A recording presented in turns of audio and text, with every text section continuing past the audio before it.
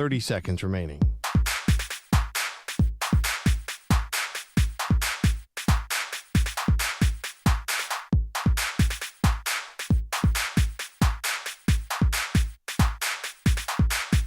Fifteen seconds.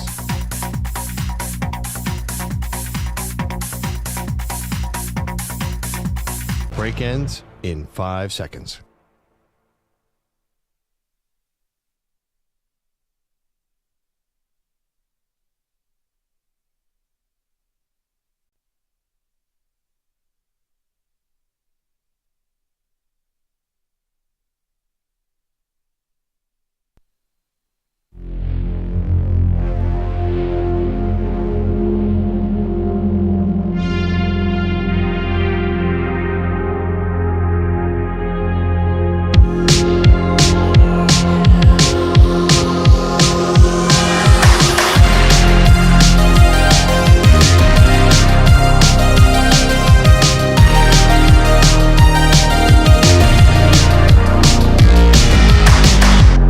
Listening to The Good Shepard. Hey, that's me. Welcome in, everybody. David Shepard, a.k.a. The Good Shepard, on Infinity Sports Network. It is great to be with you, however and wherever you may be listening from. Hope you're having a wonderful start to your weekend. You could be in the car. You could be in the club. You're probably not at the club. You're more likely in the car. You could be in the truck. You could be at home. You could be at work, like myself, like Chris Persianen, a.k.a. Chris P., a.k.a. Alex Azarm, who considers himself a soccer expert. It's great to see him around the studio. I don't see Alex enough these days. Great to see him still part of the Infinity Sports Network, and it is, most importantly, always great to be with you. Phone number to get aboard is 888-710-4ISN. That is 888-710-4476. And you can always get me on any social media platform, whether it be Twitter, whether it be Instagram, at Shep on Air. If I do not get back to you in the middle of the show, I promise you, I will get back to you immediately afterwards. This is not my show. This is not Chris Persianen's show. This is your show. And we happen to be in front of the microphone delivering you the good content, but this is also about what you want to talk about. So phone number to get aboard again is 888-710-4ISN. That is 888-710-4476. Man, whew, I'm still catching my breath from incredible, not just NBA postseason games, but you had an overtime winner in the NHL playoffs. We'll get to that, of course, this particular morning. But we got to lead it off with the Denver Nuggets coming through in the clutch. You know what? I apologize. My grandma would be so disappointed in me right now. Chris P., how you doing, man? Everything good? Good to work with you again, brother. What's up, man? How are we? What's the grandma thing? Like a hospitality thing? Yeah, man. If you're hosting a show, you check in on your people, man. You make sure they're good. You say hi to them. You ask them how they're doing. You know who does a really good job of that? JR Sport Brief. He never, ever starts a show without asking his people how they're doing. So my apologies, man. How you doing? I appreciate you, man. JR, someone we should all look up to, right? Or I agree. Act after. But I'm doing good. It's always good to be here. The NBA playoffs are the best thing in the world ever to exist. See, you're just saying that because you're a big Knicks fan right now, and no, so I'm it's the saying best. it because we saw the Nuggets and the Clippers go to war. We saw the Warriors and the Rockets go to war. We are seeing the Timberwolves and now I guess Steph Curry. Okay, no, you got me there. But every other series, Shep, man, it's great. And did I mention the Knickerbockers of New York, named apparently for pants, but should be for winning, are up 2-0. That's a fair point. I'm not gonna make the comment I was about to make. I'll make it too off air about that nickname. With all that being said, Chris P. led us into it. We got to start with the Denver Nuggets. What a game that was. You talk about Nikola Jokic. By his standards, played one of the most horrific games you will ever see from the three-time regular season MVP. He was 0 of 10 from 3. I kid you not. If you put me out there and you gave me the wide open looks that Nikola Jokic was encountering in that game 3, I would have made one. And this is a guy that shoots 44% from 3 this postseason. He shot 42% from 3 in the regular season. That's not supposed to happen. He's Nikola freaking Jokic. He's one of the better three-point shooters we have in the NBA. And he went 8 of 25 from the field. It seemed like he could not hit the ocean if he was falling out of a canoe. That's how bad his Game 3 performance was. But have no fear, because the Nuggets, they have their supporting cast, and they showed up big time in this game. Aaron Gordon, once again, with the three that changed everything. Now, he'd have to settle for it being the game-tying three, not the game-winning three. But the Nuggets, once they got to overtime, you could tell one team put their foot to the gas pedal, pushed a little harder, while the other team forgot that there was even a gas pedal in the first place, that being the Oklahoma City Thunder, when the Nuggets outscored them 11-2. And remember, in the fourth quarter, there was no lead bigger than 3 points. That's how close it was all game. And what you saw in the fourth quarter was not just Aaron Gordon making clutch threes, but you saw Aaron Gordon being aggressive on the glass, making his free throws. You saw Jamal Murray, not just with his shot-making ability, but also the skill set and the athleticism to really have that bounce in his step and get to the 10, and a really underrated athlete at 6'4". The explosiveness doesn't get talked about nearly enough with Jamal Murray, but we clearly see a guy that is an excellent athlete along with being an excellent basketball player. And you can't say enough about Michael Porter Jr. Missed 3 shots all game, finished by far with his best performance of the series with 21 points, had 15 of those at halftime where he missed just 1 shot. Christian Brown wasn't particularly great from the floor, still had 7 rebounds. You didn't get much from your bench. I mean, outside of Peyton Watson and Russell Westbrook, you got basically goose egg. So there was a heavy reliance on starters. And when Nikola Jokic does perform as poorly as he did, now I know he had 20 points, had 16 rebounds, but offensively, he was completely horrific. You got to love the others on this team because it's a narrative going on with Denver. It's all about Nikola Jokic, and I hear too many people say, Shep, he's an all-time generational talent, but you don't give him enough help.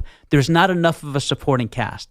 I think we've seen after game number 1, game number 2, game number 3 of this postseason series alone, he's got plenty of help. Let's remove that from the conversation once and for all. Thank you.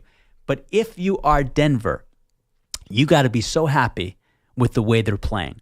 They looked down and out in game number 3 against the Los Angeles Clippers. I mean, they looked like they were toast. And then you saw an incredible bounce back. You saw the game-winning, as time expired, alley-oop dunk from Aaron Gordon. And it just seems like they're playing with house money at this point. I'm going to straighten my back. Bad posture. Excuse me for 1 second. There we go. Little better, KP? Little better? Posture better? You know, people have been on me about that. Now that I'm getting a little older, I got to really be careful of how I sit up. You know what I'm saying? Like how I stand. Because back pain for men, it's a real issue, man. You don't have to worry about that. What's that? Sciatica Shep. No, let's not go with that. It's bad enough I got to deal with the tuna nickname. Look, and the whole Sheppenwolf. You got to be careful of that back. I'm going to tell you that at a young age. You don't have to worry about that so much right now, but when you get to be mid-30s, late 30s, that comes to fruition. Anyways. It's already exhausted from this show. Why is that? Because you're carrying the show so much and I'm not doing anything? I got to carry you on my back, man. Oh, man. Man, you're like Charles Barkley with the ribs. Look at you, man.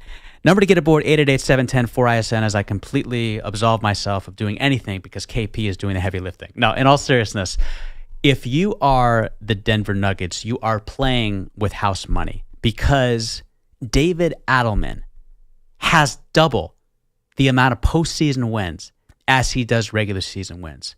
And there is such thing as a vibe. How you vibe is everything in life. And you can tell they genuinely enjoy being around David Adelman. You know, Michael Malone, as gifted as a coach as he is and as brilliant of a basketball mind as he is, he can wear on you. He's an intense SOB. He's an old school coach. You don't see that from David Adelman. There's a joy that comes with playing for him. There's a autonomy that players, you know, really, really pursue. And we've seen this now multiple times where Nikola Jokic has literally taken over huddles and taken that ownership and responsibility. I don't think he could have done that with Michael Malone, because Michael Malone, he was the sheriff. He was the deputy. He was the judge. He was the executioner. He was everything on that team. But you see, with David Adelman, there's this shared responsibility. There's a lot more ownership that goes into not just being a superstar, but also having a leadership role and a voice. And we're certainly seeing that more prevalent from Nikola Jokic. But for them to win 6 postseason games with a absolutely, premium rookie head coach, this doesn't happen where you only coach three regular season games and then find yourself coaching 9 postseason games. And it's looking like a lot more than just 9 postseason games. I have the Nuggets winning this series. There's always those decisive games in the beginning of series. You feel like if that team doesn't capitalize and take advantage of an opportunity right in front of them, it's going to come back to haunt them. And you just felt like with the Oklahoma City Thunder that was the case. They had an amazing opportunity to win this game. You saw SGA struggle mightily, 7 of 22 from the floor, just 18 points. We all know J-Dub, a.k.a. Jalen Williams, was without question the reason why the Thunder stayed in this game in the fourth quarter with his postseason career high of 32 points. The problem was he, along with the rest of the Thunder, were a no-show in overtime. Got to love this win for Denver, and you give them a lot of credit. They got embarrassed in Game 2. You talk about what the Thunder put on them in Game 2, it was a butt-whooping times 10. They had 87 first-half points. That's an NBA postseason record. Shai Gilgeous-Alexander, not in this game, but in Game 2, was a plus 51. That plus-minus stat, in terms of NBA postseason history, has been kept track of since the Michael Jordan Chicago Bulls days. That's the highest plus-minus in any postseason game in NBA history, and SGA did it in just 30 minutes. So for him to go from that in Game 2 to looking like an average player at best in Game number 3, where 4 different teammates had more points than him by halftime, and he wasn't much better in the second half, the Oklahoma City Thunder let a golden opportunity slip right through their fingertips. They really did. And it's a shame. And you have a feeling that you're not going to see Jalen Williams perform like that again. Again, he was brilliant in the fourth quarter. He was knocking him down from 3. He was getting to his spots from the mid-range. He was attacking at the rim. He was doing everything for the Thunder. And what's the biggest problem for OKC? Well, the biggest problem for OKC is you feel like there's too much reliance on SGA, and he doesn't have enough help. We had plenty of help in this game, but SGA did not show up. He did not play anything like the superstar we're accustomed to seeing in the regular season and in typical first rounds of his postseason. We saw that 38-point performance he had in that closeout game in the sweep against the Memphis Grizzlies. So this is a real disappointing loss. If you are OKC, this is without question one of the better wins you have seen from Denver in quite some time. I know they still got that sour taste in their mouth that they lost in 7 games to Minnesota in the second round. You have a feeling they want to get back and win an NBA championship.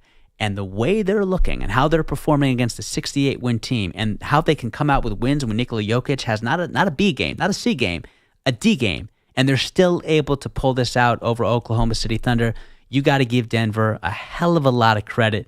And speaking of Denver having a lot of credit, why not play another clutch Aaron Gordon made shot? All of a sudden, he's turned into freaking Mark Price from the outside. I know you get that reference. He's turned into Mark Price from the outside with not just his efficiency from long range, but the clutch factor that goes with it. This was that 3 to tie it in the fourth quarter, ultimately sending this highly contested game into overtime. And of course, it's courtesy of the Nuggets Radio Network. Let's play that clip, KP. Denver's down by 3 here. 3-pointer. Gordon, good! Ties the ball game up. 102 to 102. Aaron Gordon. Yeah, I thought he'd be a little bit. That's Jason Kosmicki on the Nuggets Radio Network. I thought he'd be a little more fervent with that call. It was all about the Nuggets in overtime, again, as they outscore the Thunder 11-2. And it's plays like these by Jamal Murray, a.k.a. the Nuggets version of Robin, that put them over the top. Let's take a listen to the Nuggets Radio Network yet again. Back, throws it in the paint, leans in, layup, stripped out of his hands and a steal. Loose ball comes down to Jamal Murray. He's got Dort to beat, layup, good! Timeout Thunder! Nuggets open up a 7-point lead in overtime. Let's go! Where is he, Tom Brady all of a sudden? Who does he think he is, Jim Gray? Come on now. No, that was a little more enthusiasm from that call. I cited the Nuggets playing with house money. There's a level of energy and comfort that they're playing with. It's almost like they exhaled and they can breathe again. They're not walking around on eggshells. That's what you felt like with Michael Malone. Now, I will say, I still don't think you treat the greatest coach in franchise history, Michael Malone, that way. You let him finish out the season. You don't can him with 3 games to go in the regular season along with the general manager in Calvin Booth. You don't do that. I thought that was a little Bush League. But I will say, you have David Adelman now winning 75% of his games, and you talk about 9 of those games now, 10 soon, being in the playoffs. That's 75% of his games being in the playoffs, and he's got a significantly higher winning percentage than Michael Malone. I think it's fair to say Denver made the right decision. And you know we're going to make the right decision by playing you, David Adelman, after the latest win. Let's take a listen. Yeah, not getting down 60. It's always tough to make a run when you're down 60. No, you're right. We just have to stay in it. And, he does a great job, Mark does, of bringing different lineups in that first. That's why I really mean it. The first 18 minutes, you see so many different combinations. And he's, I know he's looking for something to find a rhythm or how he's going to rotate the second half. He does a great job of it. And so I just think the longer you can stay in the game, then they got to make decisions earlier in the second half of where they're going, how they're going to do it. And then you give yourself an opportunity where, their guys are playing big minutes just like we are. So it's, and it's hard. It's really hard. It's easy to say, like, just stay in it, man. It's like, no, like they're coming 100 miles an hour. They have a great basketball team, well coached. So just feel good to, find a way to win. So David Adelman has been around the block, right? We obviously know he's a first-time head coach in the last month, but we also know he's been a long-time assistant coach with the Denver Nuggets. He's got a Hall of Fame father in Rick Adelman, was great with Portland, was amazing with Sacramento, had a good stint in Houston. He's been around the block. That's called not giving another team any type of bulletin board material. You make sure you compliment their effort. You make sure you talk up their coaching strategies. He's been around. He may be a rookie head coach, but he does know how to play the game of coach speak after wins. And so he's not going to do anything to give the Thunder any kind of motivational tactics to want to avenge themselves or get back at Denver. Again, Denver is playing with house money. And here's why you got to feel really good if you're the Nuggets. Nikola Jokic, 32% from the floor. Folks, Nikola Jokic is one of the most efficient basketball players I've ever seen in my lifetime. He was, again, goose egg, 0 of 10 from 3, 8 of 25 from the floor. They got out-rebounded on the offensive glass, 18-5. That's like varsity versus 8th grade. That's the type of disparity that is in offensive rebounds. You don't get quadrupled up in offensive rebounds and win a postseason game. Well, the Nuggets just did. And so what that tells me is that you see a putrid performance in so many aspects from Denver, and they're still able to pull it off. Tell me this. Is Nikola Jokic ever playing this bad again? I don't think the bench played particularly well. They didn't have 20 points combined. And you're talking about guys like Peyton Watson, talking about individuals like Russell Westbrook. They got some dogs on that bench, and they didn't really show up. And reserves are supposed to show up at home more so than the road. There are so many factors when it comes to Denver's performance. You scratch your head, you're confounded, you're bewildered, but they still won the game. That's why I really feel bad for OKC. That's the team I really feel bad for right now, because we're talking about 2 back-to-back number 1 seeds. They obviously get dismissed in the second round of last year's playoffs, by Dallas, and we're going to see them get dismissed early again. And this is a team that was very much looking for 70 wins, took their foot a little bit off the gas pedal because they cared more about rest than they did actually getting the 70. Have to respect that. Thinking about a championship, not about regular season accolades. You already have the number 1 seed locked up. But they continue to struggle mightily in the postseason. They never should have lost to Dallas last year in 6. They shouldn't be losing to this Nuggets team. You got better. You got Alex Caruso. You got a second-year player now in Chet Holmgren. You acquired Isaiah Hartenstein. Lou Dort is better. Wiggins is better, right? You got guys on this team that all should be improved. Jalen Williams, both of them. They're both better this year. Jalen Williams, the guy that put up 32 points in this game, he's a first-time All-Star. They got better, and yet it's the same result. What does that tell you? Kind of disappointing, if you ask me. I have the Nuggets ultimately prevailing in this series, and something's got to change in OKC. I don't know if it's getting an interior presence finally. I know Isaiah Hartenstein gives them good minutes, but he's not a real viable option offensively. There needs to be a significant swift change when it comes to the offense in their half-court sets for OKC. The defense is fine, but it's the offense where they really struggle, and there's either too much reliance on SGA and there's just not enough interior presence. And that does not bode well in the playoffs. You can say whatever you want about Dallas last year, and I know that Derek Lively and Daniel Gafford were never going to be confused for Akeem Olajuwon or Kareem Abdul-Jabbar, but here's what they were. They were always lob threats. They had an ability to outjump everyone and time it perfectly. You don't see that from OKC. You don't see a lot of easy baskets. And if you're the Nuggets, another guy that didn't play all particularly well is Christian Brown. Now, I know he had 7 rebounds, but he only had 8 points. That's an off game for him. So the Nuggets did not play well at all in Game 3. I know they had individuals with good games, but as a team, collectively, they did a lot of things poorly, and they still come out victorious. To me, the Nuggets are going to prevail in this series, and it is another huge disappointment for OKC in the postseason.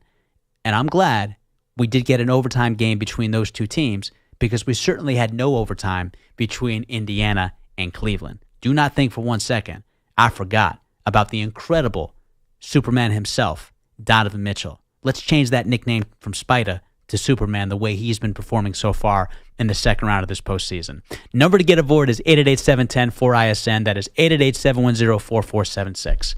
What has been your biggest takeaway from Nuggets Thunder so far?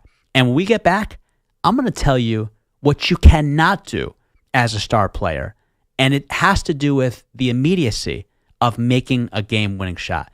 Because Tyrese Halliburton, he did not do himself nor his organization any favors after that game-winning shot. We'll get to your calls. I'll explain that next. Always great to be on YouTube. You can always hit us up on the YouTube chat on the Infinity Sports Network page. So much more to do on The Good Shepherd on this busy Saturday program. We coming right back. Shout out to Daly, by the way. You're in a 5-minute break.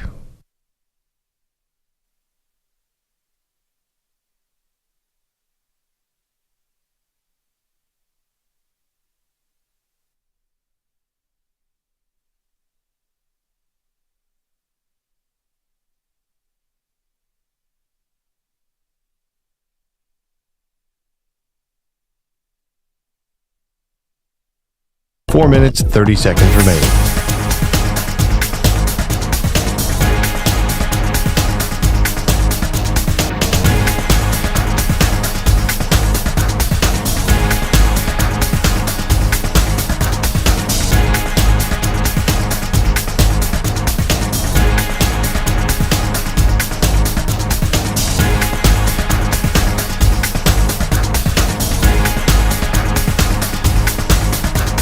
Four minutes remaining.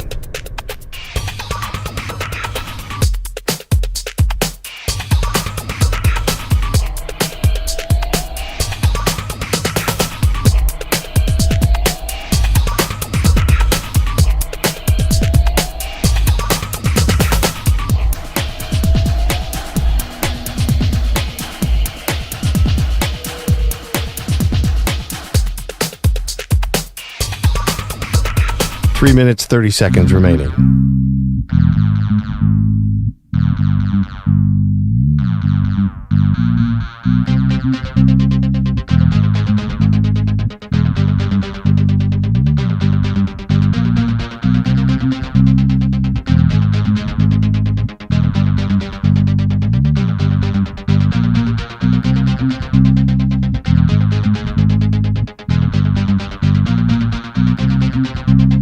3 minutes remaining.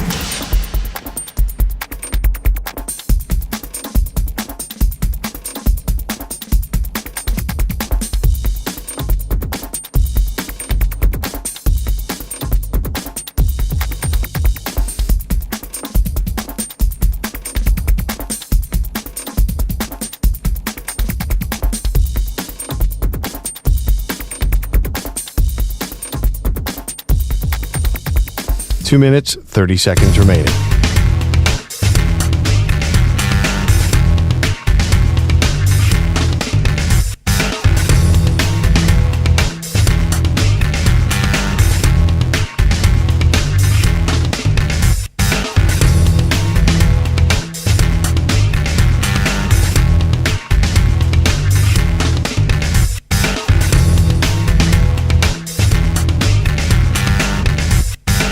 Two minutes remaining.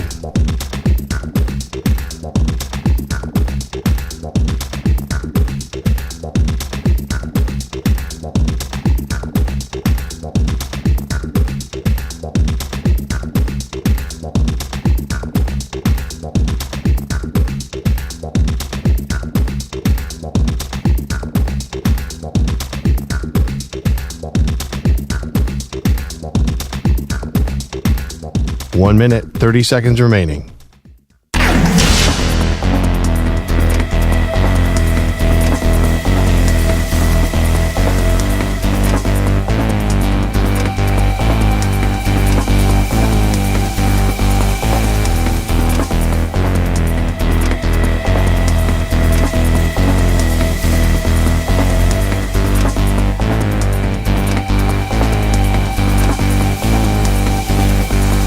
One minute remaining.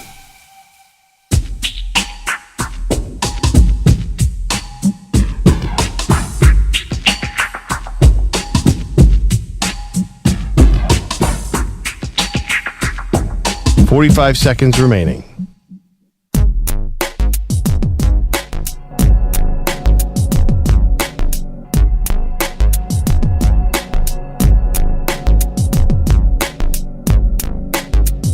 Thirty seconds remaining.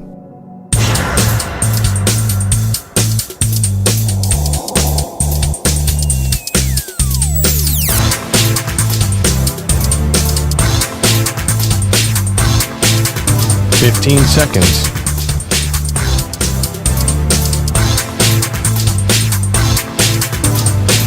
Break ends in 5 seconds.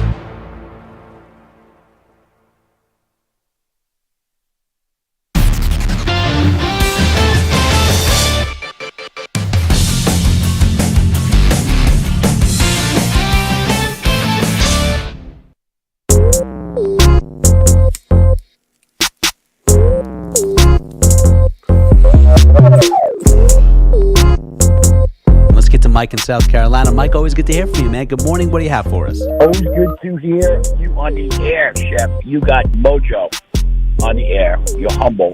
You know, you're a class act on the radio. I've listened to them all. This is the Good Shepherd. 855-212-4227. That's the number to get in touch with us. The Infinity Sports Network. Welcome back, everybody.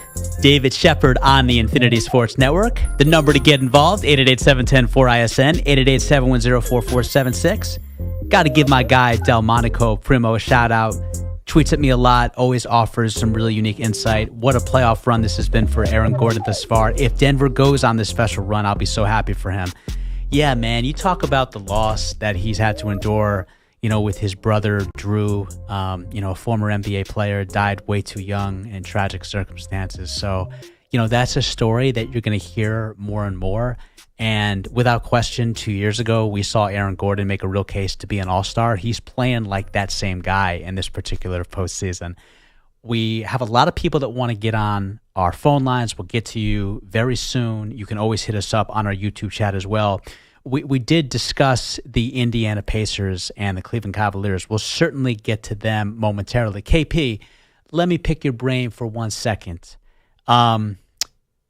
You mentioned you love the NBA playoffs. Delmonico hit it on the head, man. There's always unlikely heroes. In this story about Aaron Gordon losing his brother not too long ago, and then having the postseason of his life. This is a guy that's been in the league now for over a decade. And we're just kind of seeing him with this, come out party. Because, yeah, he was part of that championship 2 years ago. But I didn't see this version of Aaron Gordon where he's the go-to guy down the stretch. This is one of the stories of the entire NBA playoffs to me. Nobody saw this version of Aaron Gordon in that championship run because he wasn't there. It was the Aaron Gordon that did the dirty work. Sure. The Aaron Gordon that was physical. I was about to say, am I like in a bizarre universe that like I didn't realize that Aaron Gordon was like still on the Orlando Magic? Because I'm thinking to myself, no, they made that big trade. They got him 2 years ago. I was like, so that's one of the things I was going to say is right. I think from a we're on a radio show, from a storyline perspective, sure, there are two things that come to mind with Aaron Gordon aside from his personal resilience. I guess is the best. I think that's not even a good enough word, but aside from that, moral fortitude. Yeah, right. It's like a real toughness, yeah. like a real and that we can get into that forever. But Gary Harris, who I still love to this day, good shooter, 3-and-D guy, but injuries never panned out the way you wanted. R.J. Hampton, an unfortunate bust of a first-round pick, one of the first to do the skip college, do not overtime elite. This was when New Zealand was the wave. Yep. So he did the NBL the same year that LaMelo Ball did it. So LaMelo was on Illawarra and Hampton was on the NZ Breakers. Sure. So he was a young player at the time, really young, but never panned out. A protected first-round pick in this year, 2025. This trade is 4 years old, and it's one of the better trades that a team has made in the last how many years? Oh, it's one of the best trades this past decade, and there's no question. More. 18, 20 years? Top 10 trades? The Rasheed Wallace trade comes to mind, but obviously that's a great one. That was obviously 20 years ago with the Pistons. Jimmy Butler trade's working out really well so far. If the Knicks do win something, getting Hart for don't Reddish and a first round pick feels like the Gordon. Don't jinx it. I know how much content you do with the Knicks, and I know how much of a Knicks fan you are, and I know you know pretty much as much Knick basketball as anybody, but the second you get too high with that team in your lifetime, that's when your confidence and hope and desire shatter. No, Boston will win both at the Garden. That's what I'm saying. That's exactly what I'm saying. They're going to do it or they're not. No, they are. I have a very strong feeling. They're 100% winning Game 3. Listen, you're up 20 in both games. I mean, come on. No, they're 100% winning Game 3. I agree with that. But that said, yeah. The other thing with Gordon, and this is a one sentence. It's a one. I don't think you and one sentence go together. Ready? Yeah. Because it ends with a question mark, okay. So it has to be one sentence. Sure. Is he one of the 35 best NBA players perennially? I'll go one word. Yes. Number to get aboard is 888-710-4ISN. That's the easiest question you've had for me all night, KP. 888-710-4476. Let's hit up the phone lines. Let's get to Joe in Southern California. Joe, hope you're having a good evening where you are on the West Coast. And what do you have for us, sir? On the radio, I'm really impressed with your knowledge, my man. Oh, I appreciate that, Joe. Sometimes I'm impressed with me, too. I'm glad we have that in common. I'm sure I'm going to be impressed with you. Yeah, you probably will be. And I got to tell you that I live in San Diego, and I happened to watch Aaron Gordon's father play at San Diego State, Eddie Gordon. And Eddie was a strong forward, and so Aaron's success is not surprising to me. The trade from Orlando to Denver was the missing piece, but I want to have a few takeaways, and I agree with you. I thought the Thunder played with no urgency tonight. They had that game under control. The Joker was miserable, yes. And even times when he was shooting the ball, you saw at one time Jamal Murray looked at him and said, like, hey, why are you shooting? And it was like the first option for the Denver Nuggets all night long. And I'm thinking it's like he was even taking the ball down the court. He was the point guard, and he was just coming into his zone and shooting at will. I thought Russell Westbrook gave him a lot of energy. I also agree, and I'm a former employee of the NBA. I thought that Russell Westbrook played with so much heart.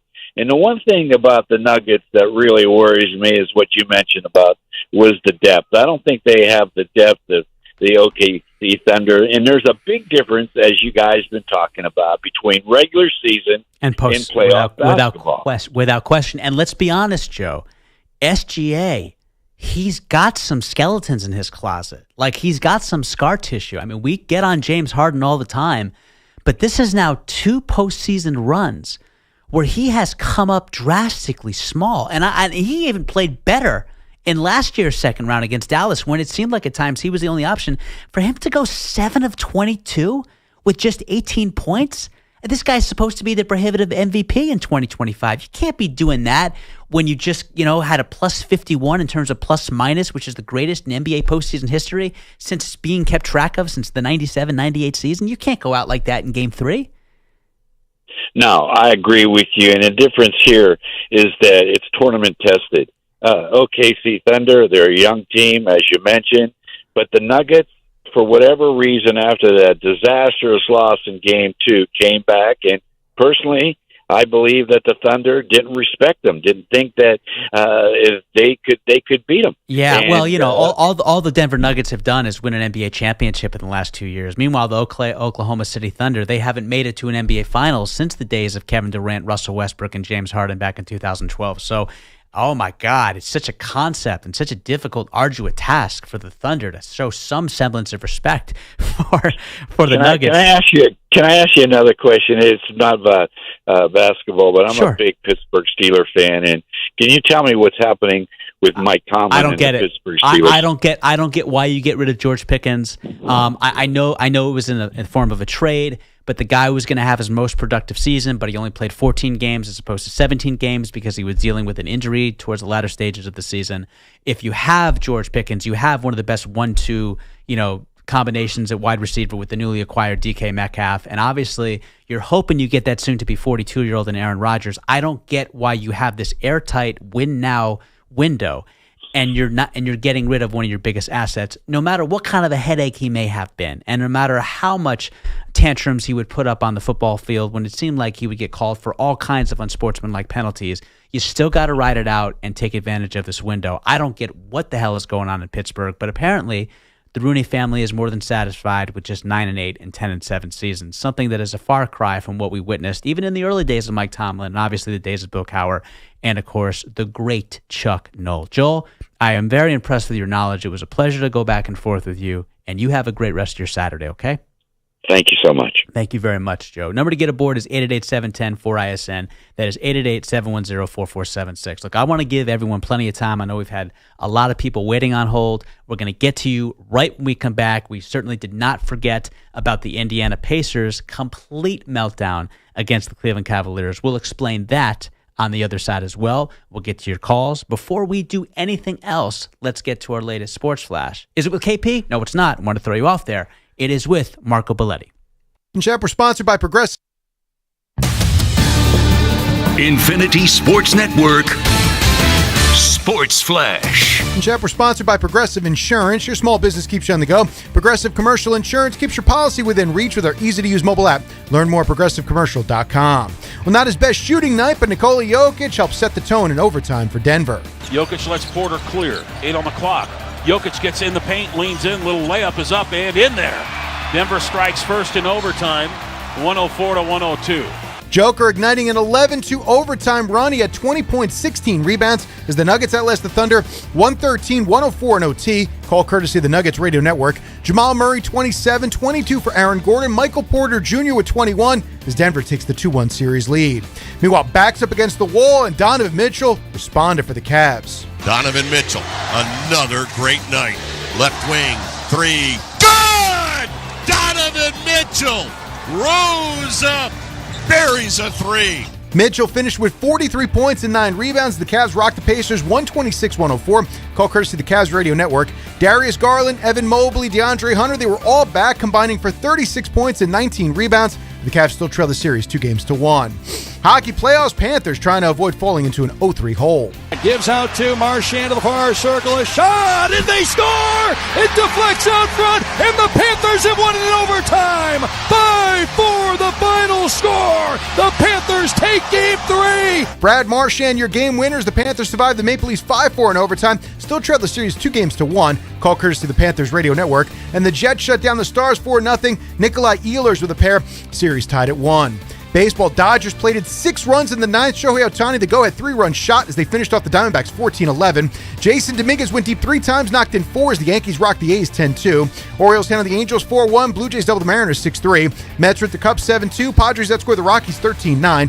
Twins 3, Giants 1. Guardians shut down the Phillies 6-0. Royals outlast the Red Sox 2-1-12, pushed their win streak to 7.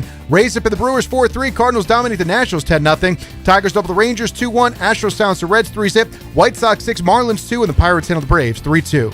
I'm Marco Belletti.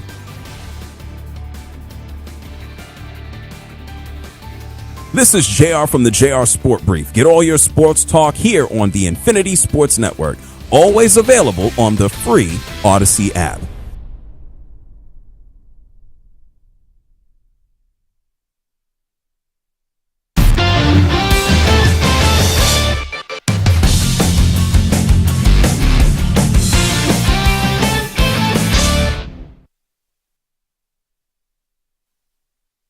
You're in a 5-minute break.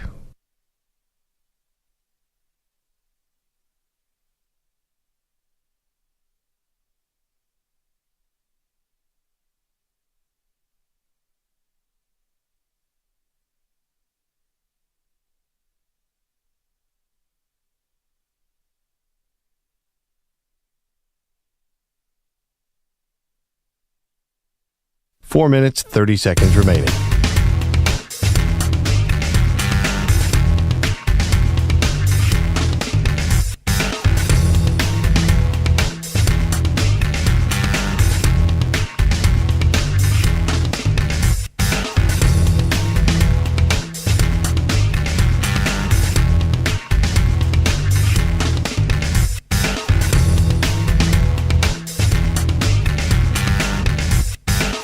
Four minutes remaining.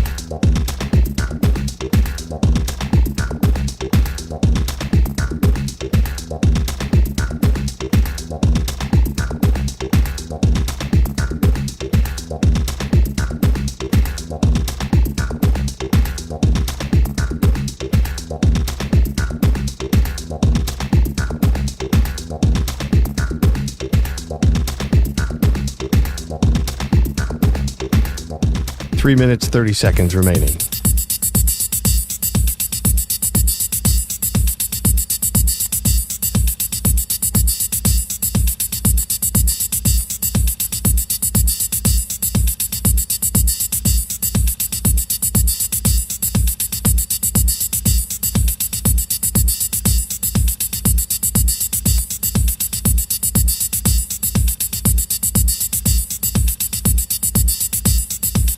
Three minutes remaining.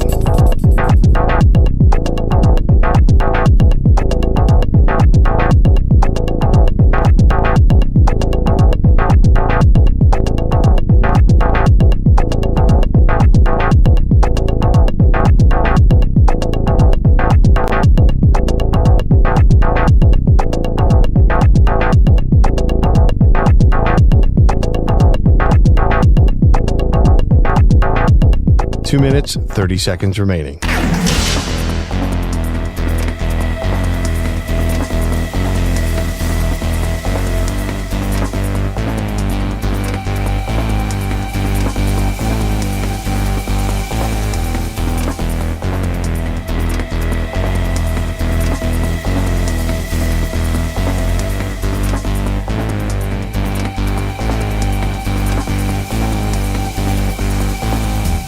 Two minutes remaining.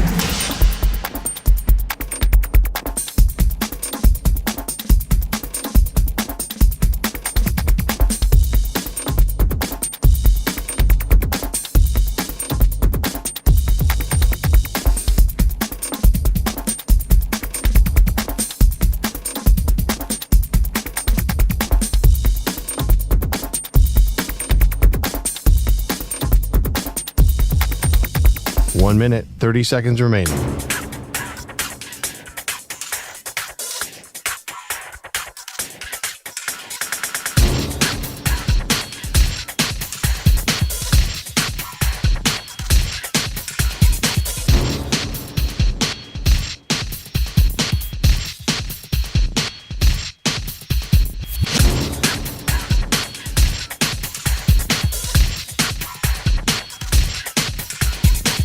1 minute remaining.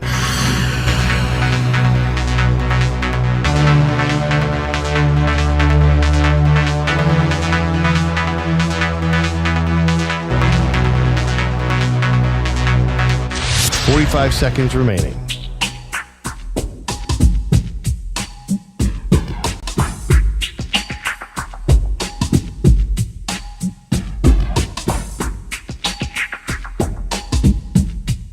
Thirty seconds remaining.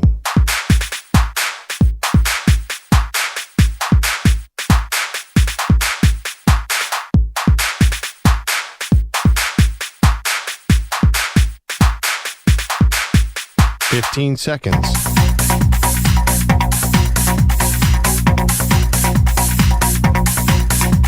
Break ends in 5 seconds.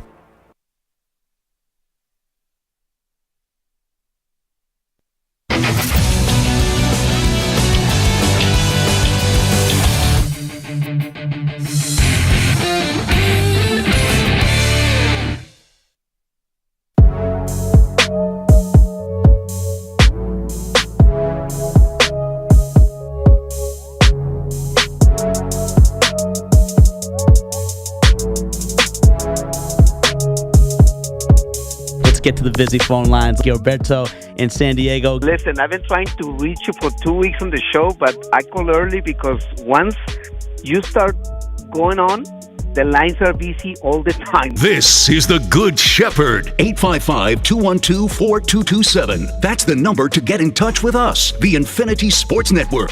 Welcome back, everybody. David Shepard on the Infinity Sports Network, a.k.a. The Good Shepherd. Just want to remind everybody this portion of the show is brought to you by Ethos Life, the easy way to get life insurance in 10 minutes, up to $2 million in coverage with no medical exam, just a few health questions. Get your free quote at checkethos.com, not available in all states.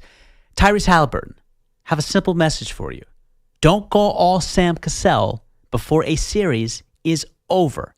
Great shot, terrible decision-making afterwards. We'll explain it at the top. Meanwhile, let's get to all the people that have been waiting patiently and on the busy phone lines. Let's get to Alfonso in New York. Alfonso, I see you tweet at me, man. I appreciate the interactions. Always good to talk to you. What do you got for us, my guy? Well, I'm a happy guy right now because, my Knicks are doing pretty good. They're doing great. But I think Boston's going to win today's game. I think they are. I think they're going to win. Yeah. This gut feeling that they're going to just come in there and they're going to win. But I wouldn't be surprised. I wouldn't be mad. But hopefully the Knicks can get it done today. What's crazy about Boston is they had a 33-8 record this season on the road.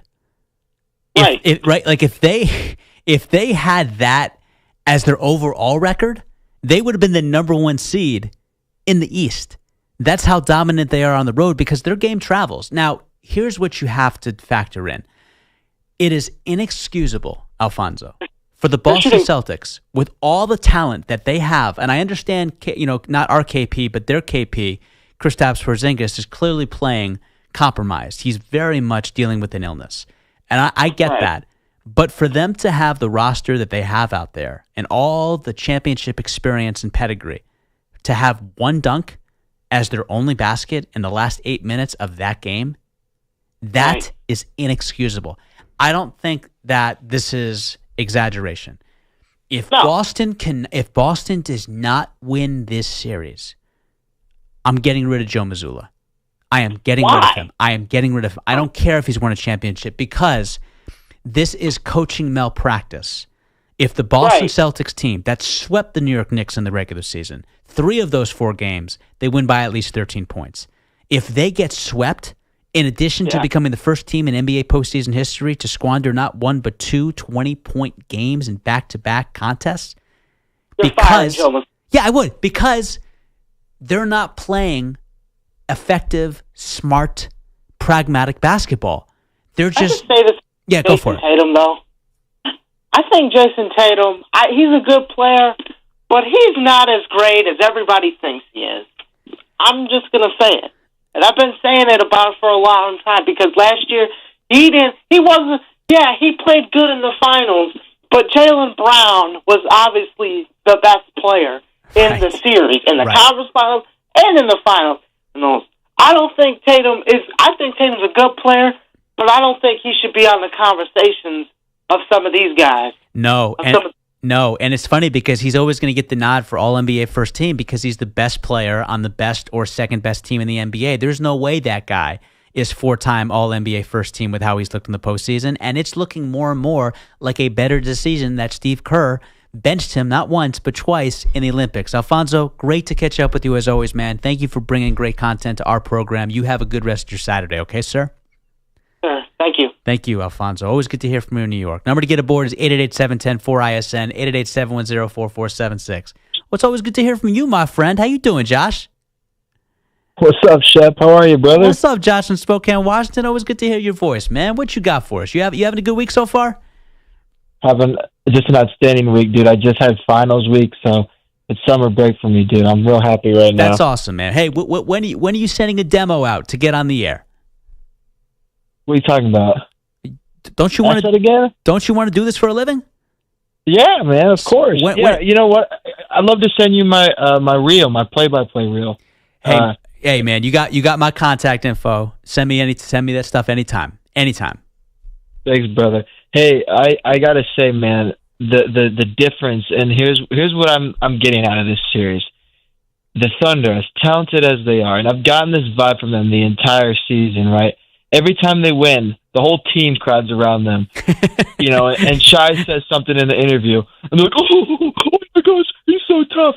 And it's like, oh my gosh, these guys can't take anything seriously. What is he smiling about after losing Game 3, Shep? I don't get that, man. It's a good question. That's and and Josh, I'm obviously older than you. That's not something that happened in the 90s when you watched any professional sport after a disappointing playoff loss.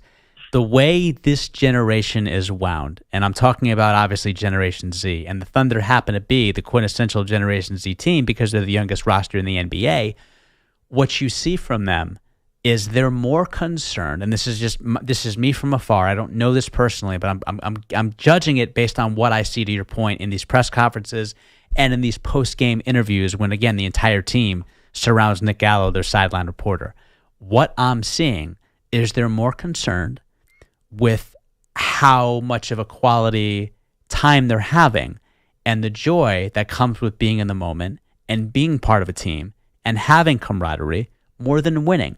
Now, that's okay from like a Eastern civilization perspective because it is about being in the moment. It is about being present.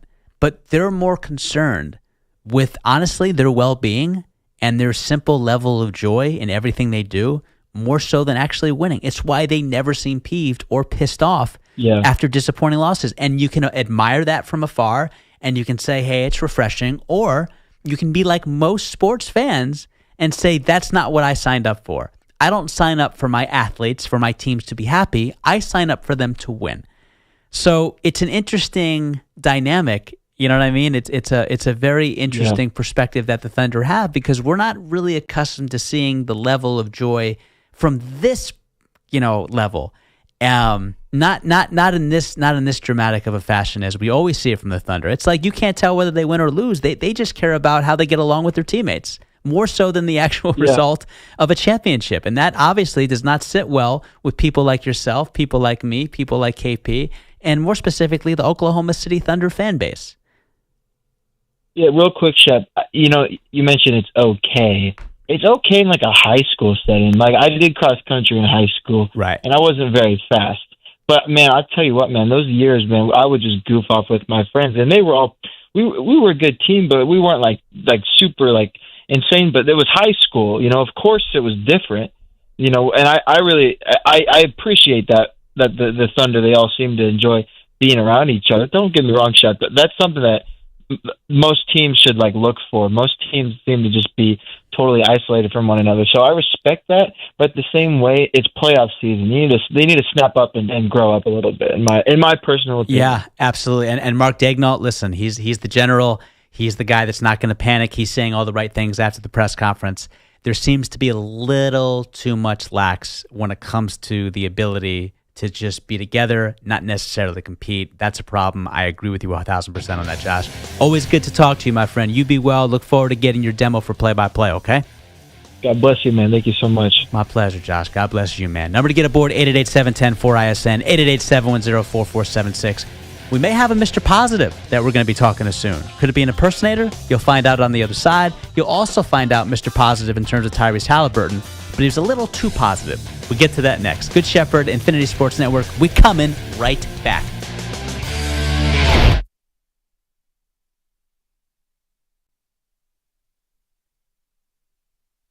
You're in a 5-minute break.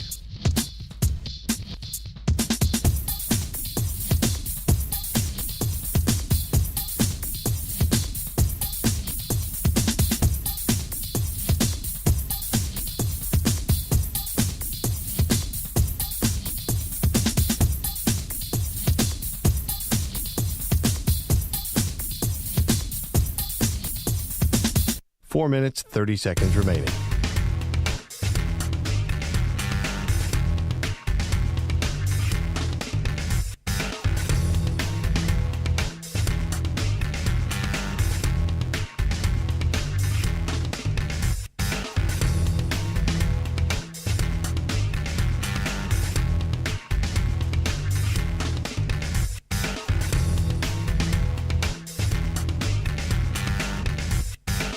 Four minutes remaining.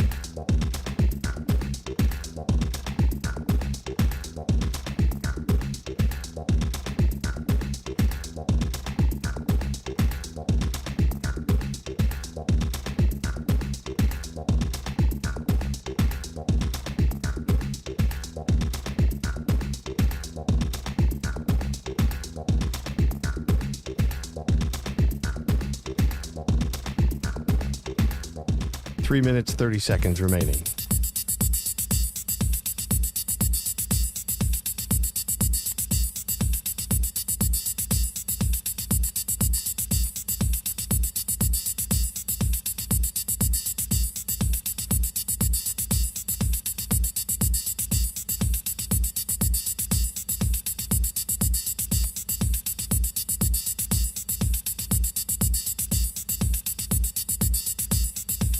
Three minutes remaining.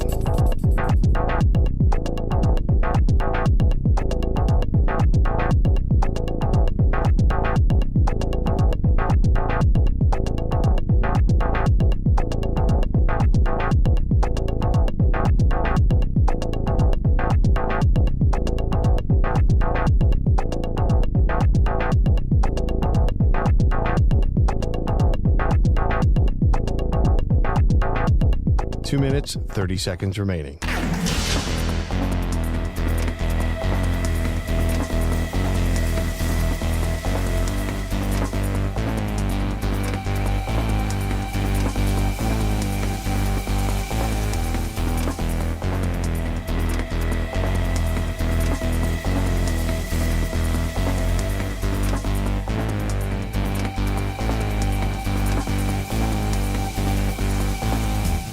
Two minutes remaining.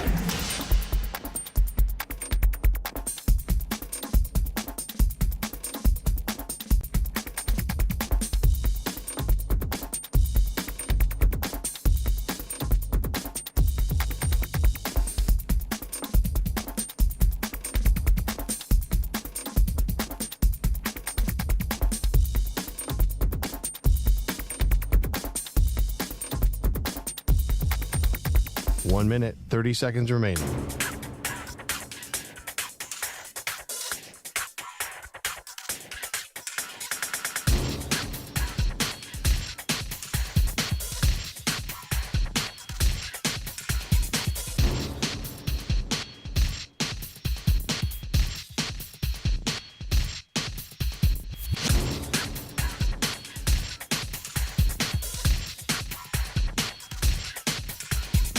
One minute remaining.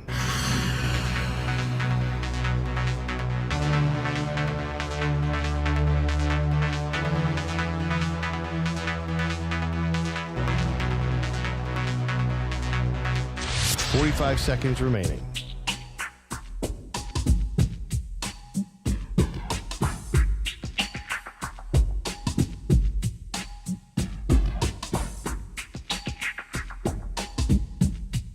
30 seconds remaining.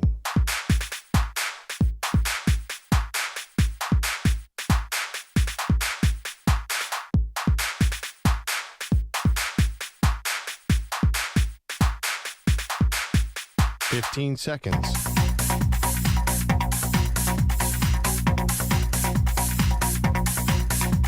Break ends in 5 seconds.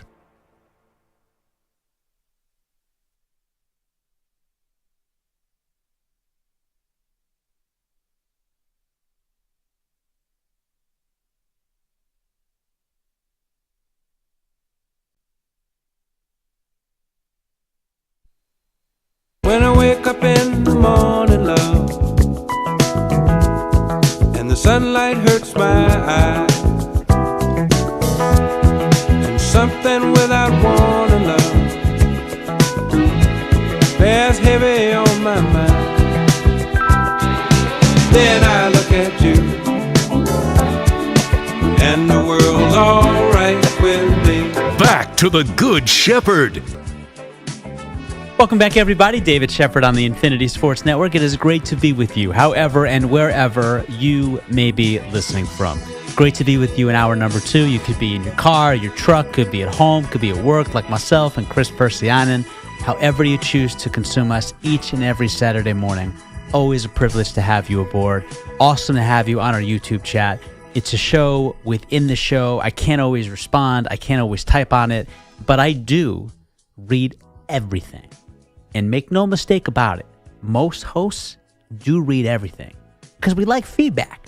We like getting a sense of how the show is going. We like to get the outside vibe because we all think it's great on our end. We want to know how you take it, how you receive it, how it lands with you. So that YouTube chat, hit us up anytime as well. Before we get to the busy phone lines, I do want to say that you got to be careful with how you win in life because everyone's watching. Everyone's watching. And I know Tyrese Halliburton had an incredible Game 2 winner, and the Cleveland Cavaliers had no business losing that game. But he did something really interesting. Tyrese Halliburton, after making the shot, he pulled a Sam Cassell, which is basically you're referencing that you have cojones. Well, that's rubbing insult to injury because what you're witnessing is a depleted Cleveland Cavalier team without Evan Mobley, without Darius Garland, without DeAndre Hunter. So honestly, you should have won the game in the first place. So it's rubbing salt down the wound. And if you're Tyrese Halliburton, it's really a low blow. No one wants to be the recipient of that. But if you're going to be the recipient of that, you got to make sure they're doing it while they're losing the series, not just the game. Because Cleveland took that to heart. And you could tell there was a little bit more fuel in their fire because of having to deal with that kind of amateurish hour celebration. And it's no accident that Tyrese Halliburton struggled mightily in this game. 5 assists, just 4 points. That's horrendous at home. That's not supposed to happen. Meanwhile, Donovan Mitchell, the star that he is, 43 points in this game, now averaging over 41 points per game, 6 assists per game, 6 rebounds per game, 2 steals per game. But the difference was you saw Cleveland when they had to absorb that fourth quarter run by the Indiana Pacers, because it's the Pacers. They always make a fourth quarter run. They weren't on empty. They weren't depleted. So they were able to counterpunch to Indiana's punch. And when the Pacers made that 14-7 run, didn't faze Cleveland whatsoever because they had bodies back. They had DeAndre Hunter off the bench play their best game as a reserve. They had the Defensive Player of the Year back on the floor in Evan Mobley. They had Darius Garland back after 4 games dealing with that toe injury. It's night and day to see Cleveland with a fully loaded roster. And when they do have that fully loaded roster, it's clear to me who the better team is. And we saw that in a 22-point win in favor of Cleveland. They outscored them 34-13 in the second quarter. And the starters in the first half, the starters of the Cleveland Cavaliers outscored the starters of the Indiana Pacers 58-23. That is getting the job done if you are Cleveland, knowing this was essentially an absolute must-win game. How would you grade Halliburton's game? Can you not interrupt me when I'm beginning an hour? I'm not please? following this. I'm not falling for this time. That's very good. Wait, what was your question? What was your question, though? You graded Jokic's game. Yes. You said he had a D game. Yeah. What would you say about Halliburton? F. 5 assists, 4 points, KP? That's supposed to be the vocal leader, the best assist guy that you've had in quite some time, maybe since Mark Jackson, a guy that gives you 20 per game. And by the way, I will be fair. It wasn't just him playing bad. I mean, Benedict Mathurin, I think he had 22, 23 points. That's off the bench. That's not supposed to be a leading scorer. You got Pascal Siakam. You got Miles Turner. You got, Aaron Nimhart. You got some really, really good players on this team. You're not supposed to have a guy off your bench that most people have never heard of if their life depended on it in Benedict Mathurin being the leading scorer for that Pacers team. It's not supposed to happen. And Tyrese Halliburton, come on now. Like, if you're that guy, you can't. It's one thing to lose to Cleveland. We understand they're the number one seed. They're obviously have a healthy roster back, but you go for 4 points and 5 assists.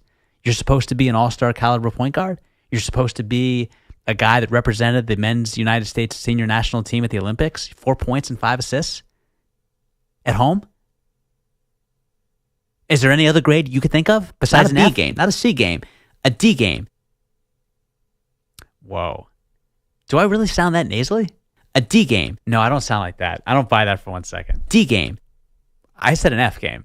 See, it's a great sound clip you're playing, but it's just inaccurate. That's the only problem with that. See, if you were able to come back and get me an F clip, then that's real skill on that board right there, KP. That's pretty good, though. That's not bad.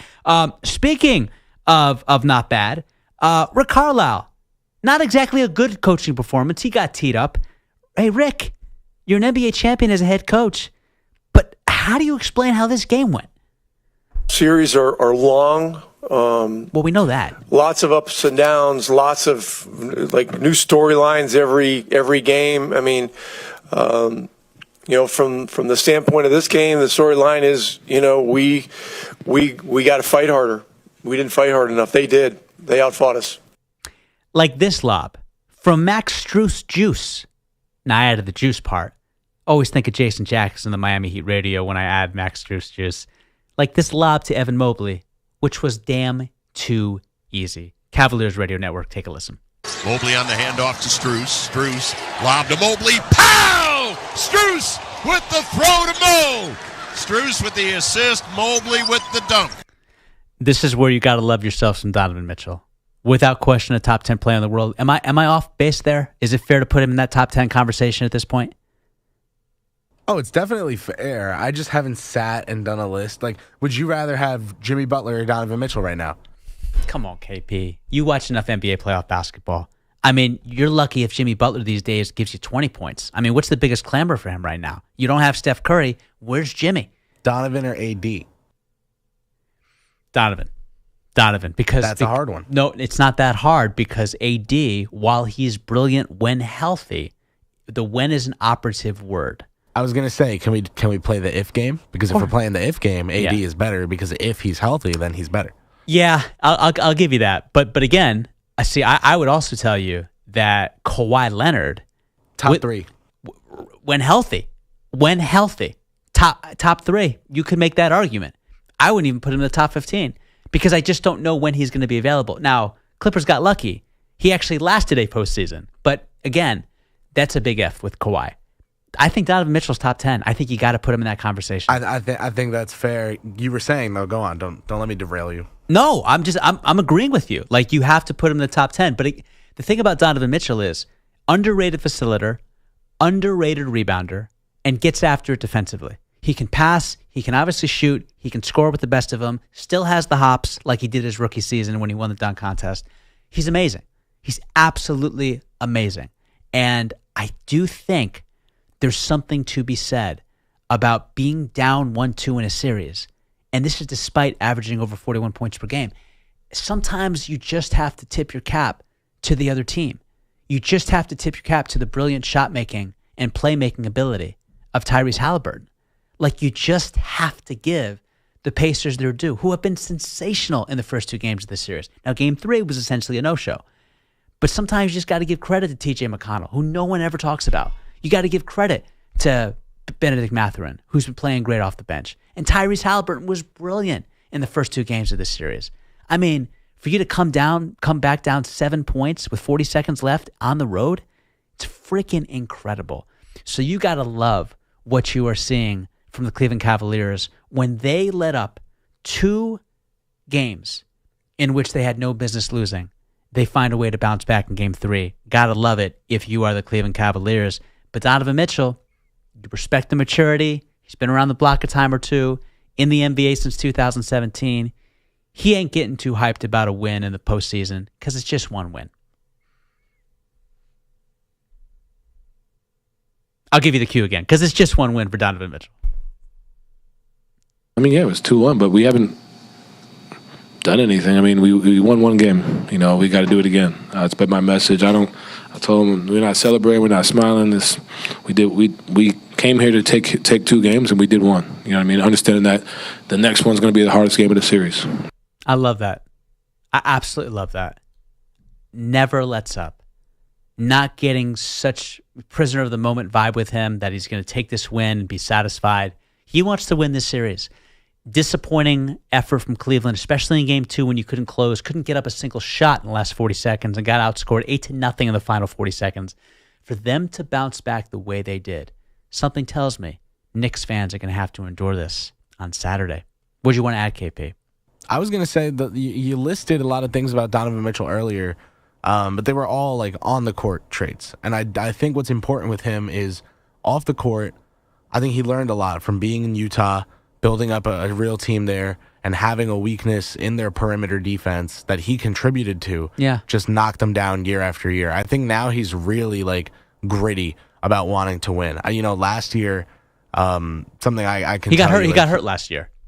Well, last year they tanked in in air quotes in the regular season to duck the harder first round matchup. Sure. You know? Well, and that was a hard first round matchup for them. Remember that series went 7 with the Magic.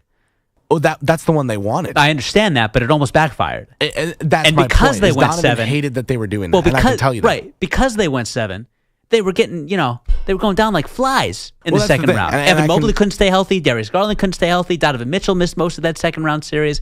Like, they gave Boston the hardest challenge of every team last year.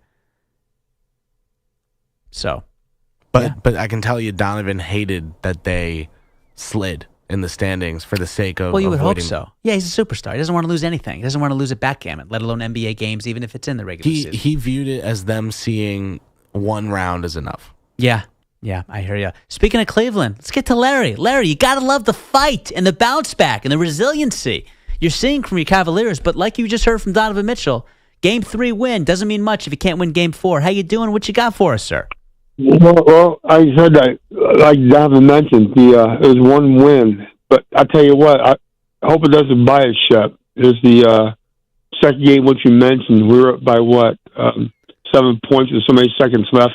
40 seconds left. Yeah, you squandered that. Yeah. Give up an 8-0 run. Yeah. Yes. Yeah, that could really be. I hope we win this year. I want to, but that game could really kill us.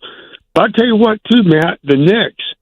Damn, you gotta give them credit, man. What they did there in Boston. I mean, Matt's a hell of a job. Well, the first team in NBA postseason history to come back in consecutive games when you're down by at least 20 points. It's an incredible, just absolute spunk and resiliency and never quit in them. And both of those games, I mean, it looked like at times they were getting blown off the court, but it's always a next, man up mentality. Mikal Bridges struggles big time in the first 3 quarters. KP, correct me if I'm wrong. What do you have? 14 fourth quarter points, if memory serves it correctly, in Game 2? Well, yeah. So he went into the fourth quarter with 0 total points in the game, right? Right. Okay. So then at that point, he then goes into the fourth quarter with 0 points. And he basically puts up 6 of 10, 2 of 6 from behind the arc. So 14 3 points. rebounds, 1 assist, 1 steal. You saw that one. Yeah. Oh, yeah. 14 that was the steal. I mean, that was. I don't want to put in the John Havlicek conversation for biggest steals in NBA history, but yeah, Larry, because he had the game before that looked just like it. Well, and that's also the problem for Boston, Larry, is they've had opportunities to at least tie at the end of games, and they haven't gotten a shot off on both occasions. Now, that's the suffocating defense of New York. That is a trademark Tom Thibodeau team.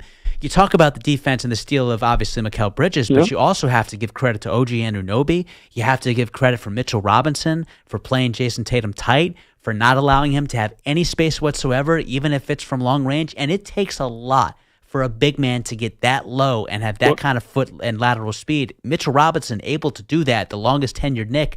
Yeah, man. I mean, you're calling from Cleveland, and you're making this conversation about the Knicks. That's how impressive they are, considering what you guys just pulled off in game number 3. Yeah. But I'll tell you what about the Knicks, too, that they play some top-heavy minutes, man. Those starters do. No, is that a thing? Is that a conversation piece that I've missed out on? I didn't know the Knicks starters play a lot of minutes. But you know something, though, from that standpoint. I think Larry knows I'm being sarcastic, yes. Yeah. But one thing about them, though, it's mental with them now. They logged a lot of minutes. That mentality of mentally, though, is basically pushing them to play a lot harder, man. It really has. And Thibodeau, a lot of people don't like Thibodeau because the way he is, but the grind what he does, get those kids through, man. He's done a hell of a job defensively with them. You know, and let me say this about Tom Thibodeau. He's 67. How good does that guy look for 67? Yeah, I'll tell you what, though, man. But he's got those guys motivated, man. It's the toughness. That's what he preaches. A lot of people don't like him, Shep. I get it. He's an old school coach. He's not gonna sugarcoat things. He's not gonna wave his pom poms. He's not gonna get overly adulation when it comes to his players. He's just gonna go through the grind. He's not going to get too high. He's not going to get too low. He's never going to win any popularity contests. He found his way out of Chicago for that reason. He found his way out of Minnesota for that reason. But he's the answer for the Knicks, Larry. And I'm telling you, man, KP and I, we work right across from WFAN, which is the flagship station for New York for Odyssey. And it's like an ongoing conversation with a lot of those hosts that Tom Thibodeau is on the hot seat. I don't think those conversations are going to be happening for the next week. I'll tell you that much. Now, if they squander this series, which I have a hunch they might, that conversation may be reignited. Well, Shep, you can't think that way. What you just said, you can't about squander. There's no way. I'm what they're up right now. The pressure's on the Celtics, man. No. Pressure's no. The reason I say it's not, Larry, what has not happened for New York since 1973? Well, I remember watching that. You watched. I remember watching it. You watched the 73 title. I remember watching the Knicks back in the 60s, Shep. Damn, man. So we're talking the days of like when Dick Barnett was in his prime. R.I.P. to the late great Dick Barnett, by the way. Well, you had Dean Meminger back then. You had I think you had Spencer Haywood. Were you around for Carl Braun, or was that before your time? I remember watching Bill Russell player coach back in Shep. Well, that was the late 60s. That was the late 60s when he took over for Red Auerbach after the 1966 season. And remember, that first year as a player coach, he wasn't able to win the title because he had a motivated Will Chamberlain in 67 with the 76ers, but he took care of business in 68 and 69 against that Lakers, Chamberlain, Baylor, and West dynamic trio. But, forget that, Russell. Can I get a Kazi Russell shout out? Oh, Kazi, yeah. I remember Kazi back then. It was a hell of a team they had back in those days. Absolutely. Man. And Larry, you're a hell of a conversationalist, man. I appreciate the trip down memory lane. I can continue to root for your team because I know Cleveland deserves a title in the worst way possible. Well, and I went on 92.3 The Fan this week, and I said to the host that I was on with, I said, don't be shocked if LeBron James is back for part 3. Cleveland. I was waiting for Cleveland Rocks. Yeah, a lot of guys 92.3 The Fan, man, they do a great job here. They do. But I'm hoping I hope we can pull it off, man. I'm with you, buddy. Do. Larry, always a pleasure, man. We'll talk soon, okay, my friend? Yeah. Take care. God bless, man. Thanks, Larry. God bless you too, man. Always good to hear from you. Number to get aboard is 888-710-4ISN.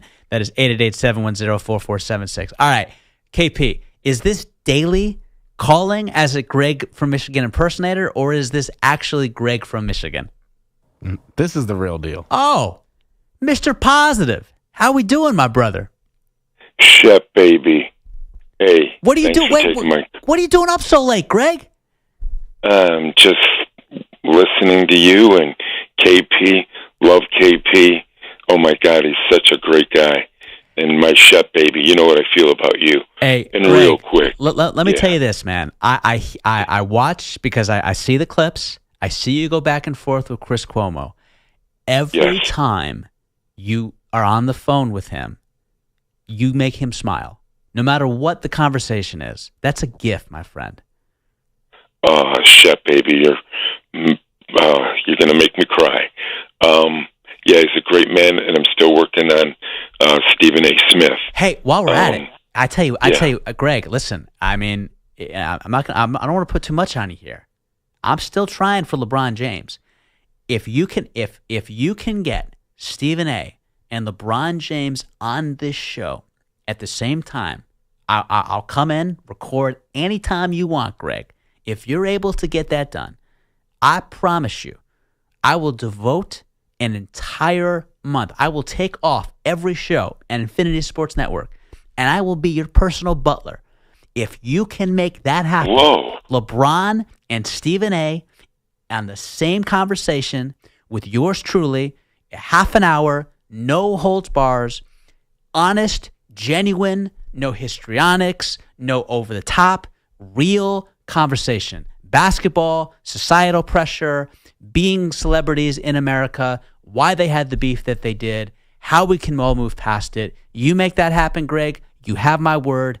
Every single second of every single day of an entire month, I will be your personal butler if you make that happen. How does that task sound for you?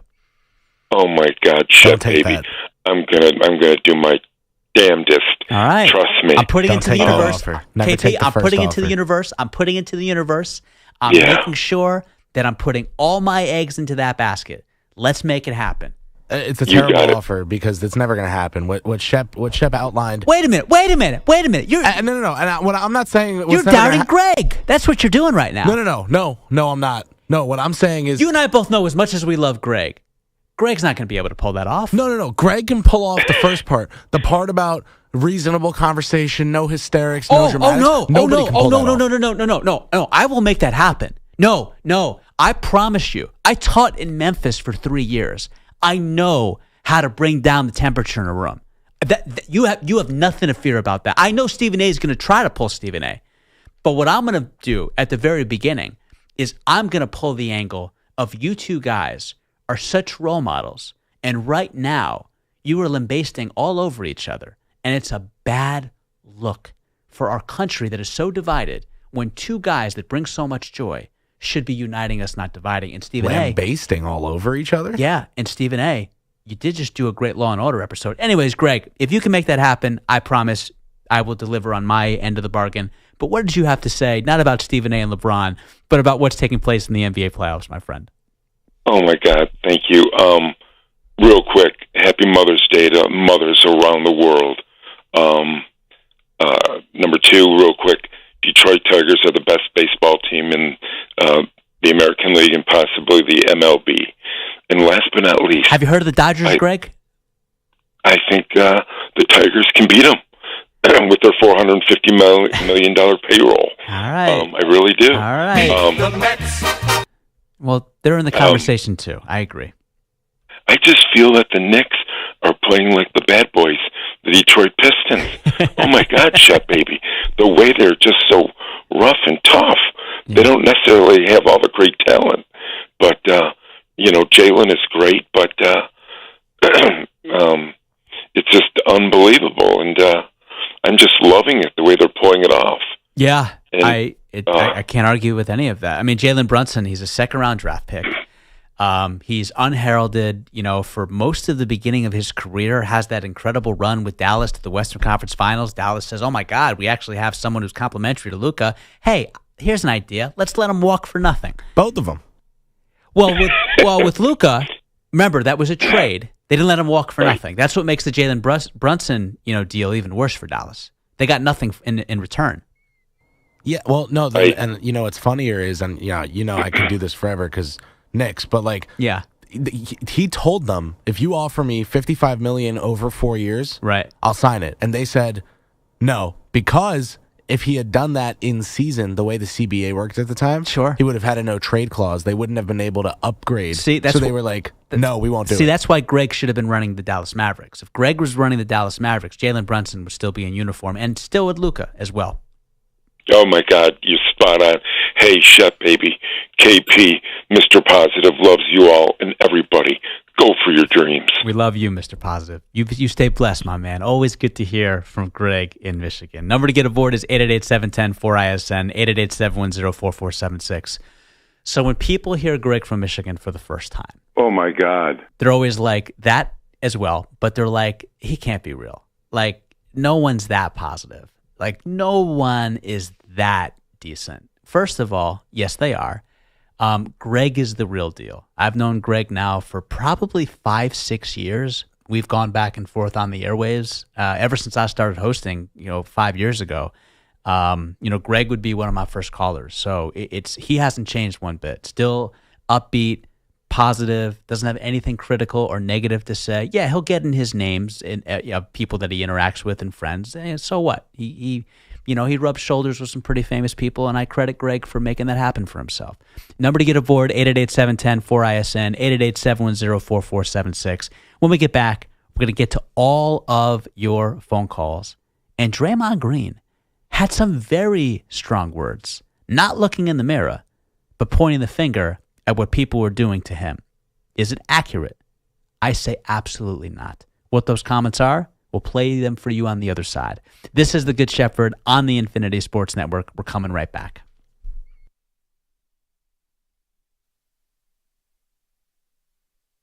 You're in a 5-minute break.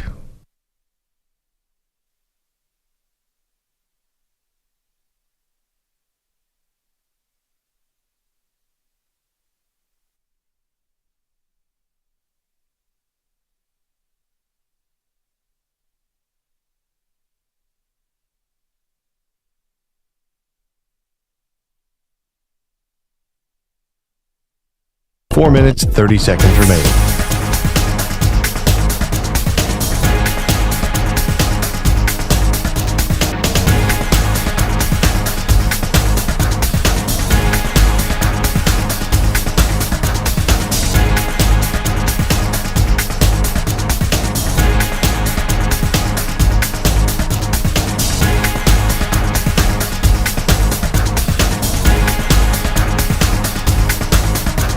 Four minutes remaining.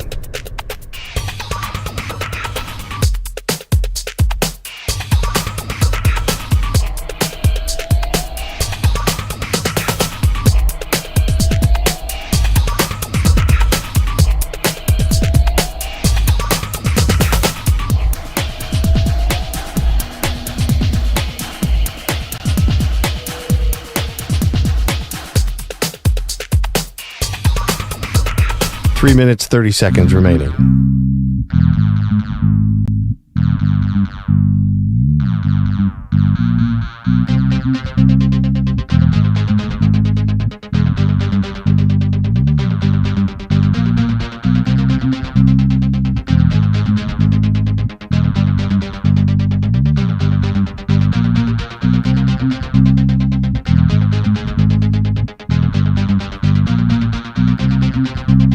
Three minutes remaining.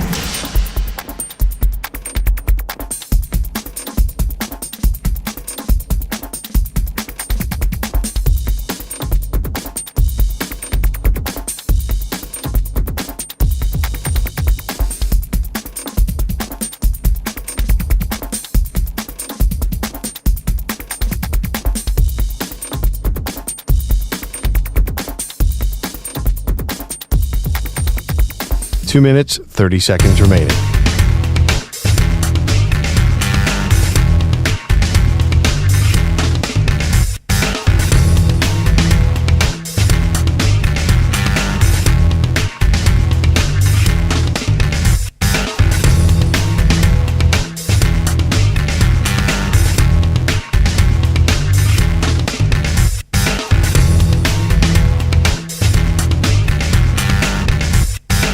Two minutes remaining.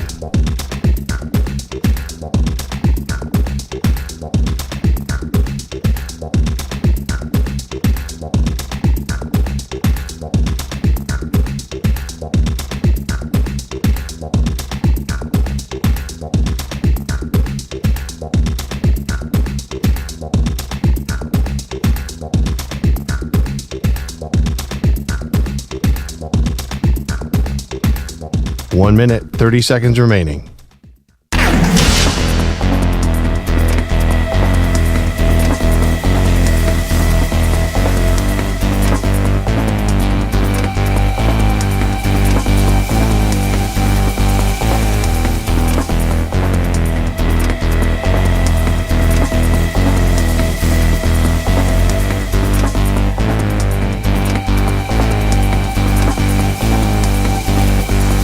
One minute remaining.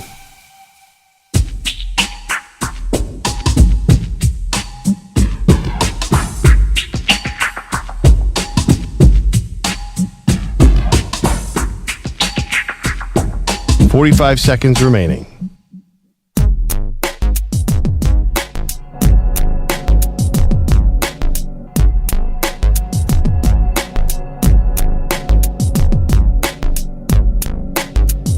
"30 seconds remaining.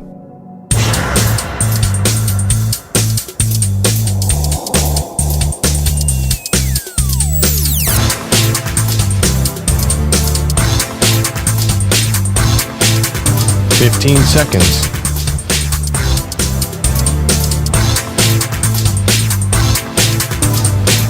Break ends in 5 seconds.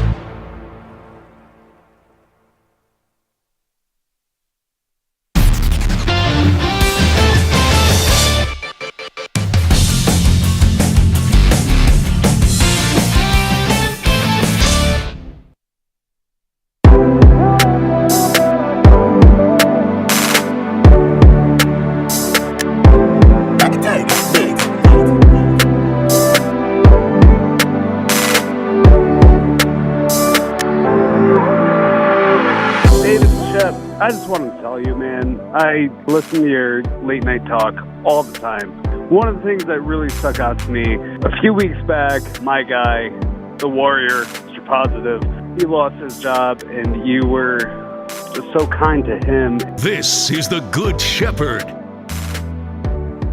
It doesn't take a lot to be kind in this world.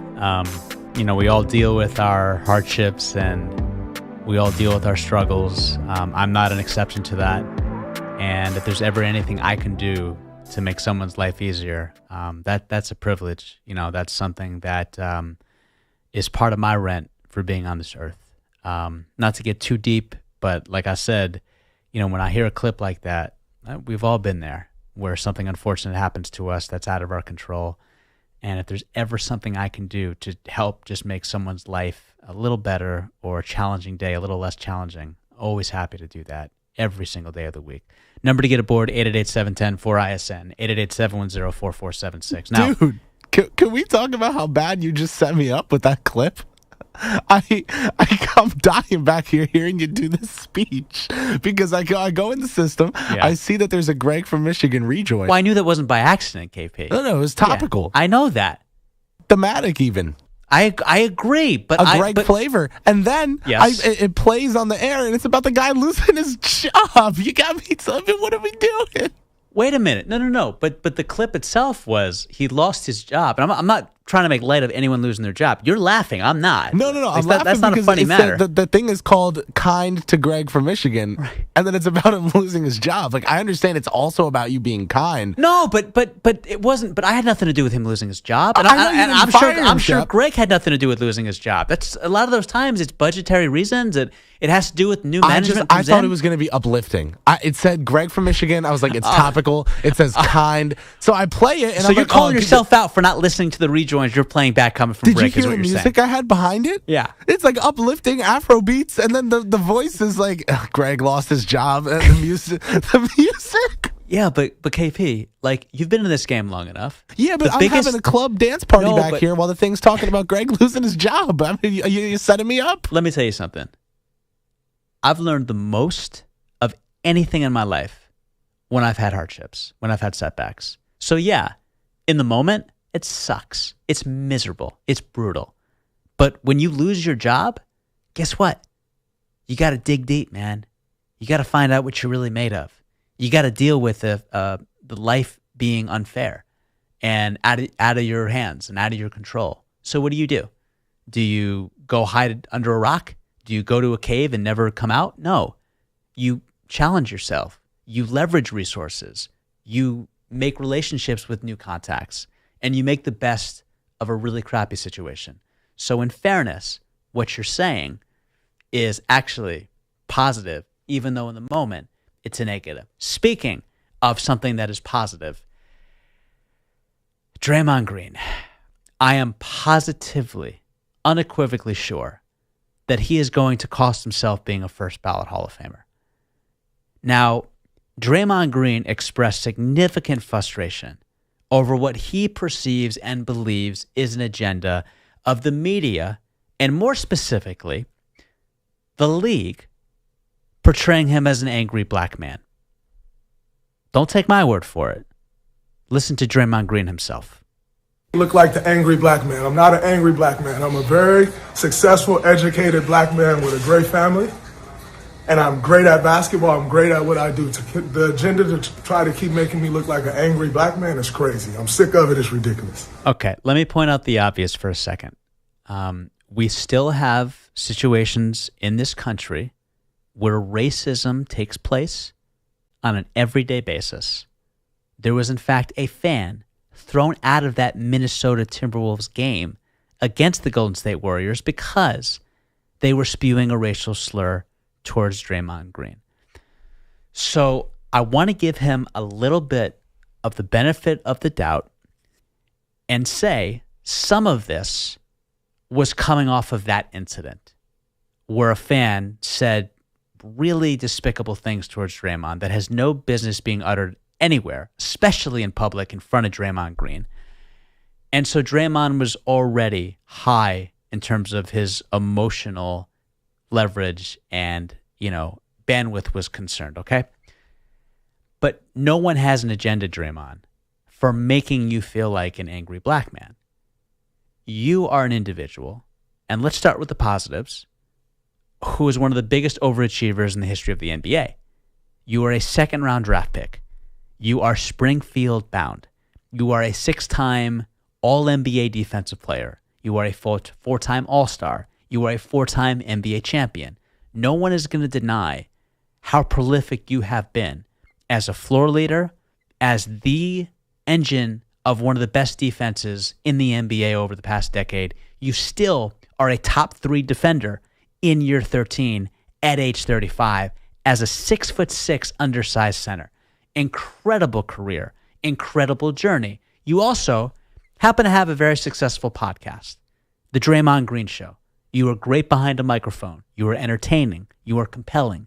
You are someone that I would pay to listen to. That's how good you are.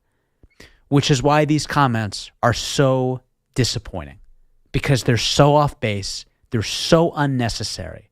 And it's just trying to reach and grasp at something that isn't there, other than you just trying to play victim. That's all that is. Because Draymond Green, you have the second most flagrant fouls in the history of the NBA. Your elbow and your hands clearly were at the face of Naz Reid. You don't have to be someone with 20/20 vision to see that. It had merit to be called.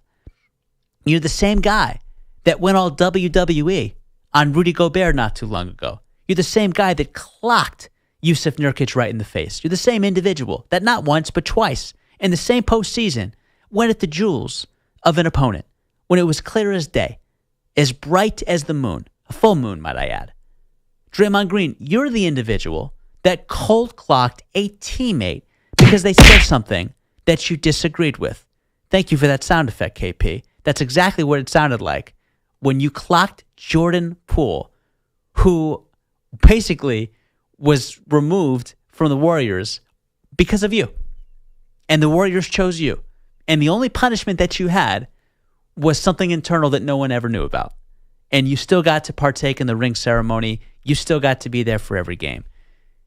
You gave yourself this reputation. You're not alone. There's guys like you in the NBA that have come before you that have had, similar situations where, yeah, a call could have gone 50-50, but it went in the direction of more punishing than leniency. We've seen that with Rasheed Wallace. We've seen that with Bill Laimbeer. Has nothing to do with Bill Laimbeer's race there. It has to do with the kind of bully that Bill Laimbeer was for basically his entire career. And so when there were close calls, the benefit of the doubt was never given to him.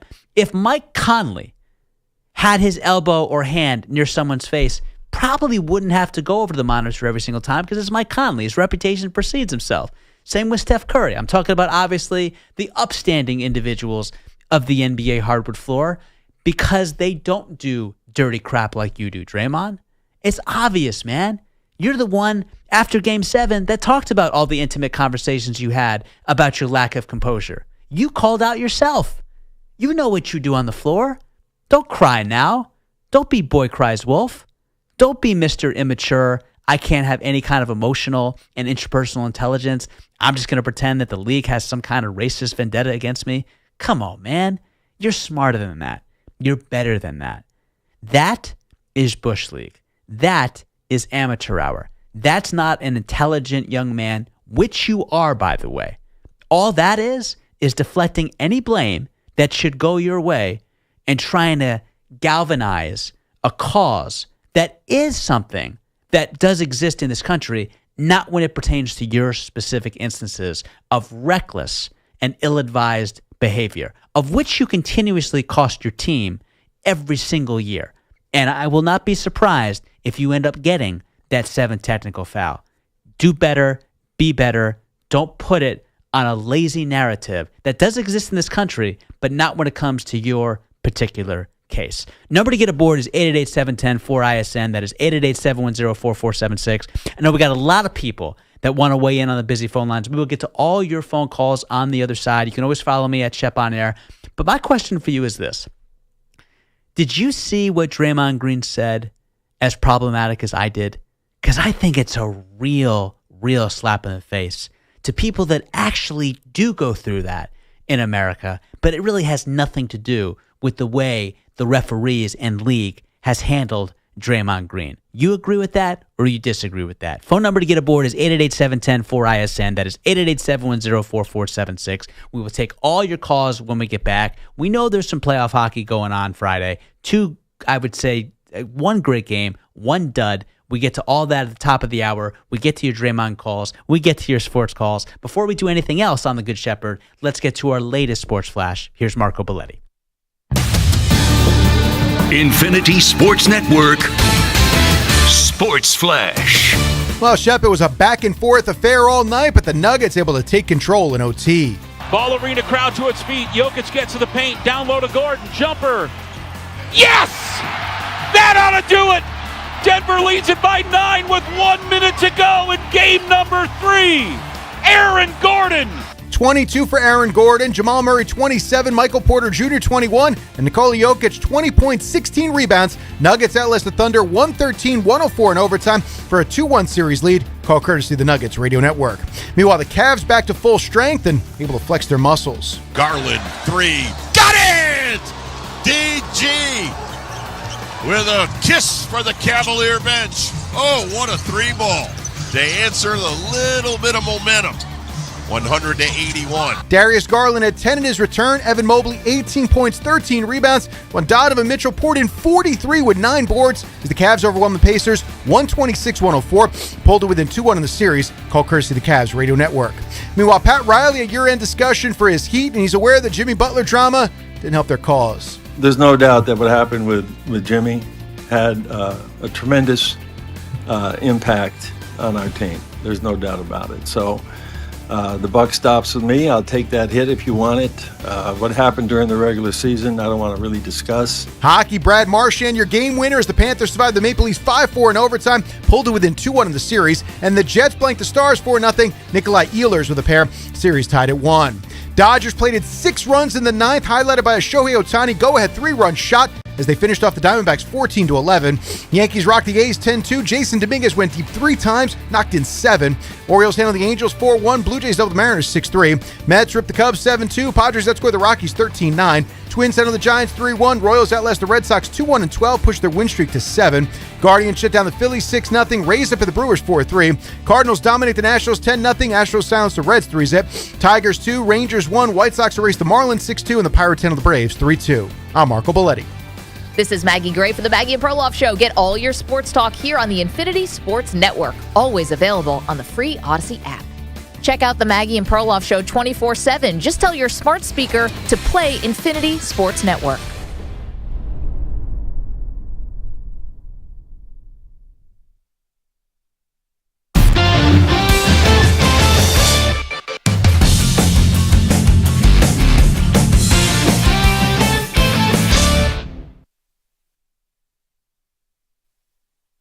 You're in a 5-minute break.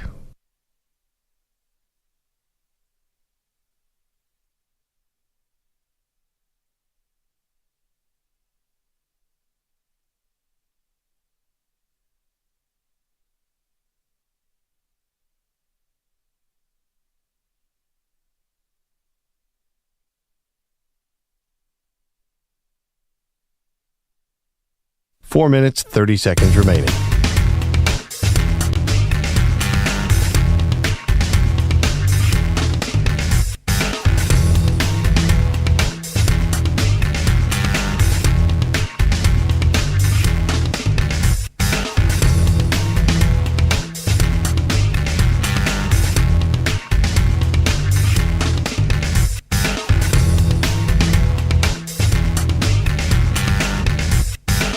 Four minutes remaining.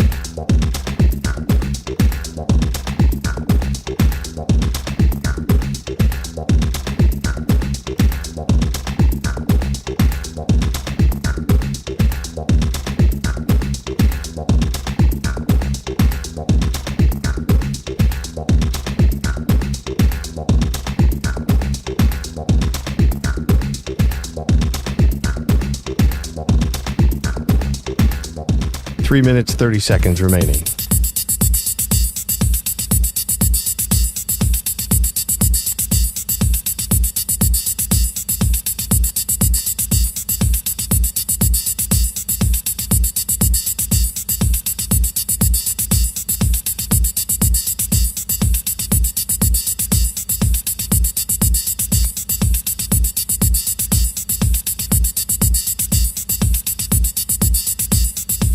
Three minutes remaining.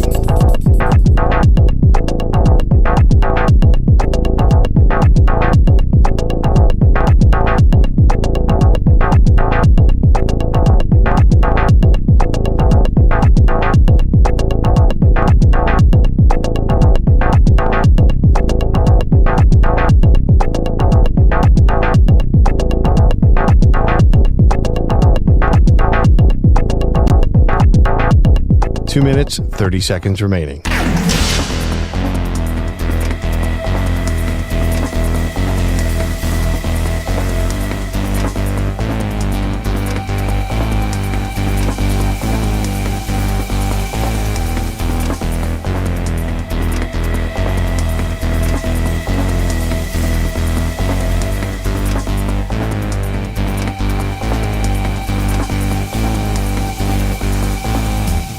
Two minutes remaining.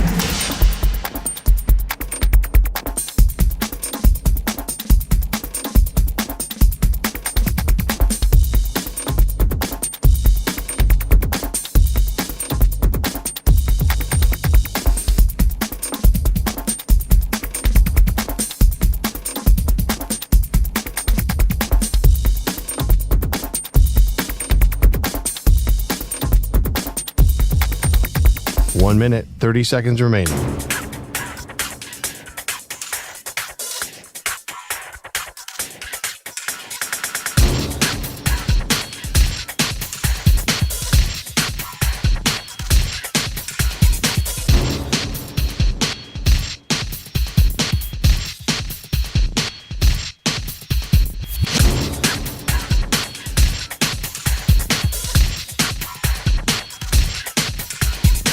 One minute remaining.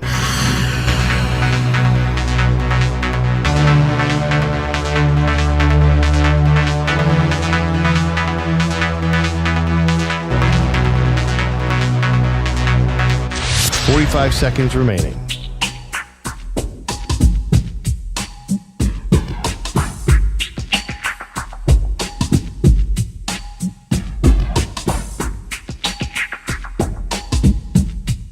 30 seconds remaining.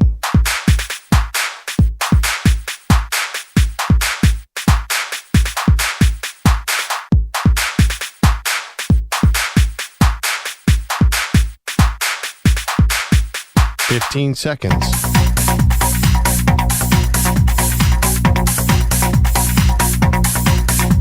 Break ends in 5 seconds.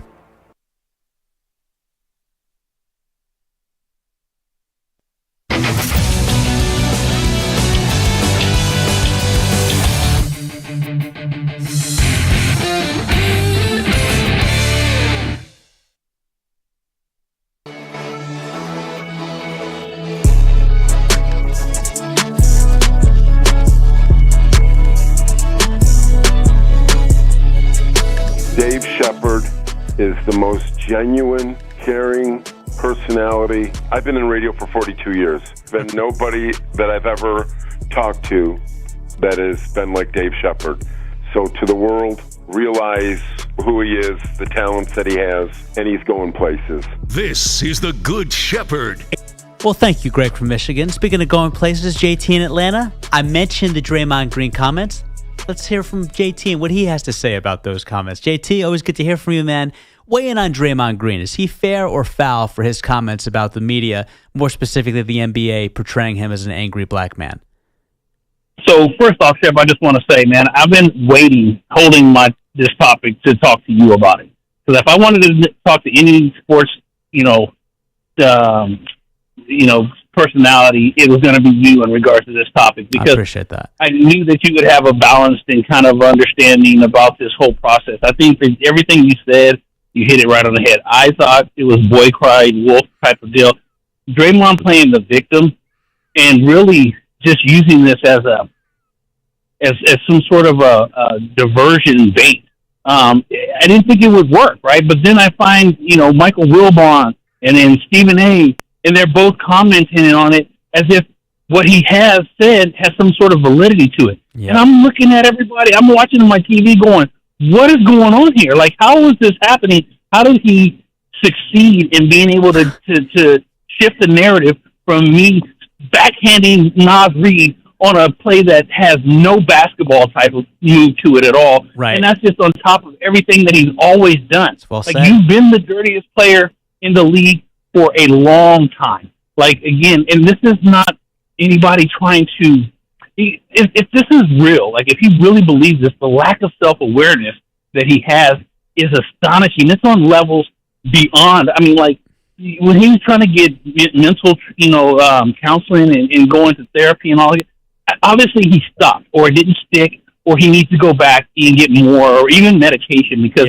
this is ridiculous. Yeah, And JT, everything you're saying is spot on. The thing that bothers me the most about this, and again, this is coming from obviously a white person, there is that stereotype that unfairly exists for a lot of black people in America where they are portrayed in that way, but not in this case. And that's the most disappointing thing about it. And that's exactly what I was thinking, is that you're taking a serious situation, flipping the narrative and making it so that it really is kind of like loses steam. So me personally, as a black man, I am offended. Like I really am that you use this shield, this topic as a way to shield your inefficiency, your inability to be able to control yourself and making it seem as if, people are out to get you. Nobody in their right mind should even fall for this. And really, if you just have two eyes, you understand that this is just ridiculous at its core. And Draymond, you are the reason why people. And the thing about it is, on top of all that, Chef, he gets so much leeway. He gets more leeway than any player in the league. For an organization that gives him so much leeway and does turn the other cheek and does ignore and gloss over all of these obscurities and all of this ill-advised and petulant behavior from Draymond. JT, that's the worst part about it. I could talk to you about this forever, so I apologize that we are up against the break. But yes. It's the NBA. It's the NBA. There's times that he should be getting kicked out of the game, and he can yell at a referee up and down the court. I agree. And they're giving. I mean, Chef, you know, like again, I'm up. You can see I'm upset trust me, about it. I would continue to talk to you about this. Hey, listen, man, call in tomorrow more about this so I can hash this out more with you, okay? Because there's a lot of things that you're hitting on that I want to expound upon but we're up against it. JT, great call as always, man. You have a good rest of your Saturday morning, okay? All right, I appreciate you. Have a good evening. Thanks, JT. You do the same, man. Number to get aboard, 888-710-4ISN, 888-710-4476. We get to your calls. We talk puck next. Good Shepard, Infinity Sports Network.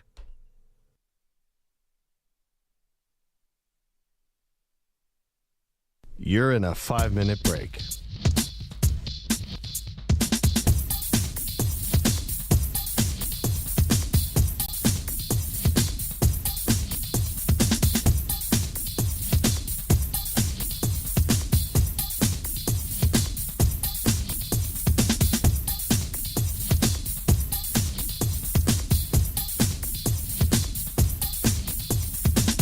Four minutes, 30 seconds remaining.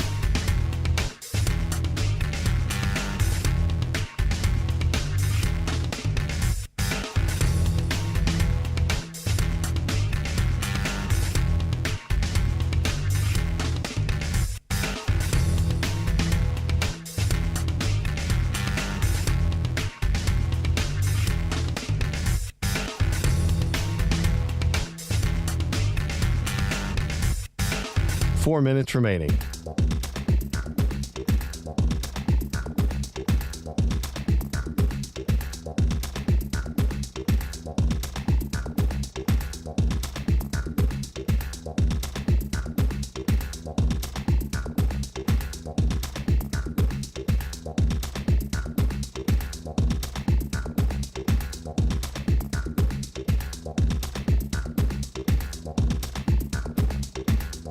Three minutes, 30 seconds remaining.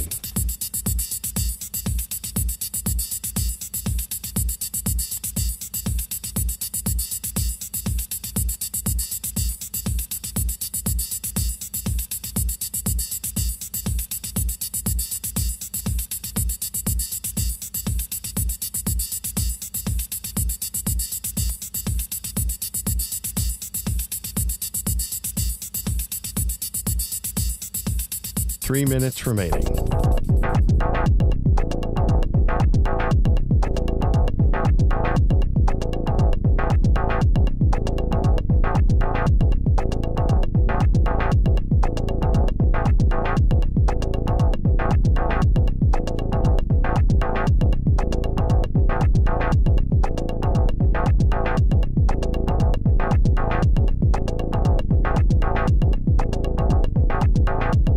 Two minutes, 30 seconds remaining.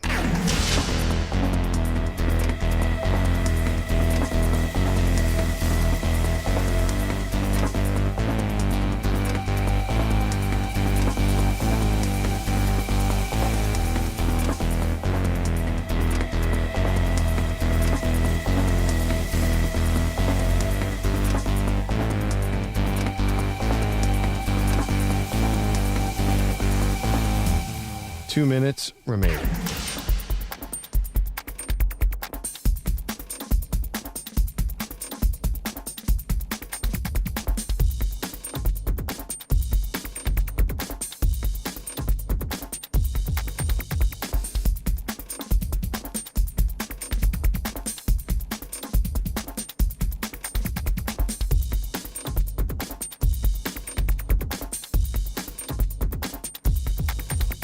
One minute, 30 seconds remaining.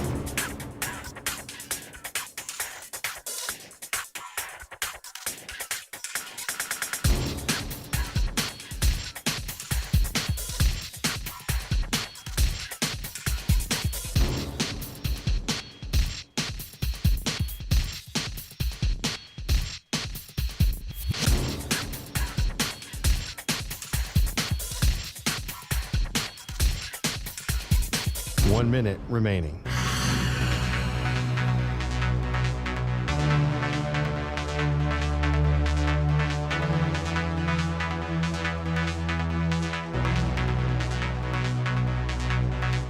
Forty-five seconds remaining.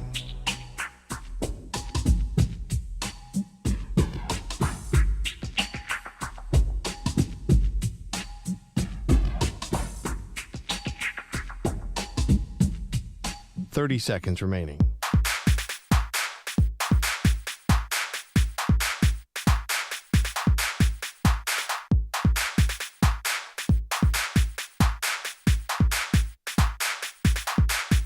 Fifteen seconds.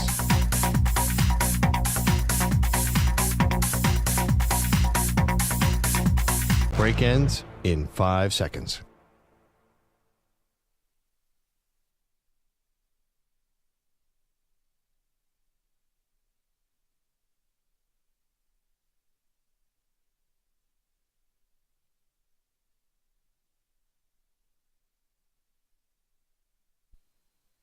Reason that you had to care, the traffic is stuck, and you're not moving anywhere.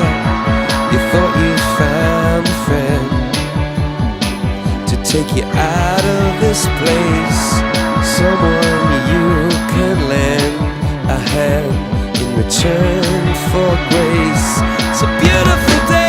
Back to the Good Shepherd. Welcome back, everybody. David Shepard on the Infinity Sports Network. We've talked a great deal about the NBA.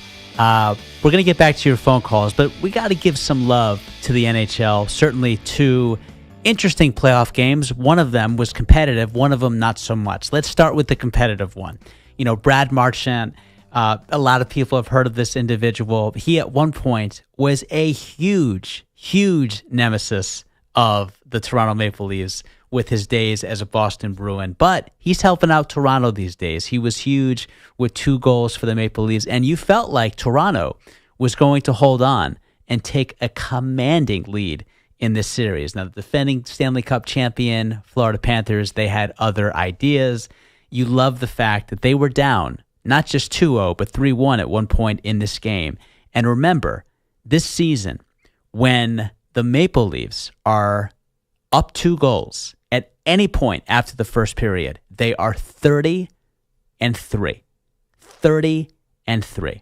They were 38-8-2, the league's third best record when scoring first. So for them to lose this game to the Florida Panthers is very surprising. You got to love the effort you saw from Sergei Bobrovsky, makes 27 saves, and the champs live to fight another day. And there is something about overtime and the Florida Panthers in their last 15 playoff overtime games. They are now 13-2. Gotta love Florida. Look, at one point they were 0-5 in a series where they dropped both games 1-2. I think it's fair to say they've turned the page as a franchise since they won that Stanley Cup as recently as 2024. And we talked about, you know, an incredible goal to win in overtime. Again, a guy who people feel like was the nemesis at one point for Toronto in a Boston uniform. Well, he's now doing it with the Florida Panthers. Let's take a listen to how that game-winning goal sounded in overtime. And, of course, courtesy of the Stanley Cup defending champion, Florida Panthers Radio Network. Gives out to Marchand to the far circle. A shot, and they score! It deflects out front, and the Panthers have won it in overtime. 5-4, the final score. The Panthers take Game 3. Brad Marchand gets it to the net, and the Panthers win it in overtime tonight. Got to help to have that kind of Stanley Cup, you know, trophy experience. Hey, Brad Marchand? There's so much experience in the room, a lot of belief in the game that we can play, and I thought you saw that in the second. You know, we finally got to our game and the way we need to play to have success. You know, but they're a very good team. They're pushing very hard right now. They push back, but we got a good bounce. You know, you got to love what you're seeing from the Stanley Cup, you know, defending champion Florida Panthers. The interesting thing about Stanley Cups is it's so predicated on who's the hottest goaltender, who gets hot at the right time. It's very rarely correlated or aligned with the best record. The last team to win the Stanley Cup with the best record, that distinction belongs to the Chicago Blackhawks. Now, the Winnipeg Jets, they're looking to change that narrative. You know, you have Connor Hellebuck, who's an amazing goalie. We saw him at, you know, the Four Nations tournament. making 21 saves for the Winnipeg Jets as they dominate the Dallas Stars 4-0, ultimately tying up that series 1 game apiece. And the reality is, Adam Lowry, he was also a star in this game, his 4th playoff goal, ultimately putting up the Winnipeg Jets up 3-0. They win 4-0 because of an empty net goal. And as KP goes back and forth from YouTube back to the board-op computer, as he is multi-talented, kind of like Adam Lowry, let's hear how this call sounded on, of course, the Winnipeg Jet radio network. Off the back wall, Lowry shoots, score!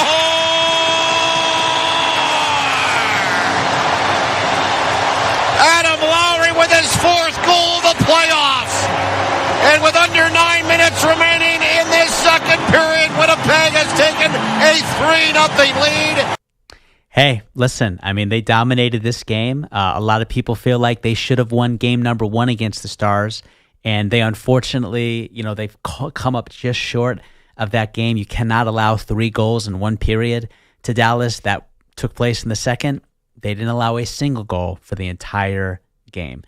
That is your NHL playoff segment, brought to you by, well, we don't have a sponsor for that, but we wanted to give the Ice a little bit of love too. Certainly some really good games going on in the NHL playoffs. Look, Ovechkin has not been the same in the second round compared to the first round, but the Capitals do come up victorious in their most recent outing. To me, it just doesn't feel the same without the Rangers, without the Penguins. It just, listen, here's the conversation piece as well. Edmonton, we have seen them look like a completely different team the last 6 games compared to the first 2 they lost in the postseason.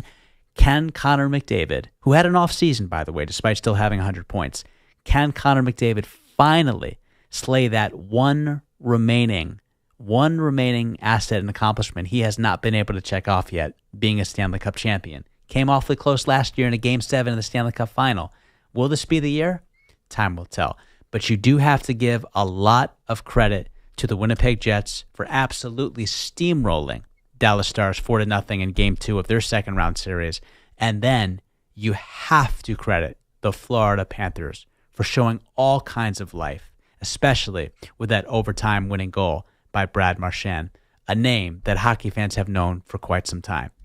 Speaking of hockey fans, let's get to this gentleman. Back in Florida.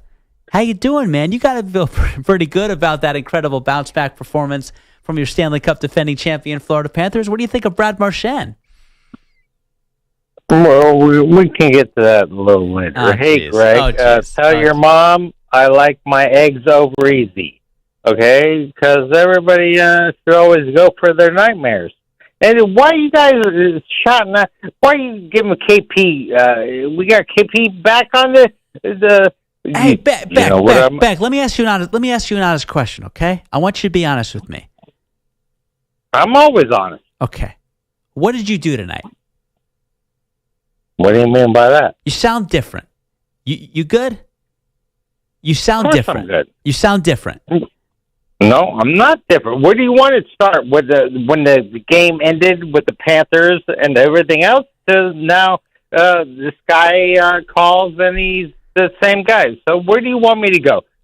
Well, I teed you up with a pretty easy question, and that was, how excited are you about your Florida Panthers? Because I know you love yourself some hockey, man. I do know that about you. And I love myself KP, too. So you gave me a trick question. You gave me a trick question. He really does love you, man, even though he always gives credit to the producer on the other side of the glass, because that's a Beck trademark right there. And he never gave his exotic animal from our last conversation either. Oh, God. Beck, is there not enough going on in sports right now? You have to revert to the whole, hey, let's talk about exotic animals because there's literally nothing going on. Like, this is one of those times in sports where there's too much going on. Yeah, right? Exactly. There's too much going on. And you and KP are the New York City Knickerbockers. You know, how about phone posits? How about shoes? Are you and him and everything? You claim that you're a basketball guy. Did you? Claim? Wait, time out. Claim I'm a basketball guy. I mean, is there anyone that knows more basketball than myself on the Infinity Sports Network? I'm going to put you on the spot. I don't think Greg knows more than myself either. you put a Greg in there. Oh my! Greg has Greg has like 1,000 sound bites at this point in our system. There's no. Beck, hey KP, let me put your talent to the real challenge here. Do we have a Beck sound bite in the system? No, we haven't. We do not have a Beck soundbite in the system. Do we have any caller besides Greg from Michigan in terms Am I of allowed soundbites? to add stuff in your folder? Yes. Then we can have a Beck. We'll make that happen. We'll make it happen. I like. What are you going to use a Beck? Me asking him a layup question and him diverting and not answering at all and going on a tangent for the next 5 minutes? Is that right? Well, I think there was the lurking. I think whatever his name. You're big on the lurking because you always know what's going on in the chat, even though I never see your name in the chat. Because unlike most people listening right now, I actually know your first name and your last name. Huh. And here's the hint. His first name's not Beck. Yeah, we know that. I know that. Most people think your first name is Beck.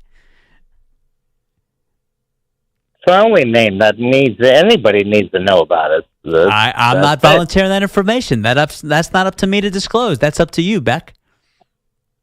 Yeah, I'll never disclose that to this day. So I'm glad you know that. Hey, it's funny, man. I hear from Glenn a lot, and Glenn's a fan of yours, man. He always loves the back and forth. I know he's going to be all up in this rivalry between the Maple Leafs and of course the Panthers. So you guys have a little bit of a friendly rivalry going on with this series. Man, what a game, dude! The series alone, hopefully tomorrow, whatever else. But again, the series all these people that aren't hockey people that I told you last year, again, we want to build the sport. This is a series, and it's been 5-4, 4-5. Yeah. Overtimes, whatever else. What did I tell you about last week and everything? The Winnipeg and the Blues. They went to overtime with 2 seconds left in the game. And they won the series. I mean, again, you can't make this. This is crazy. Okay, I hear you. By the way, who do you like in the Oilers Golden Knights? I see that being a sweep. What do you mean? I got to stick to my guns. It's going to be Vegas, Dallas, and Panthers, Capitals. And again, we dropped 2-0, but those were the greatest. Even if you wanted to pinpoint something to that, the playoffs, that this is the series to watch. I mean, it's been crazy. It's crazy. It's the craziest, series there is. But again, back to the shoes. Excuse me. Back to your boy and everything, my boy KP and everything. About those foam posits. Your Knicks. You guys are, speaking of NBA and everything, you guys are on the Knicks. You guys are rolling high right now with the Knicks. Yeah, but we've seen this song and dance before, man. We were rolling high when we got up 2-0 against the Pacers last year in the second round, and I understand that the difference is we go into Boston and win 2 games as opposed to taking care of our home court advantage. But, I would have told you that the Knicks were going to have that series wrapped up in 4 or 5 games the way they looked for the first 2.5 games. I mean, it looked like they were absolutely going to take the first 3. And just when you have expectations for a New York Knicks franchise, they find ways to let you down. I don't trust them at home. I definitely don't trust Karl Anthony Towns. Now, I love Jalen Brunson. I love Mikal Bridges. And Cats give them some really good minutes on the road, and he's been really good on the glass specifically. But I just think he relies too much on the 3. He falls apart when it matters most. And he gets into too much foul trouble as well. And I don't think that's the recipe for success. And Boston's been there, done that. They've been down 2-0 in series before. And if not for Jason Tatum getting hurt, they're likely the first team in NBA postseason history to come back from 3-0 down in a Game 7 series. So I still have the Celtics winning the series. KP, you care to rebuttal? Whoa, you got the Celtics beating your Knicks? You guys are both Knicks guys. I mean... It's tough, Shep. It's tough, man. I would probably say I think they split the games at MSG because I do think there's something to what you're saying makes a lot of sense, right? Everything you said makes sense based off of what? The Celtics team that we saw for 82 games. Sure. That's a huge sample size. That's not a 2-game sample size. Right. That's not some fudged together cherry picked stat. Trying to make me hungry. Fudge sounds pretty good right now, man. Really good. You see what he's doing in the back? I'm trying to lose weight, and you got Mr. 23-year-old in the other room. Did you have a birthday At least recently? it's not tuna because you're getting the tuna is already out. Oh, the mix, knock it so. off. Hey, Beck, why don't you wish KP a happy birthday, man? Oh, almost cursed there. But you didn't. Happy birthday. But you Happy didn't. birthday. But you didn't, and that's the important thing, Beck. Thank you for being very polite and respectful. Beck, have fun on drink number 15 of water, by the way. Always good to talk to you, bro. What does that mean? What does that mean? Oh, you know what it means, Beck. I think the Knicks will win. No, I know. What is? Beck, you take care of yourself. We'll talk soon. I'll Always good see to you. hear from Beck in Florida. Number to get aboard is 888-710-4ISN, And I love 888-710. some KP too. Oh, God. What did I ask for? Let's get to Marshall in Milwaukee. Marshall, good morning, my friend. Always good to hear from you. How you doing, sir? What do you have for us? Well, good morning, guys. It's been great listening as usual this morning. I'm doing okay, as okay as can be right now. Yes, sir. And like all the topics that you brought up here. Thank you. We're not done bringing up topics. Marshall, we're going to talk about a 73-year-old and a 24-year-old that cannot get out of their own way. I know.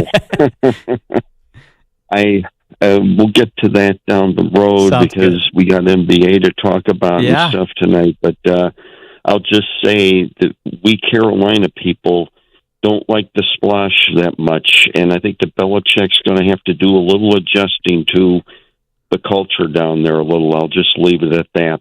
But by the way, let me ask you Yeah. this, Marshall, as someone Sure. that follows UNC athletics as closely as you do, like, yeah. What are we doing? What are we doing? Like, this guy is the most successful head football coach in the history of the NFL. And he's being resorted, and no disrespect to your program, but this is not a football juggernaut. Yeah, it's still North Carolina. No, I agree. get the gravitas that comes with that, but they're not Alabama. They're not I LSU, agree. right? They're not Florida. You get what I'm Totally. saying? And so you have a 24-year-old who is your PR de facto guru, and that's a recipe for success.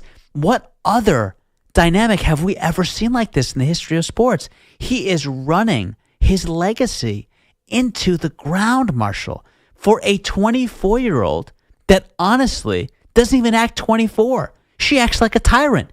I feel like I'm watching a 2-year-old the way she conducts herself. It's embarrassing. And Bill Belichick is the highest paid UNC state employee with a $10 million salary, twice what Mac Brown ever made as the head football coach for the UNC Tar Heels. And all we're getting so far is embarrassment. That's all we're getting. We ain't talking about football, Marshall. I feel like Allen Iverson with his practice rant. We ain't talking about football. We're talking about a 24-year-old. And that has been the main topic of conversation because Bill Belichick endured a midlife crisis way too late in his life and is allowing someone that wasn't even born when he was the New England Patriots head coach to dictate every single step it seems like he takes these days. It is beyond embarrassing. And that's your head football coach for the UNC Tar Heels. Care to defend yourself, Marshall? I can't disagree with what you're saying. I mean, I think a lot of people in Chapel Hill, in down Tobacco Road, feel the same way you do. But it's the 800-pound gorilla in the room, and we've staked our future on him. At least, certainly, the next year or two, some of us hope. But it's off to a rocky start. That's all I'll say about it, and we can talk more about it as we go forward here. But everything you're saying, I can't dispute one bit. And I personally, I've been watching UNC since the mid-'70s, and you want to talk about almost a culture shock that some of us are feeling right now, really at heart right now, and it's not going to end well if it doesn't change here very soon. That's how I see it. Listen, here's the thing, Marshall. It would be different if, this guy was a bona fide winner, if he was Vince Lombardi, if he was Joe Gibbs, if he was Bill Parcells, Sure. What's the difference those three guys have compared to Bill Belichick? You're a football historian. What's the difference between Joe Gibbs, Bill Parcells, Vince Lombardi, and Bill Belichick? Well, they were great coaches. Joe Gibbs won with 3 different quarterbacks. Thank you. Just start there. Thank you. They were the culture changers. They weren't the beneficiaries of one all-time great player and rode their coattails. And then when they didn't have said all-time great player, they were mediocre at best. 7-9, 10-7, 8-9, 4-13, which was an AFC worst, by the way, in 2023. Right. And those were the final 4 seasons of Bill Belichick's NFL head coaching career. I can also give you the seasons before Tom Brady: 6-10, 7-9, 7-9, 11-5, 5-11, 5-11. Those are 6 seasons prior to Tom Brady being the full-time starter for the New England Patriots in 2001, and just 1 season, Bill Belichick had more than 7 wins. And that's the guy at 73 years old that UNC is banking on?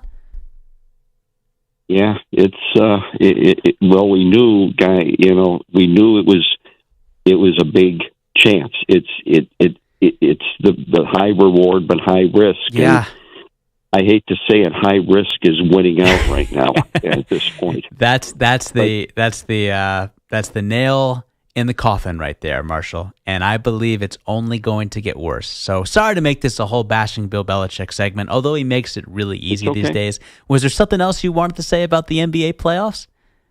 Well, just really quick, they've been tremendous. I haven't counted out the Cavaliers or the Celtics yet like you do. I know you Knicks fans have had heartbreak, and one city that doesn't care for old number 23 is New York, and ironically the city that he and I were born in too and have connections to. But I'll tell you what, counting 82, 7-0 is 7-0 in championships, and and for Patrick Ewing there, who's a tremendous player. But I want to just end with some history. I told KP this 36 years ago on May 7th, the shot against the Cleveland Cavaliers. Yeah, and there's a shot on Elo. It's good. It's good. You gotta love that, man. I feel so bad for Craig Elo. One of the nicest people, by the way, I've ever met, Marshall. And it was funny because when Jordan made that shot, he pointed at all the media members and he said, "You guys picked us to lose in 3. You picked us to lose in 4. Right. I took care of you game 3. I took care of you game 4. I had to take care of you guys that had us losing in game 5." And that was the famous Doug Collins press conference where he says, "We just gave the ball to Michael and everyone got the bleep out of the way." And that's one of the all-time great quotes in NBA history. Well, I remember, and Doug was a tremendous basketball guy. I won't hold it against his son with his pedigree, but he's a nice guy. That's right. On pedigree. Yes. But I'll just say the other thing in that game that I go back to, and I was thinking about this while on hold. Look at all the ACC talent that I saw play. Mark Price, Larry Nance, Brad Doherty, Michael Jordan. I mean, Horace Grant. Yep. Sam Perkins, James Worthy, Len Bias, Johnny Dawkins, Ralph Sampson. We're talking some of the greatest players in basketball history, and it's as Carol Connor would say on the old All in the Family, and those were the days. And oh man, and in terms of music for me in those days. It was Stevie Nicks, Fleetwood Mac. It was the disco days, Absolutely. So, hey, Marshall, I want you to ask. Do me a favor. I want to put KP on the spot for 1 second. I want you to ask KP what All in the Family is. You know what All in the Family is, KP? Hello? Where my family's from? No, All in the Family was one of the great TV shows of the 1970s. Oh, All in the Family, like you're talking about something. You don't know the show, do you? You don't know. Maybe I'm just like fake remember, but like I feel like it sounds familiar. So KP, this is the biggest tragedy. One of the biggest tragedies with your generation. You missed out on the best television. A lot of seminal television. The like a crap lot that of- you got growing up was garbage. Now, I wasn't old enough for All in the Family when it aired, but I was old enough when it was popular in reruns. It is one of, now you can't get away with that today. It is one of the most laugh out loud, belly hurting type of shows you will ever encounter. And there was a scene, and when Rob Reiner's character was talking to Carol O'Connor and Gene Stapleton, I know these names mean nothing to you. That's okay. Here's what I want you to do, Okay, KP. Right. Here's what I want you to do. I just want you to YouTube one scene. Carol says goodbye to son-in-law and daughter. And that 5-minute scene, Marshall, is better television than anything you will see on YouTube in 2025. That 5-minute scene alone, it was one of the all-time great shows. It is a damn shame that someone with your knowledge of content, KP, when it comes to what matters, I can't believe that, and it's not your fault. I just can't believe your generation has not been exposed to All in the Family. Do you know the Jeffersons? Oh, yeah. Maybe. I'm not talking about Justin. George and Wheezy and Alice. No. Okay. Marshall. Was the show Meet the Jeffersons? No, the Jeffersons. TV. Moving on up. It's back to TV. Moving on up. We're moving on up to the east side. Yeah. We finally got a piece of the pie. All right. We got something to talk about in break. Marshall, always I got nothing for you. Always a pleasure, man. Always a pleasure, Always brother. We'll great. talk soon, my friend. God bless and take care. God bless, Marshall. KP, there are so many great shows that you have missed out on, that you are going to catch up on, and you will thank me later. You The will only laugh. show that, like the only old show that everyone from my generation seemingly has like gone back and watched is Friends. Like That's not an old show. I was almost in college when that show was done. That's not an old show. Friends did it ain't come out? old. Friends isn't old. Early 90s, right? 94 to 2004. That's not an old show. Seinfeld's not an old show. Friends ran at the same time as Sopranos. No, Sopranos was a little later. That was 99 to 06. No, that's another great show. That's the best show I've ever. You want to hear a fun fact? I've never seen a full episode of The Sopranos. I've seen many clips. I've never actually watched it. That's like a Gen Z type thing. Like we watch shows through clips on TikTok and Right. don't actually watch Well, shows. I know the But ending. I don't do that, but like my generation. I know the ending is controversial. I don't know what it is. It's great. I'm pretty sure. I'm not going to give it away. Number to get aboard is 888-710-4ISN, It's very good. 888-710-4476. Speaking of very good, baseball has not been very good to Pittsburgh. We give you the latest on the first firing of Major League Baseball this 2025 MLB campaign. So much more to do on The Good Shepherd. We're coming right back with that news.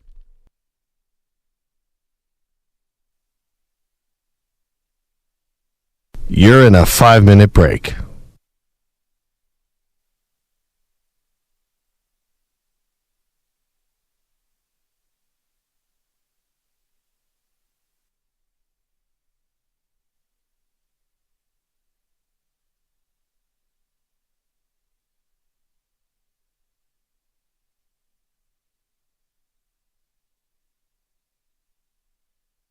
Four minutes, 30 seconds remaining.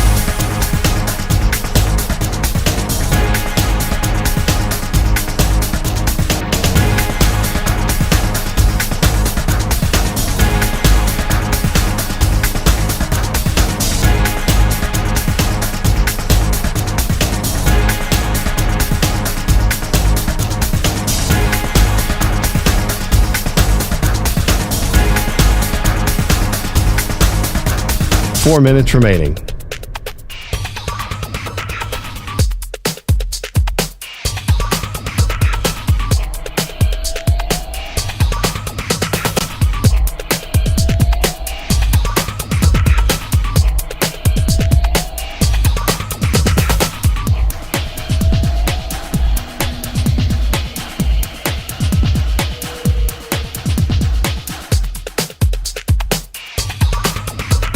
Three minutes, 30 seconds remaining.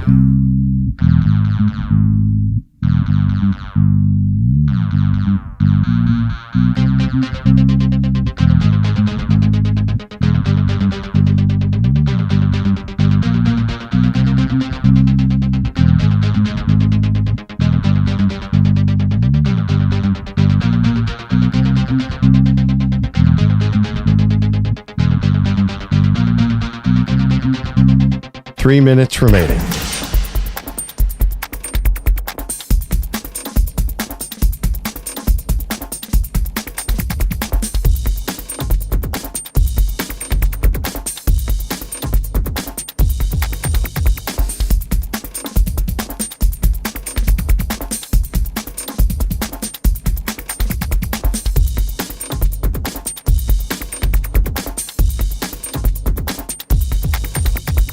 Two minutes, 30 seconds remaining.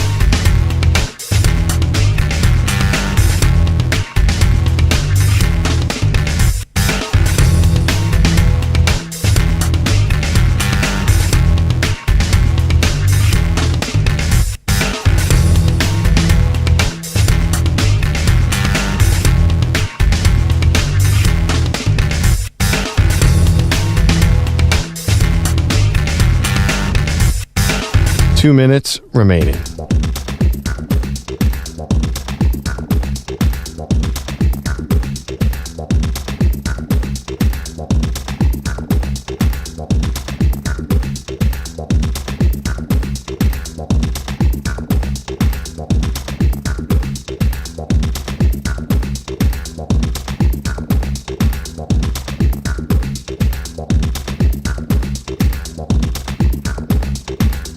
One minute, 30 seconds remaining.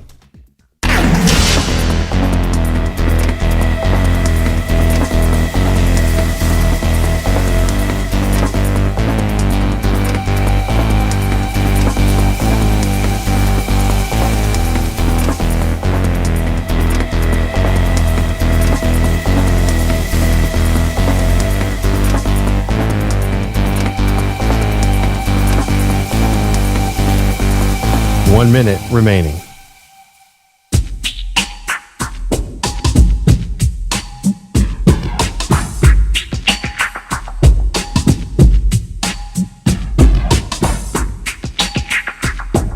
Forty-five seconds remaining.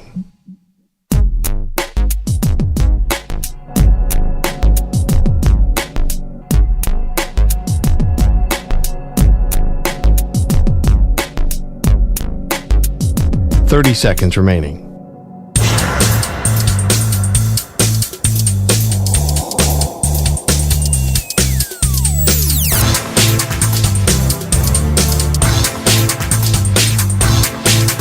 Fifteen seconds.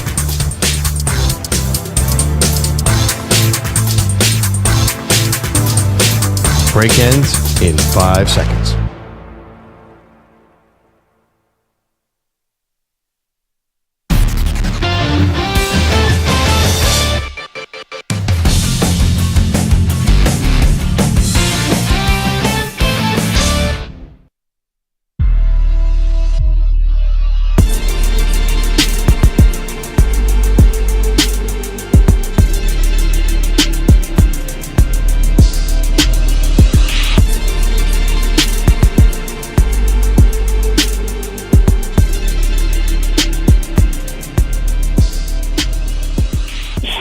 Love your flow, love your energy, and tonight's subject matter is fantastic. This is the Good Shepherd.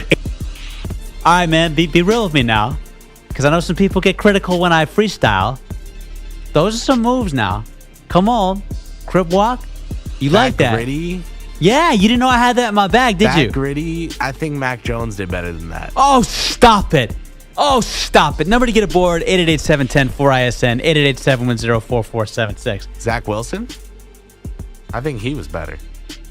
I know how you really feel. I mean, it's impressive that I knew that was Drake. Come on now. Listen, speaking of Drake and guys that have gone downhill this year. I was going to say, that can't be going anywhere good. No, exactly. That's where I was going with that. This has not been a kind year for Drake. Kendrick Lamar, he's had a better one. He's had a better one than the Pittsburgh Pirates. He's in town. Say it again. Kendrick Lamar's in town. He's in town? A big show tonight at MetLife. You felt the need to interrupt me with that? Was that important? I mean, it's a big thing, no? It's not that big of a thing. I don't care. EJ Stewart was there. Oh, well, that's cool. Were you there? No. Why not? I was decided that I wanted something to be in my wallet tomorrow morning. It's expensive living in New York City, isn't it? I think people listening to us, they don't realize how freaking expensive the city is, man. It's unbelievable. I pay an or arm it's and all a- they hear about it, and so they do know, but like they've been like inundated, to the point where they're numb to it, to the point where they know, but they don't really know. Fair enough. Fair. I don't really talk about the city that much, though. Even though we work in the city, we live in the city, I don't really talk about it that much because, to their point, our national listening audience. You're a national host, man. Yeah, you're not one of those guys. No, I know. You're not. I know. Speaking of a national story, this will certainly qualify. The firing of Derek Shelton with the Buccos. General manager Ben Sherrington made the announcement Thursday he saw enough. Their bench coach Don Kelly is going to take over. It's no accident that the Steelers these days happen to seem like royalty because the Pirates in Pittsburgh, they were riding a 7-game losing streak at the time of the firing. Their record was 12-26. Now, in fairness, he did have time to show not just this year, but the last 5+ years what he was capable of doing. Not only 0 postseason series, but the best season he ever had was 10 games under 500. So, look, you know that Ben Sherrington, member of the Red Sox organization for quite some time, he did the classy thing. He did all he could to, prop up Derek Shelton and speak to his, savviness as a manager and driven baseball mind and leaders. So he wasn't doing wrong by Derek Shelton in terms of letting him go and how he went about it. But it was time. We all know it was time. And, they were hoping to be much more of a contender with Paul Skeens because the way he looked last year, at times he was the best pitcher in baseball. But the offense has been completely flat. I mean, just to give you an idea, Paul Skeens this year, at the time of the firing, had a 2.77 ERA, and he was 3-5. And obviously, we know this is the guy that catapulted up to MLB stardom in 2024 when he was the number 1 overall pick as recently as 2023. Only the Colorado Rockies trail the Pittsburgh Pirates in batting average and runs scored. And you don't see things changing anytime soon for the Pirates because they're obviously facing right now the Braves, we'll be facing the Mets, we'll be facing the Phillies. The Pirates need more than just one significant change for this organization to get back on track. That has been the case for decades now. This move certainly will put them in the right direction. And forget not winning a postseason series in 33 years. They have won just 2 postseason games in the last 3 decades. Now, in fairness to Shelton, you can make the argument that they were in a rebuild mode when they got rid of guys like Joe Musgrove, Josh Bell, Jamison Talion, to ultimately build and bolden their farm system. But the reality is this franchise was put in a bind because they had that instant jolt with Paul Skeens coming aboard, and he took the majors by storm. You were expecting them to be a lot more competitive, and they had a good showing last year up until August. They looked like they could be somewhat of a contender. So for them to be as flat as they were, starting the season 12-26 under Derek Shelton, it was only a matter of time. Anybody who follows the MLB understands when it comes to the Pirates, they have an extreme lack of hitting. They're bottom 4 when it comes to runs, OPS, home runs, and batting average. It reached its boiling point with Shelton. This should not be the first move. Or I should say it's not going to be the last move, but it was certainly the right first move. In his last 5 games, the Pirates scored a total of 5 runs. Derek Shelton was clearly not working for the Pittsburgh Pirates. But here's my question for baseball fans, specifically the Pittsburgh area. What else do the Pirates have to do to ultimately get back into contention in the days of Barry Bonds in the early 90s, when he wasn't cheating, of course? Because it's a lot more than just firing Derek Shelton. Because the reality is this is a team that has suffered the second longest MLB postseason drought going active right now. The only other team to have a longer active streak is Los Angeles Angels, but at least for some of those years, they've had a consolation prize of Shohei Ohtani and Mike Trout. So you do have star power if you're Los Angeles. There ain't no star power in Pittsburgh right now. Skeens hasn't done it long enough. Andrew McCutchen, as much as we love Kutch, he's a little bit old, in terms of being a baseball player, not near the same productivity. But if you are Pittsburgh, what move do you have to truly make to get this organization back on track? I'm not old enough to remember, but I'm old enough to know we are family. 1979. That was a very special year for the Pittsburgh Pirates. shout out always to the late, great Willie Stargell. And you talk about, a decade before that with the great Roberto Clemente. This is a proud franchise. They have fallen flat for decades. They need to do significantly better. Firing their manager in Derek Shelton is the right step. But what is the move they have to make in order to truly get back in the contender phase? Number to get aboard is 888-710-4ISN. That is 888-710-4476. We take your baseball calls on the other side. We get to your sports calls as well on the other side. I know we got a lot of people still waiting on the busy phone lines. We get to those next. Before we do anything else, let's get to our latest sports flash with Marco Belletti. Infinity Sports Network Sports Flash. Well, Shep, a pivotal game 3 needed overtime in Denver. Back, throws it in the paint, leans in, layup, stripped out of his hands and a steal. Loose ball comes down to Jamal Murray. He's got Dort to beat, layup, good! Timeout Thunder! Nuggets open up a 7-point lead in overtime. Let's go! Jamal Murray, 27 points. Aaron Gordon at 22. Michael Porter Jr., 21. And Nikola Jokic, 20 points and 16 rebounds as the Nuggets able to pull away from the Thunder, 113-104 in overtime. Call courtesy of the Nuggets Radio Network. Denver outscored OKC 11-2 in that extra period, take a 2-1 series lead. Cavs got back Darius Garland, Evan Mobley, and DeAndre Hunter, and then Donovan Mitchell did the heavy lifting. Mitchell into the paint. Mitchell scoops, scored, and he got fouled. Oh my goodness! Donovan Mitchell.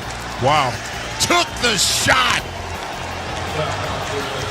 I mean, that was like a hockey check as Donovan Mitchell took the blow from Miles Turner. Donovan Mitchell poured in 43 along with 9 rebounds. Evan Mobley, 18 points, 13 boards in his return. Cavs roll the Pacers 126-104, pulled to within 2-1 in the series. Call courtesy of the Cavs Radio Network. Hockey, the Panthers, an overtime game winner for Brad Marchand. They outlast the Maple Leafs 5-4, pulled to within 2-1 in the series. And Nikolai Ehlers scored twice. Jets shut down the Stars 4-0, tie the series at 1. Baseball, Dodgers scored 6 times in the ninth. Shohei Ohtani, the go-ahead 3-run blast as the Dodgers finished off the Diamondbacks 14-11. Yankees rocked the A's 10-2. Jason Dominguez homered 3 times, knocked in 7. Orioles handled the Angels 4-1. Blue Jays doubled the Mariners 6-3. Mets ripped the Cubs 7-2. Juan Soto went deep, drove it a pair. Padres outscored the Rockies 13-9. Twins handled the Giants 3-1. Royals outlast the Red Sox 2-1-12, pushed their win streak up to 7. Freddie Fermin with a walk-off RBI single. Guardians shut out the Phillies 6-0. Rays up at the Brewers 4-3. Cardinals dominate the Nationals 10-0. Eric Fedde went the distance, scattered 6 hits with 8 Ks. Astros silenced the Reds 3-0. Tigers double the Rangers 2-1. White Sox erased the Marlins 6-2, and the Pirates handled the Braves 3-2. I'm Marco Belletti. Hey, it's Perloff from the Maggie and Perloff Show. Get all your sports talk here on the Infinity Sports Network. Always available on the free Odyssey app. Call the Infinity Sports Network anytime. 888-710-4ISN. That's 888-710-4476.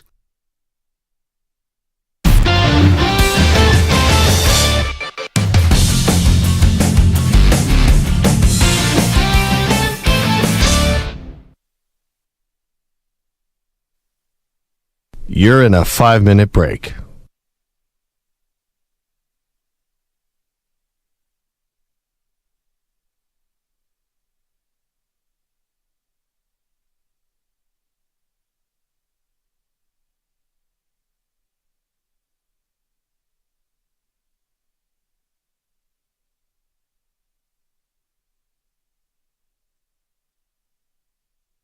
Four minutes, 30 seconds remaining.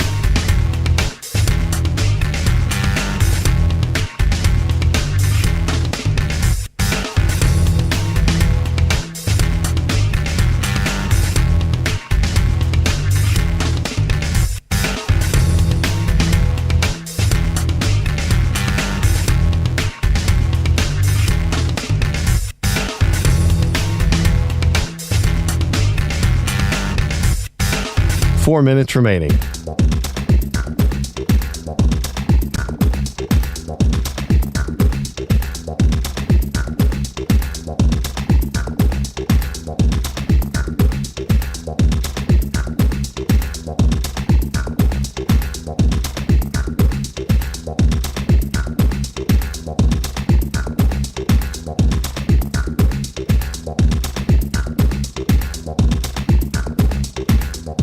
3 minutes, 30 seconds remaining.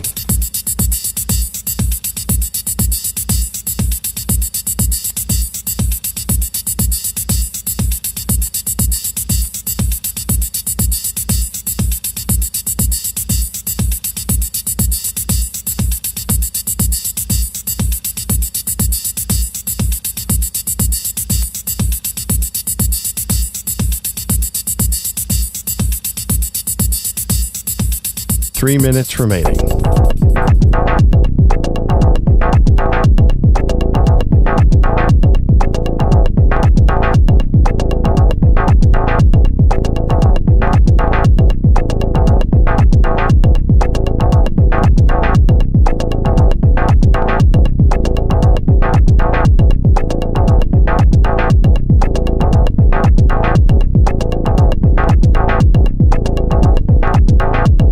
Two minutes, 30 seconds remaining.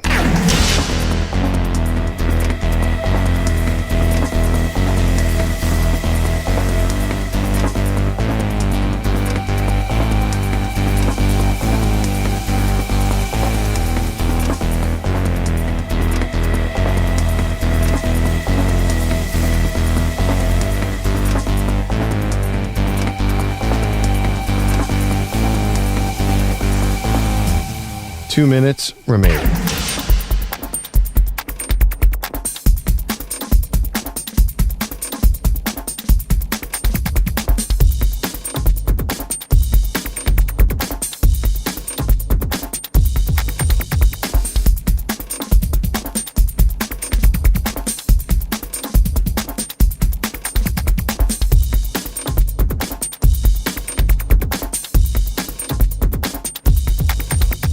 One minute, 30 seconds remaining.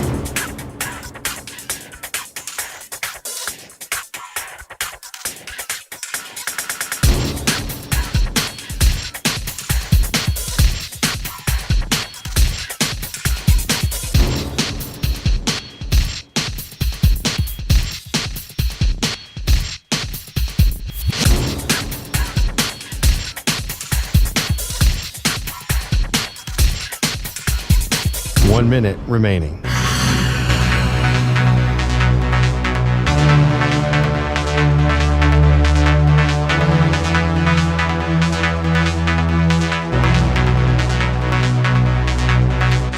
Forty-five seconds remaining.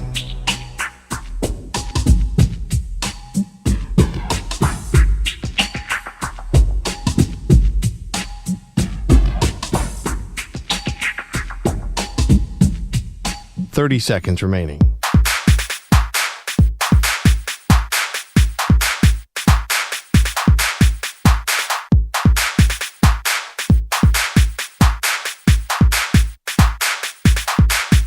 Fifteen seconds.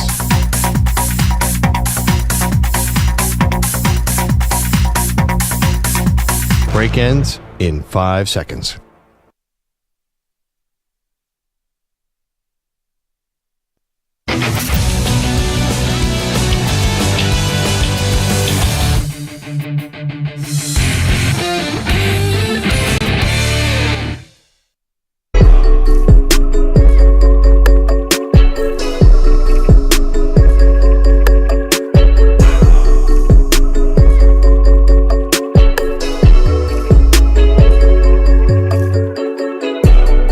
Oh my God, Shep, baby, everyone listen to Dave Shepard. He's speaking the gospel. This is the Good Shepherd.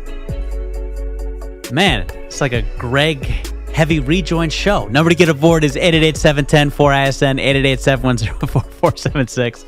My name is David Shepard, host of The Good Shepherd. Always a pleasure to be with you. The reason why it is always a pleasure to be with you, and that is not something that I'm saying lightly, is because fans of the show / friends of the show is what really makes the show what it is.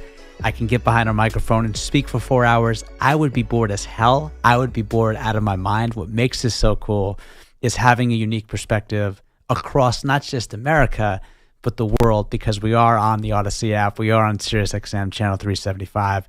And I can give you my opinions, but I always learn a lot more when I hear from others. Speaking of learning a lot more, I always learn from this guy. Gilberto, San Diego, buenos noches. Or I should say, in your case, buenos dias. Buenos días, David. ¿Cómo estás? Bien. ¿Y tú?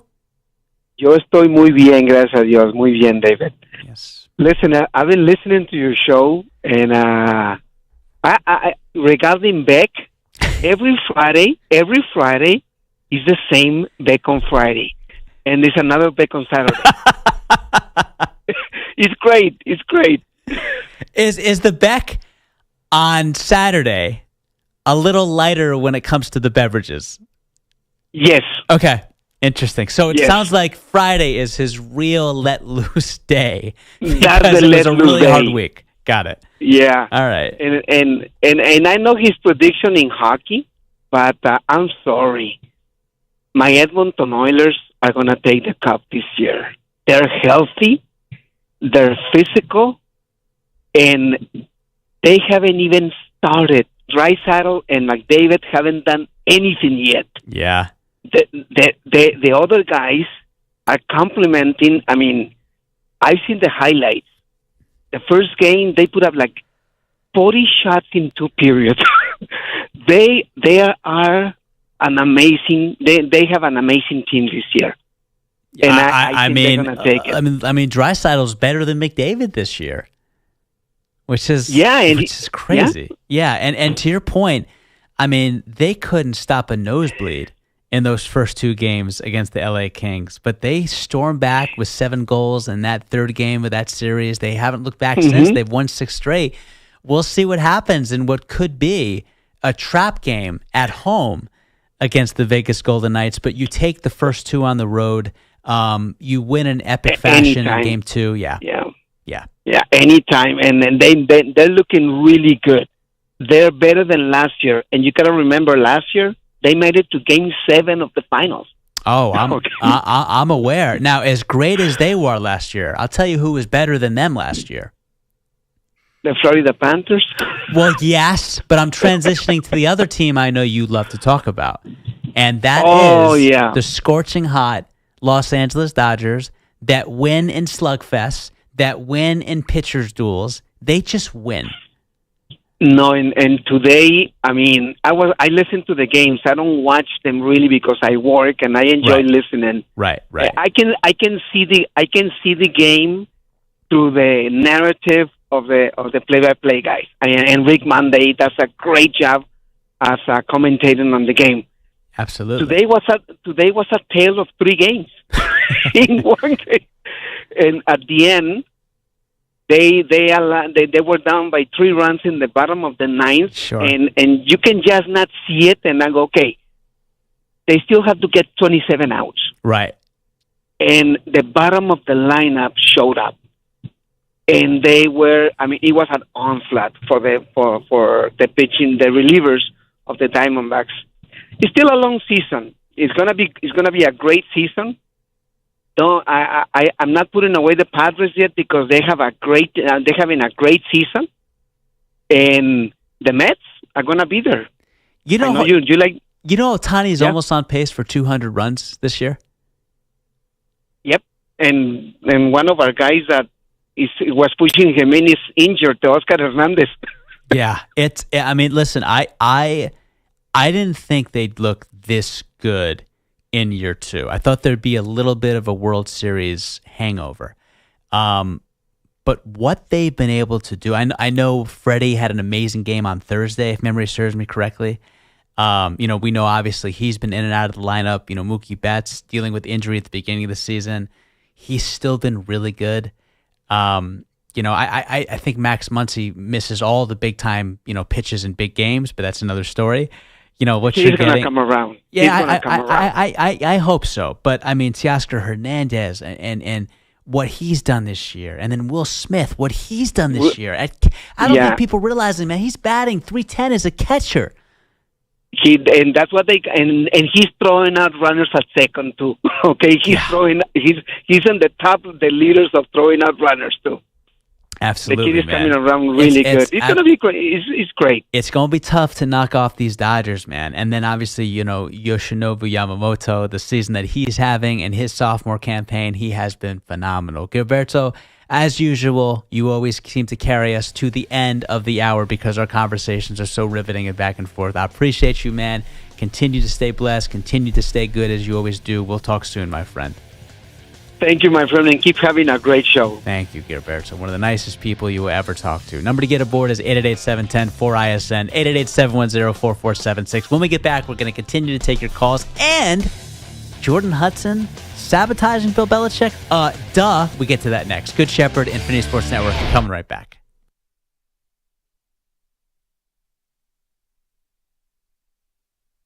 You're in a 5-minute break.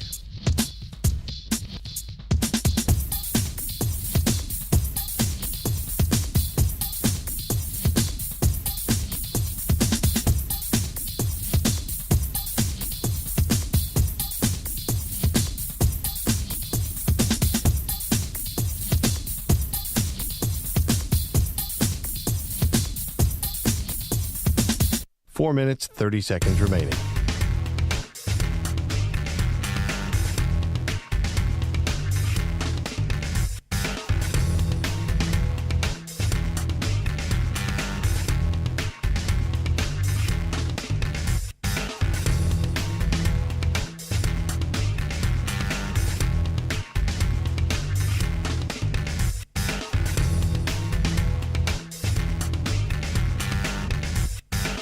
Four minutes remaining.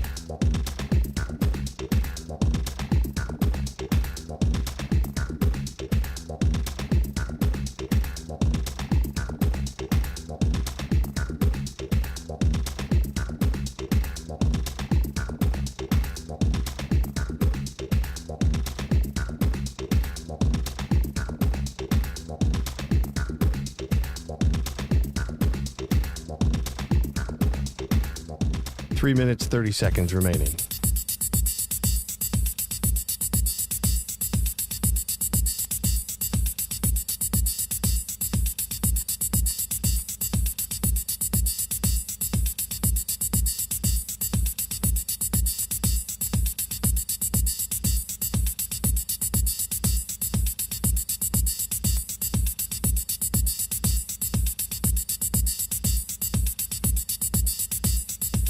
Three minutes remaining.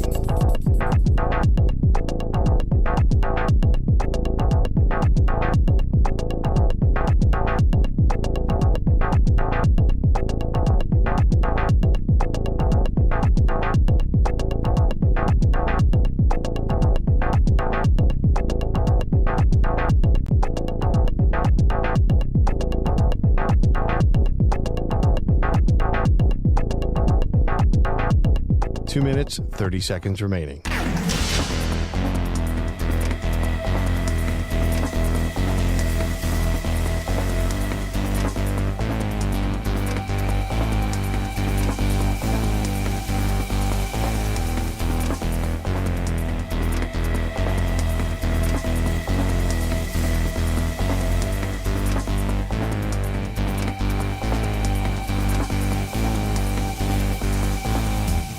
Two minutes remaining.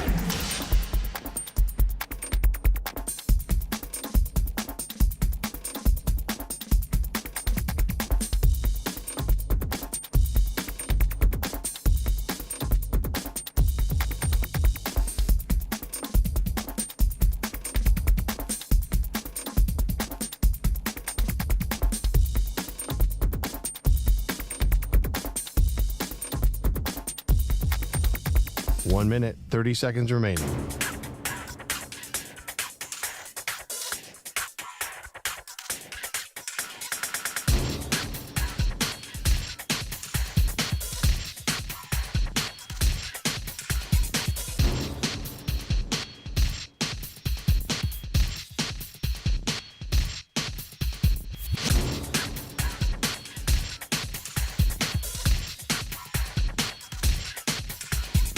One minute remaining.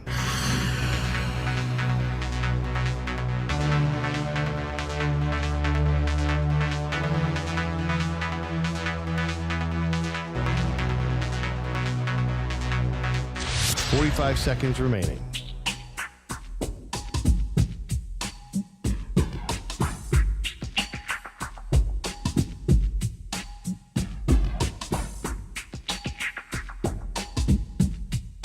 30 seconds remaining.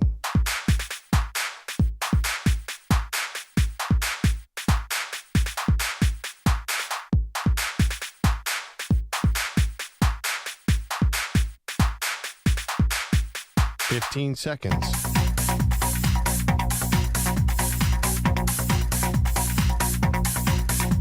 Break ends in 5 seconds.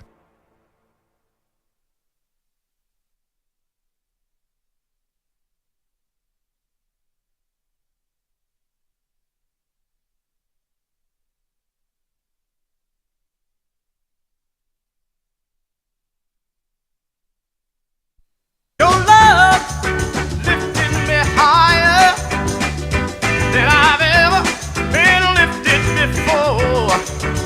So keep it up, quench my desire, and I'll be at your side forevermore. You know your love keep on lifting higher, higher and higher. This is the Good Shepherd. Yes, it is. The Good Shepherd on the Infinity Sports Network. Great to be with you, however and wherever you may be listening from. Now, we got a lot of calls on the line, so I want to honor that and get to those individuals as soon as humanly possible. Do want to weigh in one more time about one of the stories in sports this week that is incredibly disappointing. Bill Belichick is someone who I have a lot of respect for, because not just what he represents as an NFL head coach, but what he represents in terms of his affinity for the military, specifically Navy, all the ties that his late father had with the program. And it just gets worse and worse with where Bill Belichick is as a person. Look, he can date who he wants. That's his personal life. That's his business. That's not up for me to judge and disseminate, my 2 cents on. That's not fair. But when the only thing that's being discussed with Bill Belichick is the relationship with a 24-year-old, and that is supplanting and eclipsing and overshadowing anything that he's trying to do as a football coach, that's where the problem lies. And it continues to get messy. And I'll say it now. I've said it before. I will say it again. When you are a head coach of a football team, and that is your claim to fame, and when you started that gig, your current girlfriend was not even born, you can't expect everyone to be so laissez-faire about your relationship. And you kind of have to expect, being in the public spotlight, which he is, I know he doesn't want to be, but he is, there are going to be questions that come up. And for all the wrong reasons, this gets perpetuated because she's unqualified to be anything PR related. And that's what she signed up for. She did that in the form of begging to get onto a commercial. She did that obviously a couple weeks ago in the form of interrupting CBS News. Something we came to find out that she did on many occasions. Now, this is where it really gets messy. And we'll play you the sound momentarily from Pablo Torre, who, does the Pablo Torre Finds Out podcast. And he's one of the more credible journalists that we actually do have in the medium. He put it out there that she is now going to be banned by the school's athletic program when it comes to events that take place. Now, we all know that UNC did a response not too long after saying that no, Jordan is not an employee of the University of Carolina Athletics, but she still is welcome to the Carolina football activities. She'll continue to manage all activities related to Coach Bill Belichick's personal brand outside of his responsibilities for Carolina football and the university code. This is what a 73-year-old is willing to put up with in order to have a 24-year-old's affection and love. That's what it's code for, okay? This is really, really messy. She has no business being his publicist. She has no business being in his professional world. She's not qualified. It's not a knock against her. She doesn't have enough life experience, and worse, she doesn't have enough professional experience, because all she's doing is butchering this and exacerbating it and making it even worse. And fair or unfair, in most people's eyes, my eyes included, this is tarnishing his legacy to some degree. You know, he was the ultimate, I have everything under control guy. He didn't give you much at press conferences. We all know the famous mumble, the famous hoodie. That's what he wanted you to focus on, not anything else. There was a reason for that, because football took priority with him. Always. That doesn't seem to be the case now. It seems like his personal life, more specifically his shiny new toy, is taking precedent to actually being a football head coach. And by the way, here would be my best advice to Jordan if she would ever be curious on what I had to say. The only reason you happen to be in the spotlight is because of how much you have your claws into Bill Belichick. It's that simple. And you need to know and learn when to back down. You don't step on a partner's toes in the middle of an interview when a benign to harmless question is asked. Whether you are a publicist, whether you are a partner, that is not up to you. That is up to the subject being interviewed. And last time I checked, Bill Belichick has been interviewed on a national platform going back to his days as a defensive coordinator of the New York Giants. We're talking 40 years ago. You don't have to step in. You make him look bad when you do that. This was not a question about anything related to your specific encounters.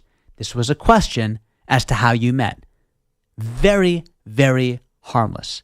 When you do a book review, when you are selling a book, there are going to be questions that's not always verbatim about the book. There are going to be questions about what's going on with said individual when it comes to their personal life, when it comes to their professional life that most people are talking about. If I were to interview right now Draymond Green and he comes up with a great book and he writes a beautiful story and illustrates an incredible journey on his part, you don't think I'm going to ask about his 5 technical fouls in the NBA? That is relevant. It is. If Tom Brady is dating someone new and Tom Brady is an A-lister, if he's selling a book, you don't think I'm going to at least ask, hey, Tom, what's it been like now that you've had so-and-so in your life? According to multiple reports, you guys are together. What's it been like? How has the experience been? Softball question. Now, he has every right to push back and say, that's a private question and in a personal matter. I don't care to discuss that any further. He's got every right to say that. Now, I also have an obligation when I'm in that kind of setting to understand what my audience wants to hear. I may be getting orders from my boss. I may be getting a pitch from my producer. There's a lot of, cooks in the kitchen when it comes to these types of major interviews. It's not just the one interviewer. So I have to understand as a subject that I can't have people fighting my battles. I need to take the stand. And I think that's why Bill Belichick comes off looking so meager and weak, because he has someone 50 years his junior, quote unquote, calling his shots. And I know he did a private book tour in New York City of all places, so I understand he can step out on his own and still be his own person. But again, you're hired as UNC's head coach making $10 million per year. You are by far and away the highest paid state employee in North Carolina, and all we seem to be talking about is your messy personal life. And the reason we're talking about your messy personal life is because the quote-unquote partner of yours continues to make you look horrible. And so, Pablo Torre, one of the most respectable, reputable individuals you will find in this industry, he's not making something like this up to get clicks, to gain notoriety. He's Pablo Torre. He's one of the more successful journalists in the medium, specifically when it comes to sports. This is what he had to say on his podcast. Let's take a listen. 2 sources at the University of North Carolina tell me that there has been a decision, it was made last week, by the higher-ups inside the athletic department that had hired Bill Belichick to be the highest paid public employee not just coach, in the state of North Carolina at $10 million a year. And that decision was that Jordan Hudson is no longer allowed in the football building. Okay. She is not allowed on the football field. Mm-hmm. Quote, don't think you'll be hearing much from Jordan moving forward. So UNC comes out and says, no, that's not true at all. Jordan is welcome at all activities. KP, you've been in this industry for quite some time now as well. You may be young, but you got a lot of experience for someone your age.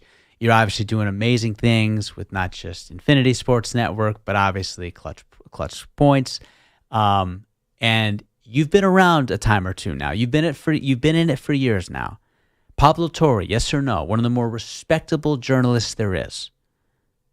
I would say he's got like the market for niche sports oddities cornered. Like that's his thing.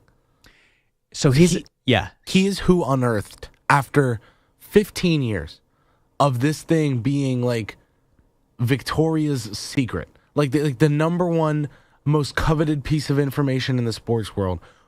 No one ever had the James Gandolfini and Edie Falco video that James Dolan had made to try and get LeBron to sign with the Knicks. He got access to it. Only like 10 people ever had seen it. LeBron was one, Dolan was one, Gandolfini, Falco. Like, it was this super tight thing. He just straight up found it and like released it. So he's not in the business of hoping something gets put against the wall. He's not just and legit. It sticks. He's not just legit. He unearths things that other people can't. Right. And so with that being said, there is no rhyme or reason for someone like Pablo Torre to come out, say something that is factually incorrect, that is completely false, for the sake of his brand, for the sake of his podcast. That's not who he is. He is an incredibly respected journalist that has decades of experience at the highest level. He's not in the business of trying to just get clicks, of trying to just get attention. Now, that's a byproduct of what he does, but he's the last guy you would think of that would ever do something just to put someone's name in a bad spot to build himself up. That's not his style. So, he was very clear about UNC changing its position. And, he absolutely followed every single protocol. He requested comment and filed dozens of FOIA requests. And basically that means the Freedom of Information Act, step by step. Trust you me, if this were not true, UNC would have come out and categorically denied all of this and had even stronger words to say to Pablo Torre. But this was true. This was UNC's saving face. And all it does is just remind me of how embarrassing this journey is of Bill Belichick to UNC and how it seems to get worse by the day, not better. Number to get aboard is 888-710-4ISN. That is 888-710-4476. Do you see this ultimately ending well for Bill Belichick at UNC? Because I believe there is a hell of a lot more cause for concern. And yes, I get the fact that it's issues regarding his private life, but that continues to only take center stage because of who he's doing that private life with. I don't see this being a blip on the radar. I seeing this being ongoing. That is something that ultimately Bill Belichick, the quiet one at one point, will not be able to shake. Let's get to the busy phone lines. Let's get to Lee in Montana. Lee, good morning, man. How you doing? What you got for us, sir? Good morning, my friend. How are you? Doing well, thanks, Lee. Always good to have you aboard, man. Let me begin by saying that, like everybody else has told you, you have one hell of a show. It's you're easy to listen. You're easy to listen to. You're knowledgeable. You're concise. You tell it like it is. And I, for one, appreciate that, having been in the business, both in broadcasting and in sports writing for the better part of 50 years. Wow. So you're doing a hell of a job. Well, I appreciate that. You know what Jordan Hudson calls 50 years? KP and I had a little discussion. Yeah, I was going to tell you, Lee, she calls 50 years, 20 years too young for her.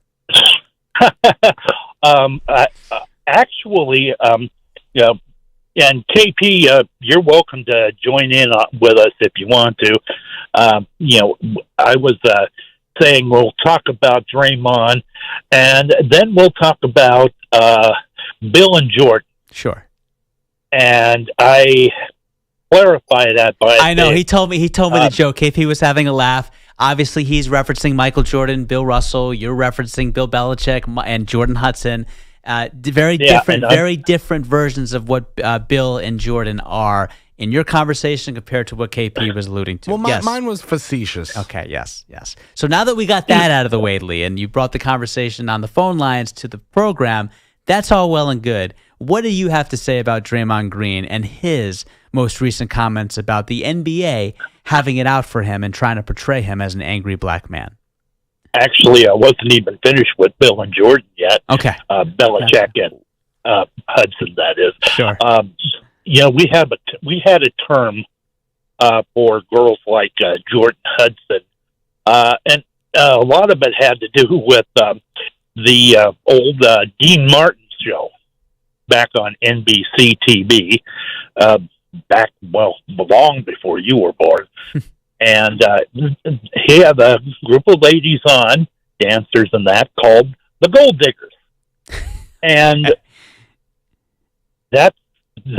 I think that's all I need to say. Yeah. Jordan she was hunting for a sugar daddy, and she found a sugar daddy.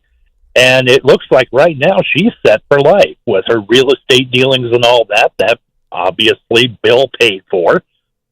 So, yeah. I mean, listen, a more positive way to explain it is to call her an opportunist. She is certainly that. And she ain't getting too many opportunities out of this. It's only hurting her career, which she's going to find out sooner than later is not a good thing. Sometimes fame is not good if you get it in a cheap, tawdry way. And that's what Jordan Hudson is finding out. And again, I've heard too many stories. I've read too many articles. I've listened to her very briefly. There's nothing she brings to the table that would make me think, oh yeah, she should be in the professional setting of a publicist. She does everything that she shouldn't.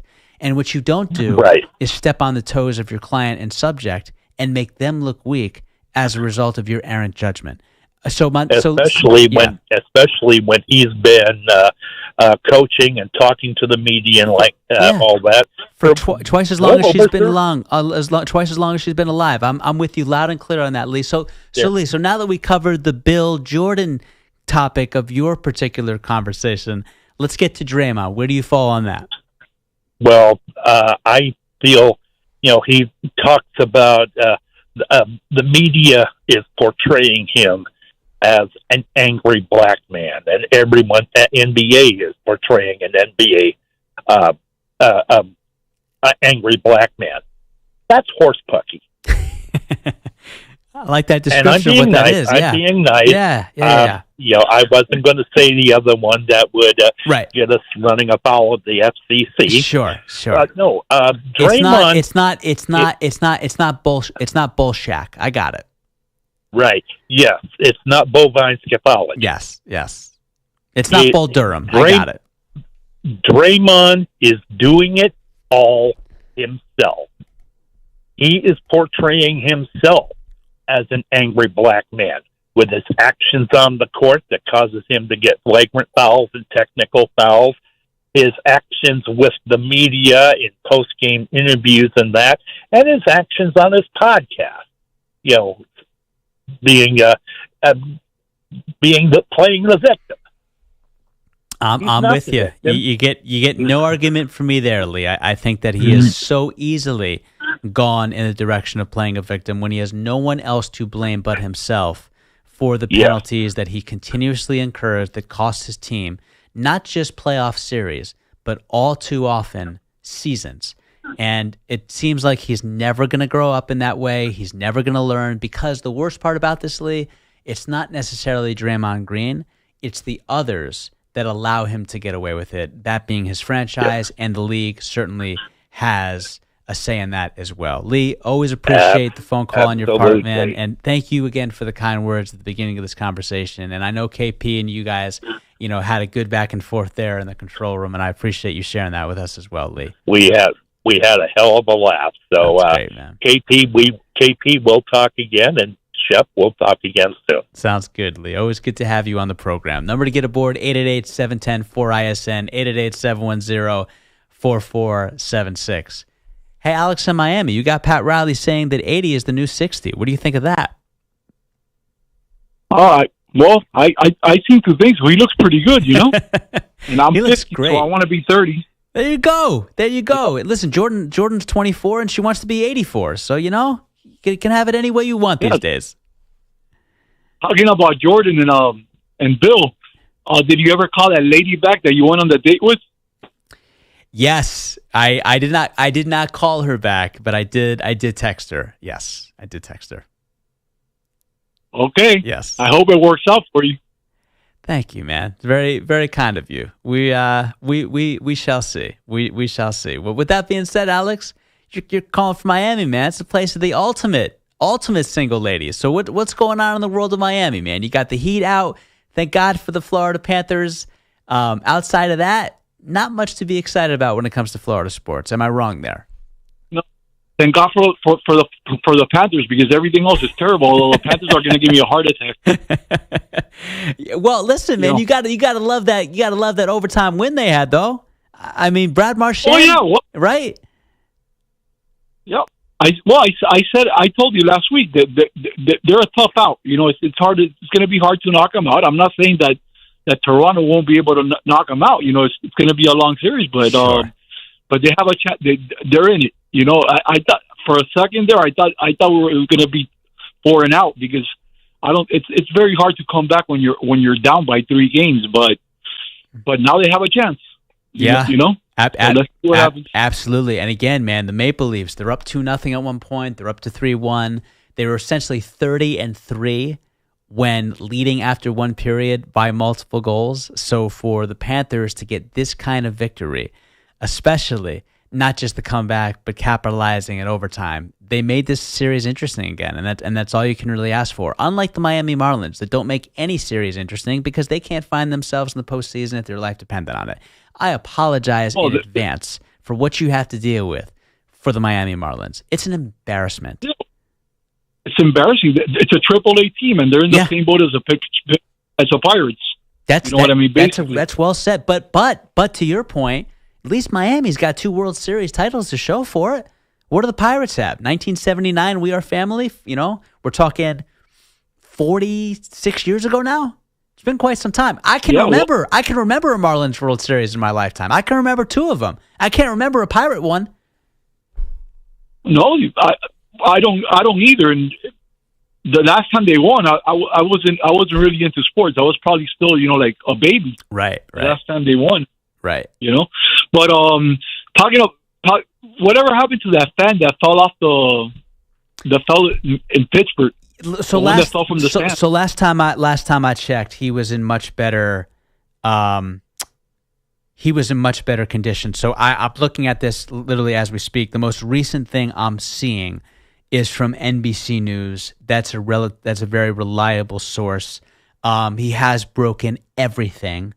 And the individual is Kevon Markwood, 20 years old. Unfortunately fell 2 stories. A lot of people haven't even been able to bring themselves to watch the video. But what I am seeing is, based on every single prognostication and prediction, he is well ahead of schedule when it comes to his recovery. And obviously he's dealing with significant back and neck injuries, obviously not in a position where he can sleep. You credit, the GoFundMe campaign that ultimately set out to raise him the amount of money. It's already exceeded that at $58,000 and counting. So from what could have been a real potential tragic situation, this seems to be something that is taking a turn for the better. And that's all we can continue to hope for at this time.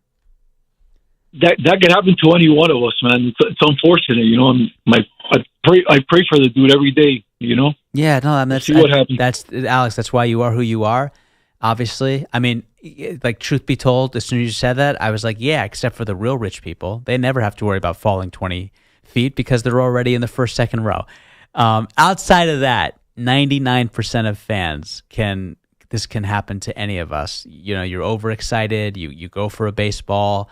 You may happen to slip. You know, you're leaning the wrong way. It could happen to anyone in any given situation. So we obviously wish, this gentleman nothing but the best. 20 years old, has his whole life ahead of him, and Kavon Markwood makes KP look like an old guy at 20 years old. And that's saying something, Alex.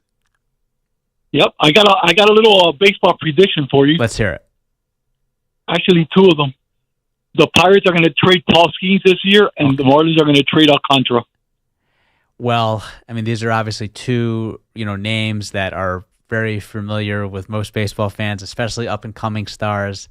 I just know the Marlins fans deserve better. I just know that they had multiple opportunities to build off those dynasties in 97 and 2003, and they always went in the safe route of saving money and not spending, and that is a miserable experience if you were a fan of that organization, because that's the exact opposite of what you were looking for. We never get the exact opposite out of you, Alex. We always get exactly what you called for, man. Yeah, every time you start building loyalty to a player, or you start liking a player, they get rid of him and they bring somebody else. Yeah, they get 5 or 6 prospects. Out of those 5 or 6 prospects, 2 of them become good. Then they trade them, and they get another 5 or 6. Listen, it's a vicious cycle. It's so bad in Miami. Derek Jeter would rather sit across from Alex Rodriguez than actually be a managerial employee when it comes to the Miami Marlins. That's how bad it is right now in that baseball town, if you can even call it that. Alex, always appreciate the phone call, my man. We'll talk soon as always. You have a great rest of your Saturday, okay? Thank you, Shab. I'll talk to you tomorrow. Thanks, Alex. Always good to talk to you in Miami, man. Number to get aboard, 888-710-4ISN, 888-710-4476. We'll continue to take your calls on the other side. If you cannot get through our busy phone lines or on our YouTube chat on the Infinity Sports Network page, you can always hit me up. Follow me at Shep On Air on any social media platform. That's never true, by the way. When I say any, I just mean Instagram and Twitter. We're coming right back.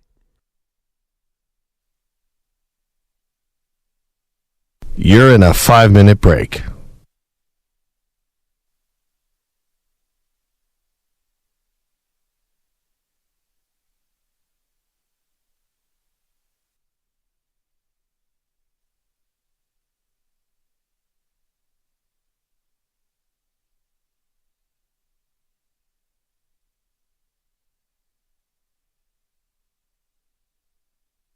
Four minutes, 30 seconds remaining.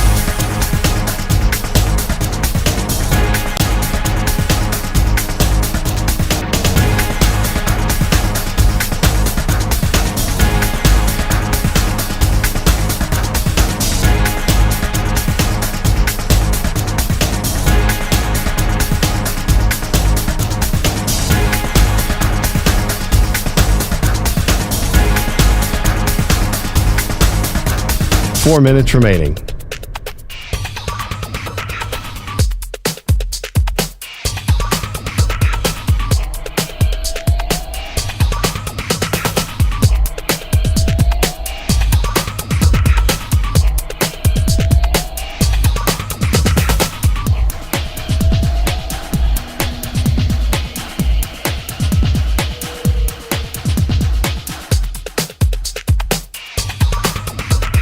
Three minutes, 30 seconds remaining.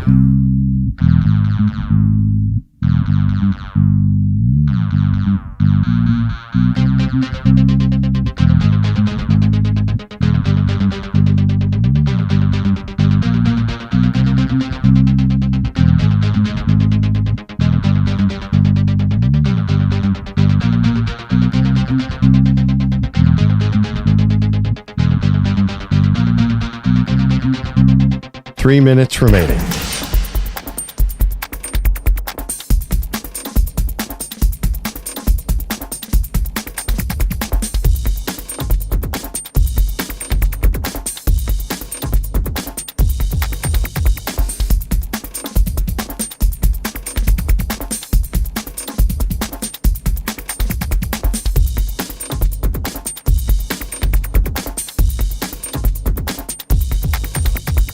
Two minutes, 30 seconds remaining.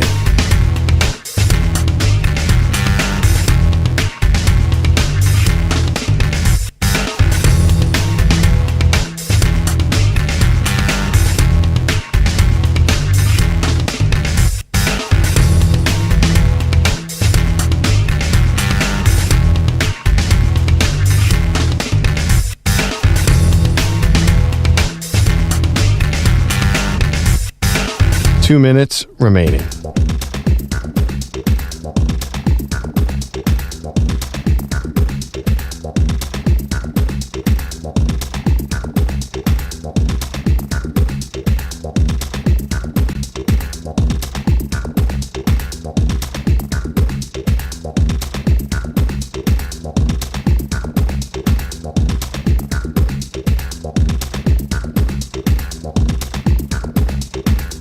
One minute, 30 seconds remaining.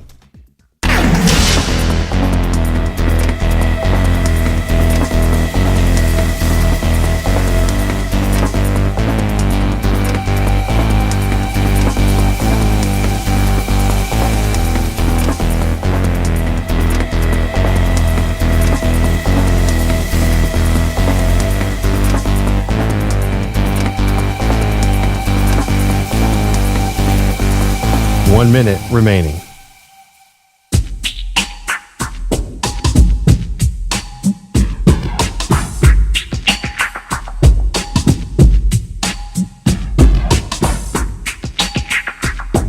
.45 seconds remaining.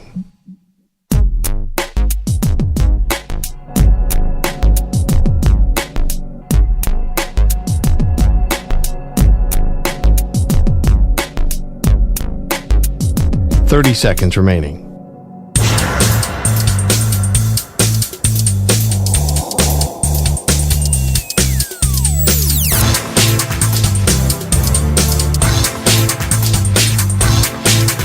.15 seconds.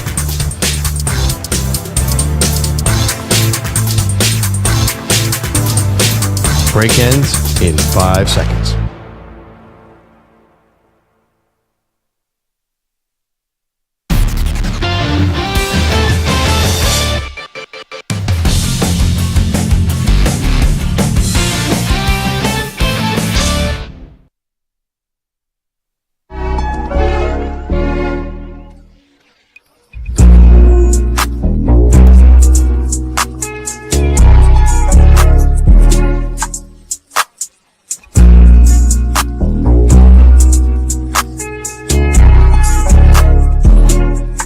Get to Westside Mike in Chicago. Westside Mike, how you doing, my friend? My friend, I just want to say you got the Hall of Fame voice. If I could sing, you know you the man. This is the Good Shepherd. Welcome back, everybody. This is the Good Shepherd on the Infinity Sports Network. 888-710-4ISN. 888-710-4476 is the number. Let's get back to the busy phone lines. Glenn in Niagara Falls is clearly... Did you put the airport in on here? Glenn is clearly on an Uber right now. Glenn, how you doing, buddy? Yeah, I'll come back to you. Let's get to Lafrane in Cleveland. Lafrane, good morning. Always good to hear from you, buddy. What do you have for us, sir? How you doing, good Shep? Hey, Shep, you know, I always look forward to hearing you in the morning. And the thing I want to tell you about Belichick, I mean... how does his daughter feel about this and his ex-wife? Because I don't know, Shep. Yeah. I don't think she's putting anything in his food or anything. But, Shep, like the last caller say, maybe he's a sugar daddy. But at the same time, Shepard, let's remember that we got to respect the younger generation when he's messing with someone at that age. And that don't seem too good for the university. And he needs to just let her stay out of his business so he could get ready and coach this football team. Because, see, this is too much going on far as like toxic. And he don't need that right about now. Let him, he's in the fourth quarter with his life. So let him just live his life right now. Right. Yep. And don't worry about, keep her out your business. You get $10 million a year. I never see $10 million in my life. And that's most people, Lafrane. That's 99% of the human population. No, listen, here's the thing. I'm not judging the man. You know, maybe a little bit, but I wouldn't take the time to discuss this, break it down, dissect it, if it's a matter of age gap, right? That's something that unfortunately, however we perceive it, happens in our country for a myriad of reasons. The issue that I have, it's not so much the age, it's the relationship that is overshadowing what Bill Belichick is present day as a coach, because the only things that people are talking about are the unfortunate dynamic of a de facto publicist in Jordan Hudson that continues to put Belichick in a bad light. It has nothing to do with the age. Now, that is a factor as to why this is happening, but it's the shakiness of the relationship itself and how that continues to take precedent over actual football conversation when it comes to UNC, and that is where the problem lies. Yes, and you know another thing, Shep, I just want to tell you about this Draymond Green.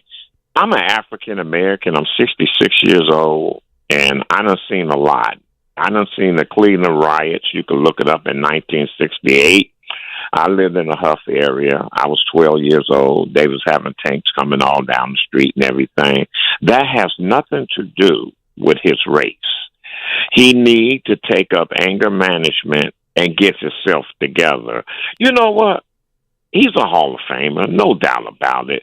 But he better be careful, Shep, that they don't blackball this guy.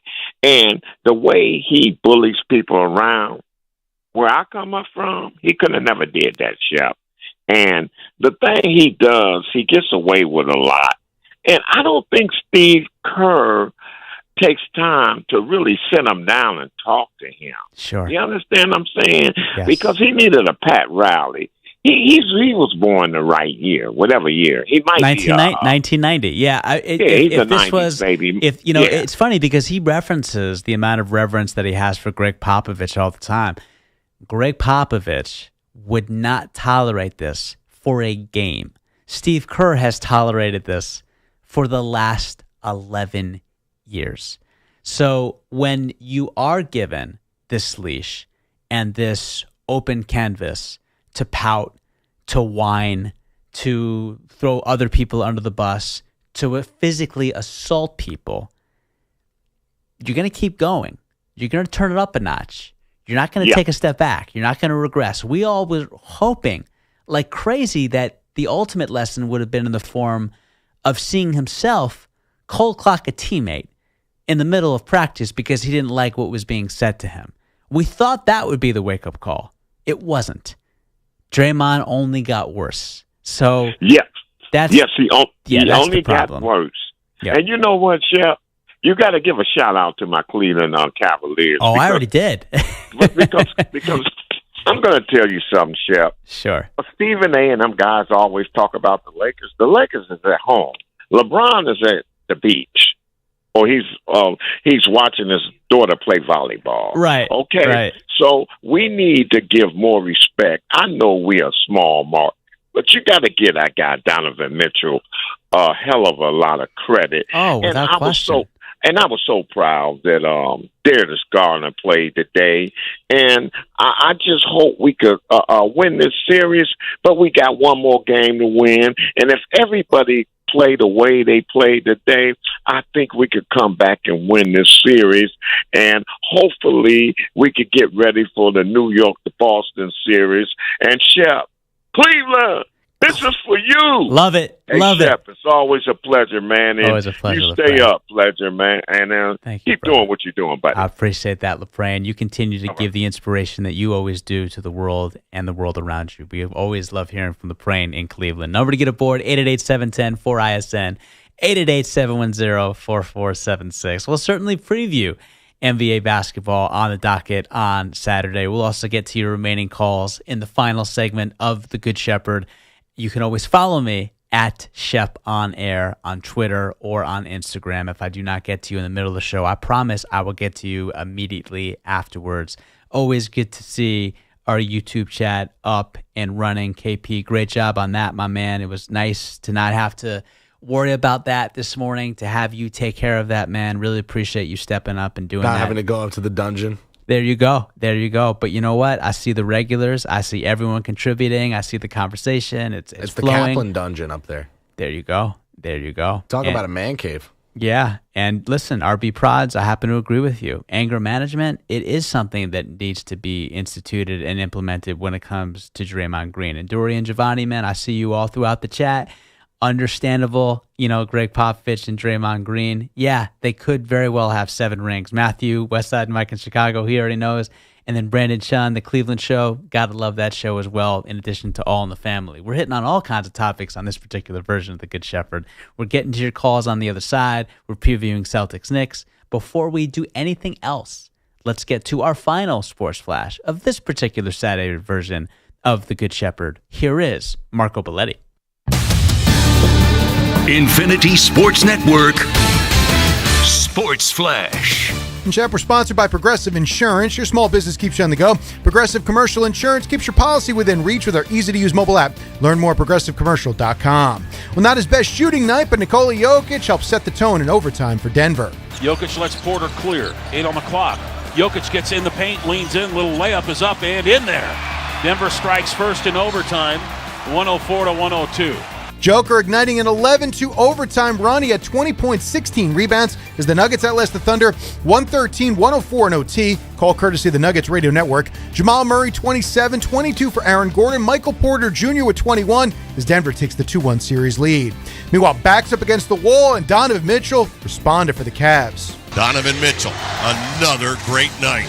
Left wing, 3, good! Donovan Mitchell, Rosa buries a 3. Mitchell finished with 43 points and 9 rebounds. The Cavs rocked the Pacers 126-104. Call courtesy of the Cavs Radio Network. Darius Garland, Evan Mobley, DeAndre Hunter, they were all back, combining for 36 points and 19 rebounds. The Cavs still trail the series 2-1. Hockey playoffs, Panthers trying to avoid falling into an 0-3 hole. Gives out to Marchand to the far circle. A shot, and they score!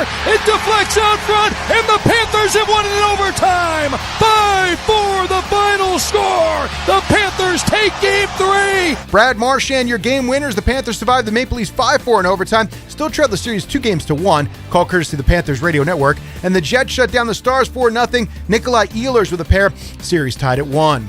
Baseball, Dodgers plated 6 runs in the 9th. Shohei Ohtani, the go-ahead 3-run shot as they finished off the Diamondbacks 14-11. Jason Dominguez went deep 3 times, knocked in 4 as the Yankees rocked the A's 10-2. Orioles handled the Angels 4-1. Blue Jays doubled the Mariners 6-3. Mets were at the Cubs 7-2. Padres outscored the Rockies 13-9. Twins 3, Giants 1. Guardians shut down the Phillies 6-0. Royals outlast the Red Sox 2-1-12, pushed their win streak to 7. Rays up at the Brewers 4-3. Cardinals dominate the Nationals 10-0. Tigers double the Rangers 2-1. Astros silence the Reds 3-zip. White Sox 6, Marlins 2, and the Pirates handle the Braves 3-2. I'm Marco Belletti. This is Rich Eisen. The Infinity Sports Network is on your smart speaker. Just say, play the Infinity Sports Network for the best in sports talk and entertainment.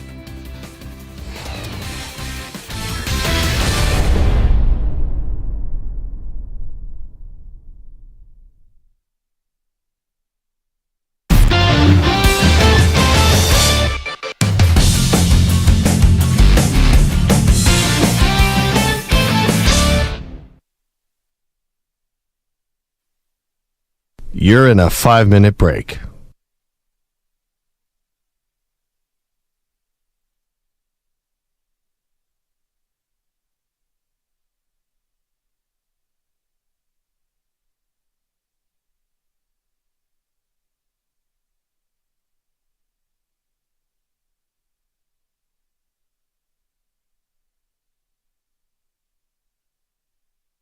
Four minutes, 30 seconds remaining.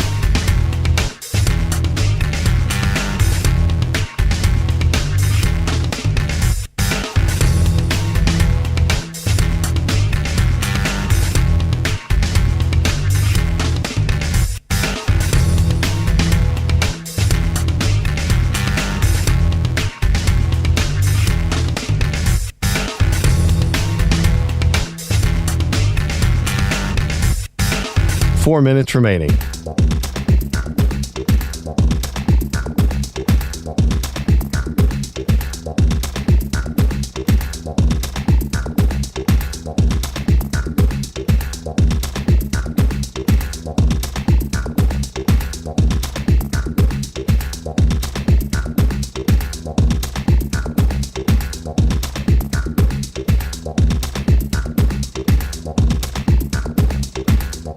Three minutes, 30 seconds remaining.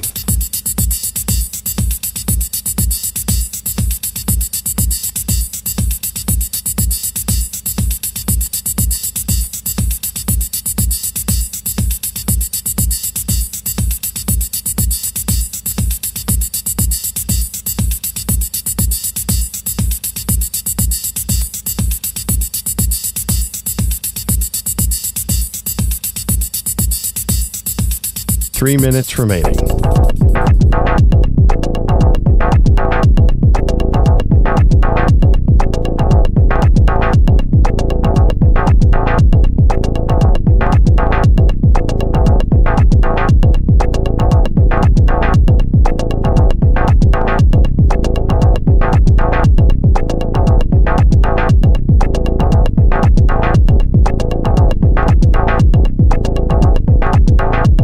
Two minutes, 30 seconds remaining.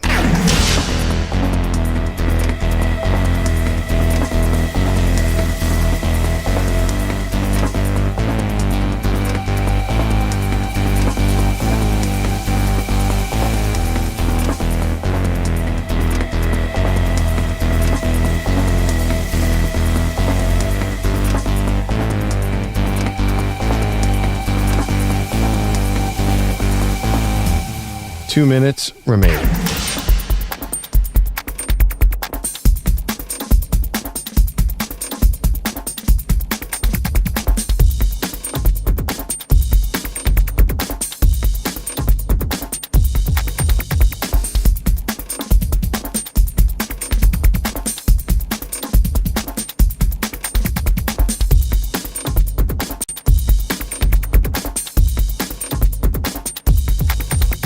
One minute, 30 seconds remaining.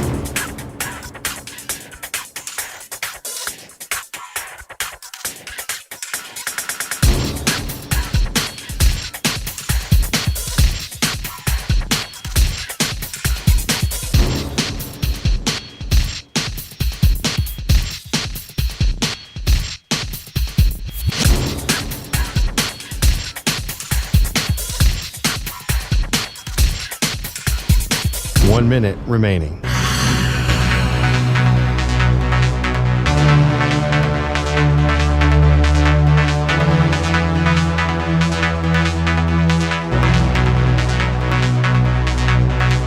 Forty-five seconds remaining.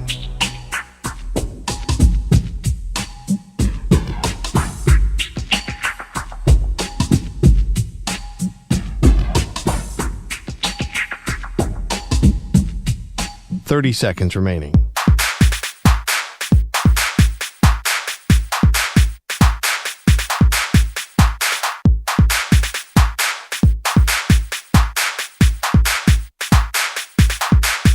Fifteen seconds.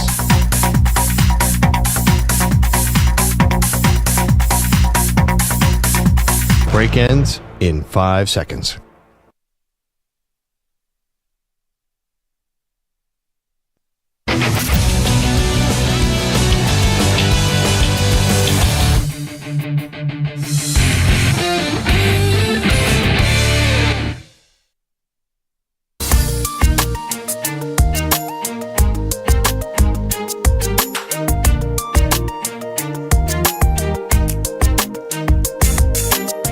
And I do want to say one more thing. I know I'm not supposed to say this, but I'm going to say it anyway. Shep for president 2024. This is the Good Shepherd. Yeah, that's not happening. Number to get aboard, 888-710-4ISN, 888-710-4476. You know, to me, what we're going to see take place between Boston and New York is one team really feeling itself out, feeling good about themselves, and rightfully so. I mean, you're the first team in NBA postseason history to have not one, but two back-to-back 20-point comebacks in the same postseason series. An incredible amount of resilience, an incredible amount of leadership and veteran savviness from a New York Knicks team that almost seems destined to finally take that next step as a franchise. And hey, I don't know, get out of the conference finals, or I should say, the conference semifinals for the first time in a quarter of a century. That is something the Knicks have not done since basically I have been a teenager. So the Knicks know what is next on the docket for them. The problem is you're dealing with a team that went 33-8 on the road this year, by far and away the best road team in the NBA. And you know Boston Celtics have been licking their chops to get another opportunity to get back in this series after an horrendous, not one, but two meltdowns in Boston. They're the World Warriors for a reason, Boston Celtics. And trust you me, I've seen too many times this Boston Celtics team be cast aside, doubted, and then they have their best performance on the road. It does seem like the pressure is almost off on the road compared to at home, and that's exactly why I have the Boston Celtics winning game number 3 against the Knicks at MSG. Similarly to what we saw take place with Cleveland against the Indiana Pacers. Number to get aboard is 888-710-4ISN. That is 888-710-4476. Let's get to Kyle in Chicago. Kyle, good morning, man. What do you have for us, sir? Thanks for taking my call. Of course. Yeah, just being in Chicago here and watching the Bears win the off season and then just disappoint consistently is kind of painful. But I feel like they finally are doing the right thing and building around Caleb Williams. I do have some concerns, though, because if you remember David Carr, he was sacked 76 times his rookie year and then was never the same QB. Right. And we just let Caleb get sacked 67 times.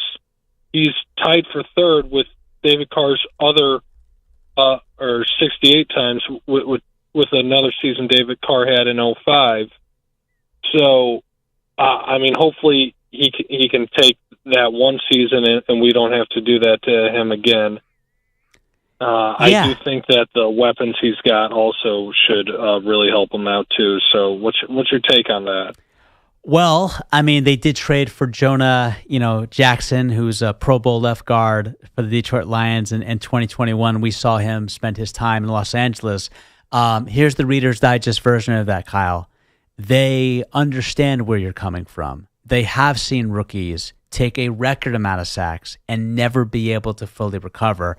So it's the Bears that have actually been voted as having the biggest change in offensive line from 2024 to 2025 because, look, we all saw it, right? They lost some horrendous games last year. There's no question about that. But what I love about Caleb Williams, Kyle, is that he kept coming, man. He never stopped coming. He never stopped competing. And look, we're talking about a year in which he still had 20 passing touchdowns to just 6 interceptions. Still put up 3,600 yards. It still amazes me that this is the one franchise, and as long as it's been around, that has never actually had a 4,000-yard passer, which seems insane to me. I have a feeling we're going to see a very big jump from Caleb Williams. A lot of that has to do with an improved offensive line, and a lot of it is going to have to do with Ben Johnson, because I believe Caleb was doomed from jump when it came to Matt Eberflus, who I thought the Bears should have parted ways with before they parted ways with Justin Fields. So there's so much to actually look forward to if you are a Chicago Bears fan. And I'll tell you what else is going to help him, Kyle. It's seeing the ascension of Jaden Daniels, because Jaden Daniels went to that Commanders organization, was obviously one pick lower than Caleb Williams, and he turned everything around, everything, because the Commanders were a laughingstock before Jaden Daniels got there. It's why they had the number 2 overall pick. And then what does he do? He brings them to a freaking conference title game in year 1. So that's got to motivate Caleb Williams, not to mention the fact that you got Bo Nix, another rookie quarterback in 2024, that brought his team to the postseason in year number 1. So not only does Caleb have an improved coaching situation, he's got an improved offensive line to protect him, but he's also got all the motivation in the world, and he's been there, done that. He's lasted 17 games. He has had the numbers. He has shown that he can be an NFL quarterback. So to me, the skies are blue and bright in Chicago, if you ask me, Kyle. Thank you. It's good to hear that from someone else. And like I said, it just seemed like every season, we're going to be better. And it's just, Chicago's been in the basement for a while now with football, and it's a real tough division they're playing in as well. But it seems like all the other teams have kind of regressed in our division. But there's going to be a learning curve as well, learning this playbook and having everyone get up to speed with it. And the Bears did start out 4-2 last season.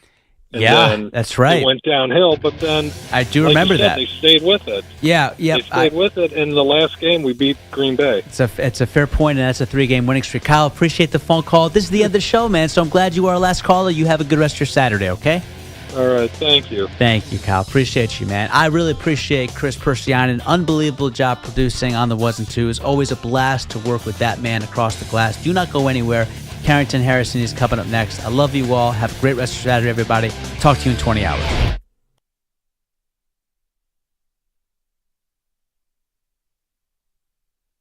You're in a 5-minute break.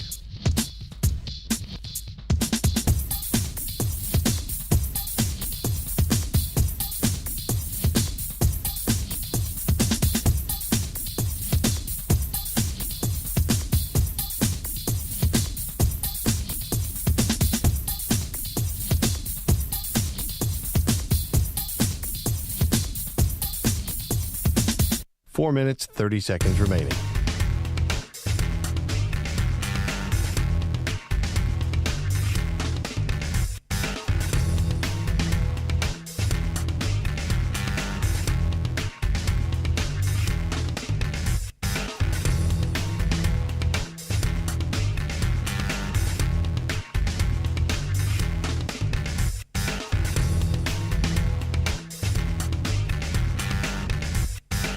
Four minutes remaining.